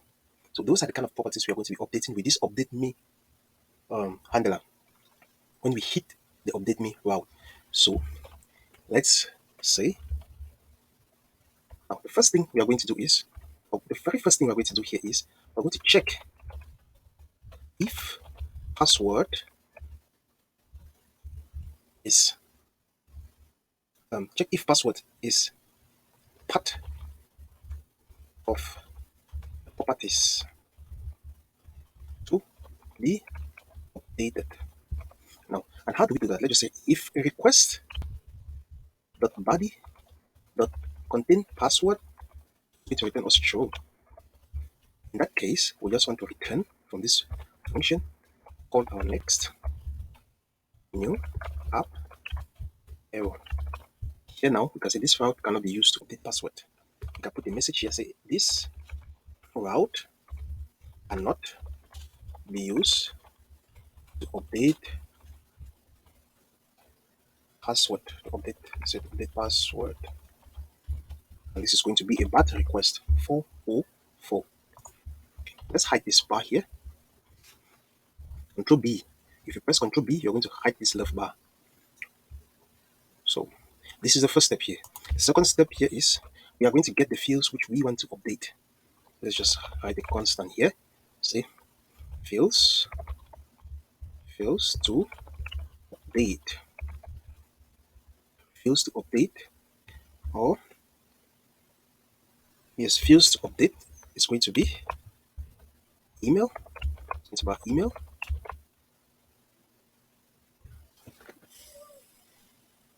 Oh, sorry. You can see here that the fields which we are going to be updating is going to come from our request body. Request.body. So fields to update or request.body.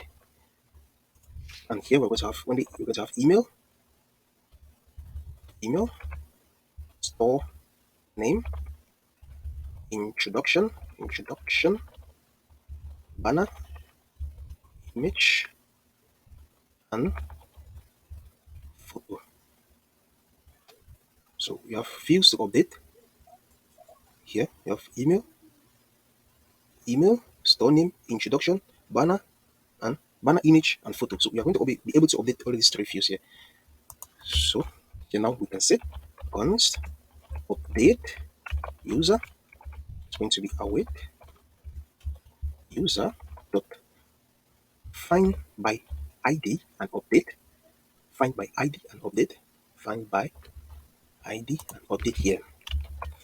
So the first parameter is going to be our ID. And where is our ID coming from? It's going to come from the request dot user object dot ID here. And the second parameter is what we are updating. So here we can now pass fields to update. Fields to update here. And the last parameter is going to be options. You can set some options. It's very important here. Say new is going to be true. And why are we setting new to be true? So that the updated document becomes our new document. Yes. And we run validators and we set true because we are going to run our validators at this point. So with all of this done, we can then now send a response, response.status, status 200.json of Control Z, yes, success is going to be true, and user success is going to be true, and the user is going to be the updated user, which we have here. User here is going to be updated user. So we're finding the trick here is just to use this function here, find by ID and update. We're finding the user by the ID here, and we're updating only these fields. So we are going to be able to update only these fields here. So with that, we have created our update me route. Now let's go and create another. Now the route we are going to be creating now is we want to get all the users. And remember, we already created this route in the Auth controller. So let's just go and copy it and bring it here. Control P, Auth controller. Let's cut this and bring it here to the user controller, and we'll paste it here. So I write a comment here saying this is update me get all user. So you see, yes, I think this is okay. We don't have to do anything with this one. The next route we are going to do is to get a single user. So get a single user. Spots. Let's just copy this and paste it here. So, and let's change the name to get single user. So instead of find here, we want to find by ID, and we want to find by ID here. To find the user by ID, we say find by ID, and here we pass the request dot user dot ID here. If we get this user now, instead of storing it in users, let's just store it in this user property here, and we can just say here user. So you see how easy this is now. We're just going to finish this route in just a few minutes, and the next we are going to take care of is,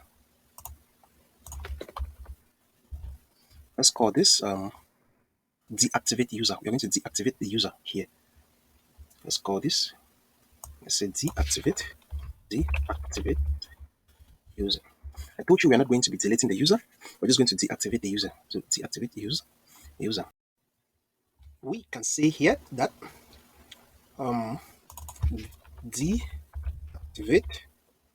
deactivate user.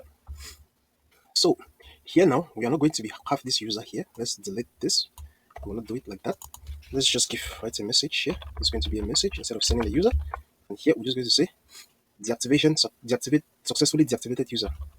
Successfully deactivated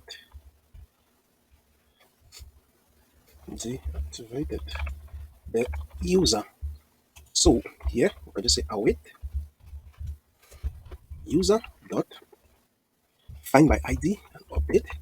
And now, since the user we are going to be finding by ID is going to be request dot, it's going to come from the query parameter request dot params dot, say the user ID. So query dot params dot user ID. This is where this user is going to be coming from, because only the administrator, only the admin of this website can deactivate this user. So I think with this we are ready to go. Let's cross check if we have made any errors before we go to our route. Let's see. Get a single user. Request.user.id. Okay. I think here we are not supposed to, we should not get the user from this request object here. Let's also get this single user from our parameter, because if we do it like this, we already have a route that looped the user. So we don't have to do it like this. So instead of getting the user there, you can just say request.params dot to the user ID. That's how we are going to do this. Yes. Because yes, we'll do it like that. Getting the single user. And let me see here, get all users. Okay. Let's check here. Oh, if you look here, I think we named this folder as utils, not util. Yes, this is going to be utils. and it's going to be utils here. Yes, utils. So yeah, with this now, I think we can go to our route here. And here, before we go to our route here, no restricting any admin, let's first duplicate this line here. And we say, this is slash controllers slash user controller. And in this user controller, we are destructuring. We want to take deactivate user, and we want to take get single user, and we want to take get users, and we also want to take update me. So we are going to write this route endpoints here. We will write this route endpoints here. Let's put some comments here to for simplicity and clarity. Here, let's say this is this route here is auth routes, and if you come down here, these other routes here, this is going to be user routes. So the first route for this user is going to be router.routes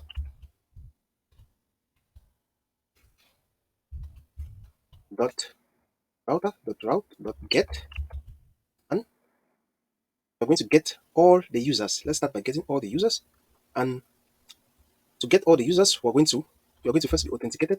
So we'll call this authenticated, and you have to be admin. So we can say restrict to admin.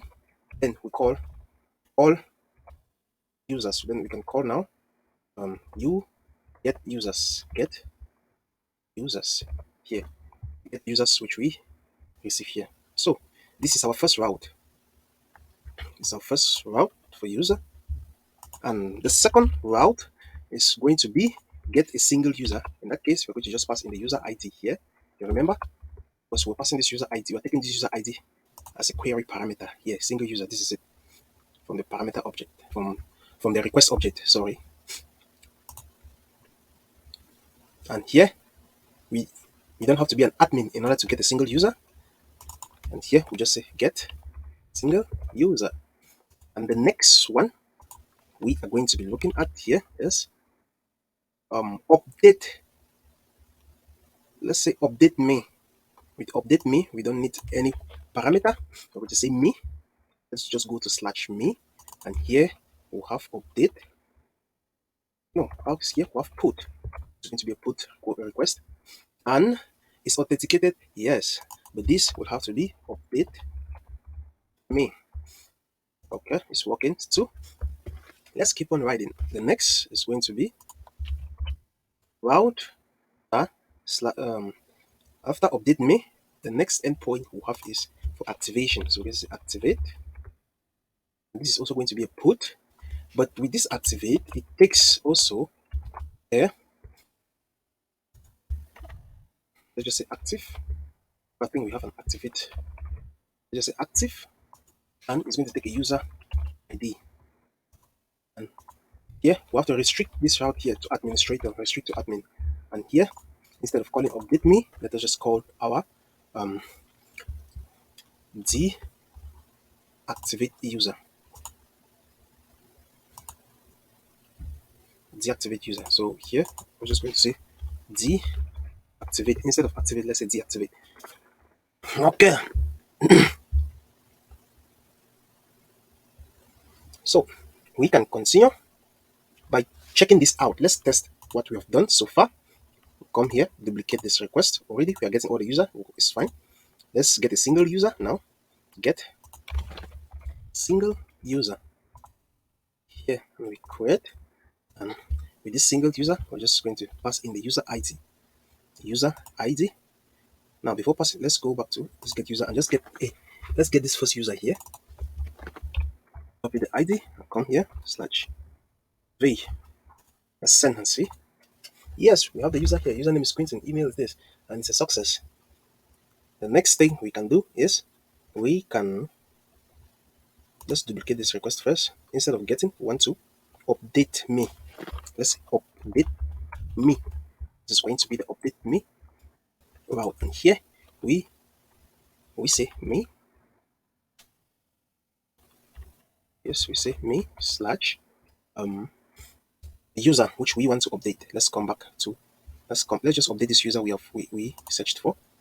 This user. Let's just copy their ID here. Control C. Oh, update me. No, update me. We do not need an ID. So we just say update slash me. Yeah, and this have to be a put request. A put request. And in the body of this request, this is going to be JSON. We just say, let's first check if this route here is correct because I'm doubting. Yes, we'll put update me. Great. Let's come here. The first thing we want to change. Okay, let's just put name. You see here. Because we are excluding name. We are excluding name from our let me show you what I'm trying to say here. We're excluding where is it? Update me. We're excluding name from this field to update. We're excluding name from this field to update. Therefore, if we call this find one, therefore, when we call this find by ID and update, we are going to it's going to update only these fields here, only the fields we have here. So let's see. Let's change the name of this user here. What's this username? We're getting the user here. Let's send. Update me now. Okay, this is like this. Okay. So here now we can just say, let's check here. The name here is Quentin. Let's say, come here. You can say, let's add number to the name. Number Quentin. And we can change another field, the store name. Let's change the store name to, let's just give a name here. Let me see what the name is. So name was Queen Store. So let's just update the store name here to Kill Store. Kill Store. So, and let's give an introduction. Introduction. Here we sell all kinds of stuffs. So let's just leave it like this, and we expect only these two fields to change. At least that's what we expect. So let's try. Send. Let's see. We have an introduction. Yes. Store name, kill store. But look at the name field here. It's changed. That means this code here is not working. What we did here is not working. Now, yes, this code here obviously was not going to work. You know why? Because we are updating. We are calling find by ID and update, which is going to update any field that was passed and it is in our schema. It's going to update any field that was passed and it is our schema from the request body. So what we can do here is we will create a function here. Let's just create a function here. Let's say const it. Let's say exclude fields. Fields. Oh, let's say exclude fields, and this exclude fields is going to take two parameters, and let's call the first parameter as the request body, because this is going to be the request body, and the second parameter is going to be fields to include. Let's say fields to include. Now this request body, this is going to be like request.body, and the fields to include is going to be like our email, store name, introduction, and all the rest. But this fields to include is not going to include name, the name field. So, but now here, this fields to include, let's spread it here. Let's put a spread operator here, so that whatever field we have here, they're going to be converted to an array. So that being said, we can come here now and we say, let's define a new object here. Let's say const object, new object. Let's just call it new object is equals to an empty object. And now we can come here and we say object dot key. Now, why are we calling object dot key? Listen to what here, read this and hear what object dot key does. Here we can pass either a string or an object. So object that contains the property and method can be an object that you created or exists. It returns the name of the enumerable string properties and the methods of an object. So it returns the names of the enumerable properties. So you see, if we have an object here, if we have like our request.body here is an object that's going to be in the form. Let me just explain. Let me just show this to you. Let's put comment here, and let's say our request.body is going to be in this form. It's going to be an object. We have name. Name is going to be Quinton. Name is going to be Quinton. Store name is going to be Queen. Store and email is going to be queen at brokang. So let's just allow this value, and let's just say this is our request body. Now this is our request body. This is how it's going to be, and we do not want this name field. Our target is we want to remove this name field from all of this field. So here we are going to pass all the request.body in this object.key. And what object.key is going to do is just going to give us these keys here. It's just going to give us the name, the store name, and the email. So let's say request body. So we are passing the request body here, and we are looping through each of them, looping through each of the keys, which is going to be the name. I'll just write something here. So what we are looping over now is something like this. Let me give you a comment here. It's going to be something like this: name, store name, and email, because they are the keys of this object. This is what we are looping over. So for each of this, there's going to be an array, because that is what request.keys does. It's converted to an array. So we are looping over something like this. Now for each of these items here, which is going to include the items which we do not want to have in these fields here, fields to include. So here now we can say, we'll come here and you check if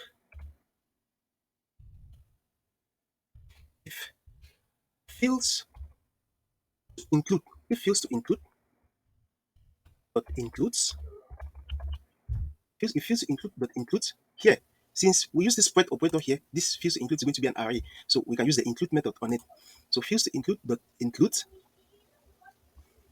if fields to include but include this one of these elements here, one of these names here, then we can set this new object.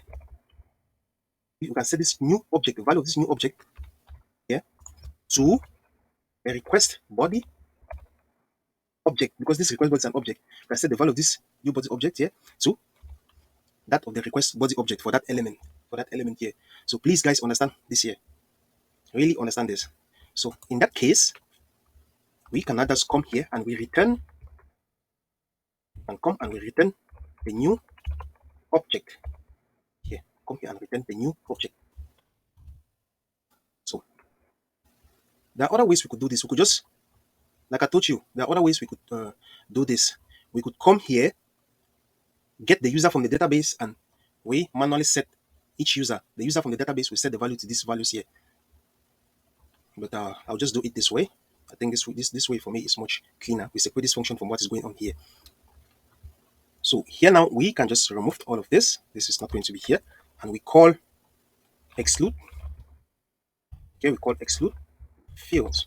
This exclude fields now we passed our request that body here, and the fields we are going to exclude. The first is going to be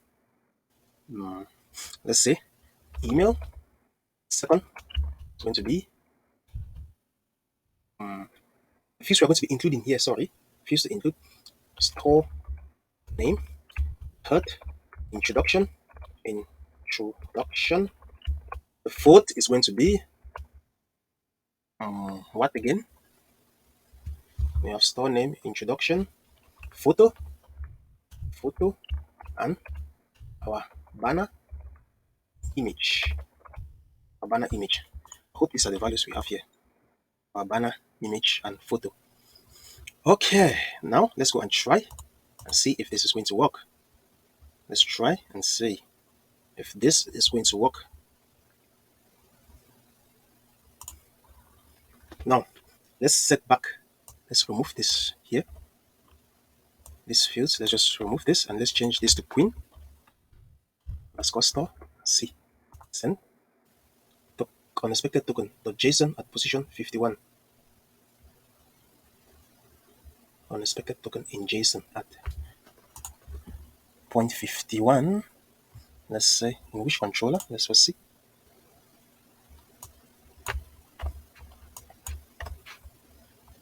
Let's go back here. I think there's a problem here. It's caused by this. Store name. Let's remove this comma here. It's not supposed to be here. It's a problem from the mistake we made in here in this JSON object here. Listen. Yes, you see the name still stays as Queen, number Quinton, and the store name is Queen. So you see we cannot change the name again. The name was excluded. No matter how many times you do it, the name is going to still be again. So remove that. Send. Yes, the name is still going to be number Quinton. So we have fixed that issue. Now let's test. The last thing we have to test here is activate. To actually activate a user, this is going to be activate user.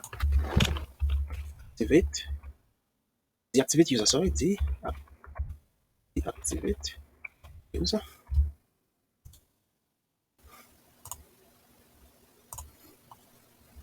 And here, let's say deactivate. Yeah, so deactivate. And we don't need anything in the response body. And here, we need the user ID. Let's deactivate this user we have been working with. No, is this user an admin? Yes, let's try to deactivate this user we've been working with.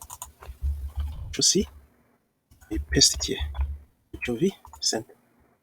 The route you are looking for does not exist. Oh, what have I done? This is Control X. Let me send. Yes, let's come back here, paste it here, and we send. The route you are trying to access is not defined. User.deactivate. What did we call this route here? Deactive. Let's just call deactivate. Deactivate user. So let's come back here. Let's come back here and send.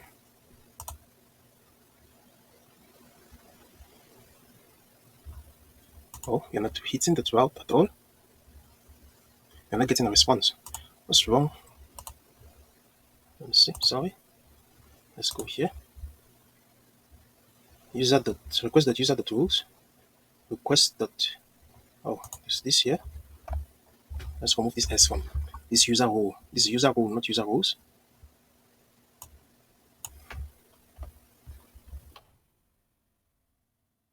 So let's try and send the response back and see. Send the request. Oh, it is still loading. Let's go and check. I'm making too much errors and I think I'm kind of tired. Let's say user route. Let's check. You're stuck here. We leave this middleware here and come to this. Oh, okay. I see the error. The error is here. Restrict to. We need to pass the role. Is going to be admin. Yes, this is it. Here, lesson. Yes, we have this error. User cannot access this resource. That's because the user we are logged in with now is currently not an administrator. Here, we are logged in as normal Quincy, which is not an administrator. So let's come to our database and see. Let's change this user here, this John user, to admin update. Let's come back here and see that we are going to deactivate this other user here. We're going to deactivate this user. Send. Yes, success, because we are administrator. So if you're not an administrator, you cannot deactivate this user. Okay, now I think we are done. Here. So this is all we had to do with deactivating user. I'll see you. We are going to start building our product routes in the next lecture. Okay, there's one little thing I wanted to show you guys here. If you see here, we are deactivating the user. We need to find a way. Now, as it stands now, if we query for the user we have deactivated, let's go to the database and check which users we deactivated. We deactivated. Let's see. This user here, Hans. You see, active field here is set to false. Now let's query for that user. Let's come here and get a single user, and let's get the ID. Let's copy this user's ID here, Control C, and we come here, we paste that user ID here, Control V, send. Okay, we have the user here. You see, we are able to query this user. Even when we get all users here, we will get users. We're getting only one user. No. Even when we get all users here,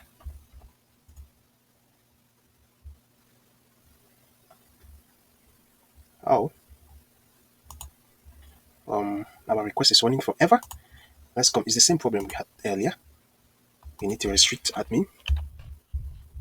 See, if we didn't do this, we'll run into errors when we are implementing our front end. So it's good to test, even though this testing this route takes a lot of time, but it's still good to test them before we move to the front end. So now let's go back to this route. Send.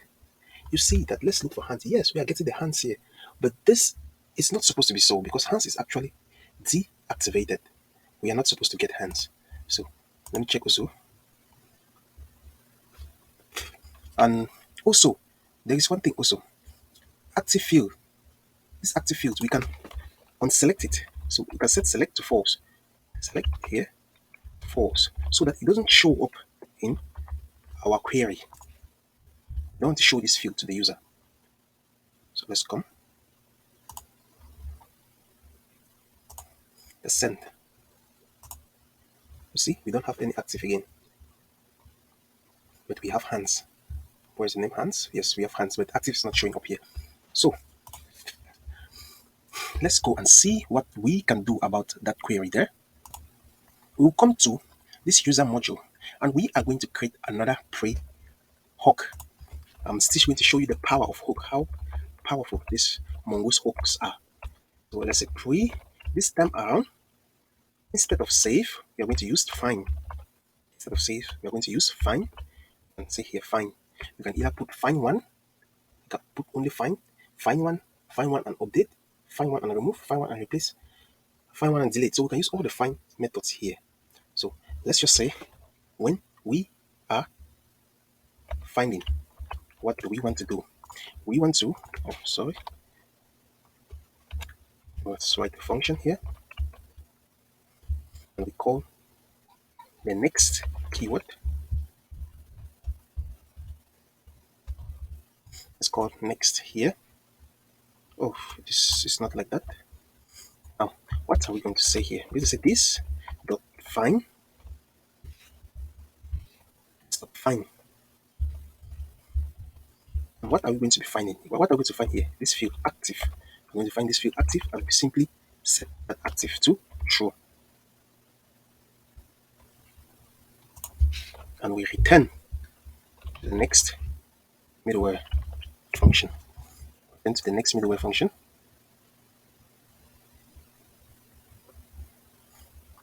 Now, the reason why we are doing this is that when we find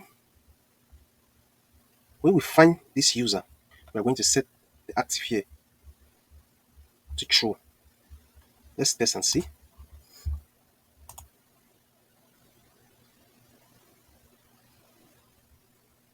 Could not connect to the server. What went wrong?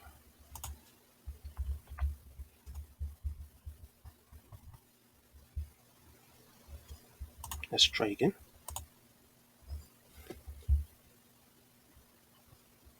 You see, we are only having only 3 users here. See, Quentin, Lisa, and the name, they are supposed to be John. The name we changed to Number Quentin. So, and the store name was Queen Store. So, you see here that we are only having only 3 users. There's no hands.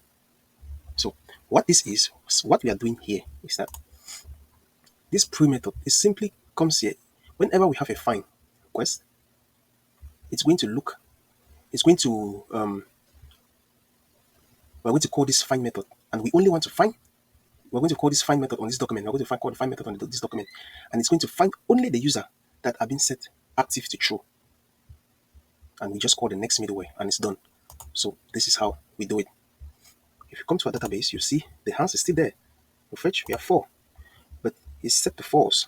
Why all of these other users are set to true? It's true, true, and true.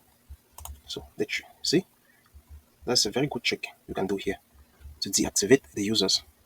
So, but now the real thing here is if we go and say get single user, because single user uses find by ID. It uses, let's say we are getting the hands. You see, we are still getting the hands. So it uses find one. It uses find one. But here we are come here. Here we are using only the find method. So what can we do here? Instead of putting only find here, we can put a regular expression here that will either accept that will accept any word that stand any of MongoDB query methods that stand with that start with find. You accept any of the MongoDB query methods that start with find. Either find one and update, find one and delete. These are the yes. So here we can just put a regular expression here. Mm, we are going to say, let's write this regular expression. It's not that difficult. We just say find. This is going to find any word. This regular expression here will find any word that begins with find. It's going to find any word that begins with find. So let's go back and try. If you go here, let's send. We're not going to receive this user. Yes, the user is null. You see?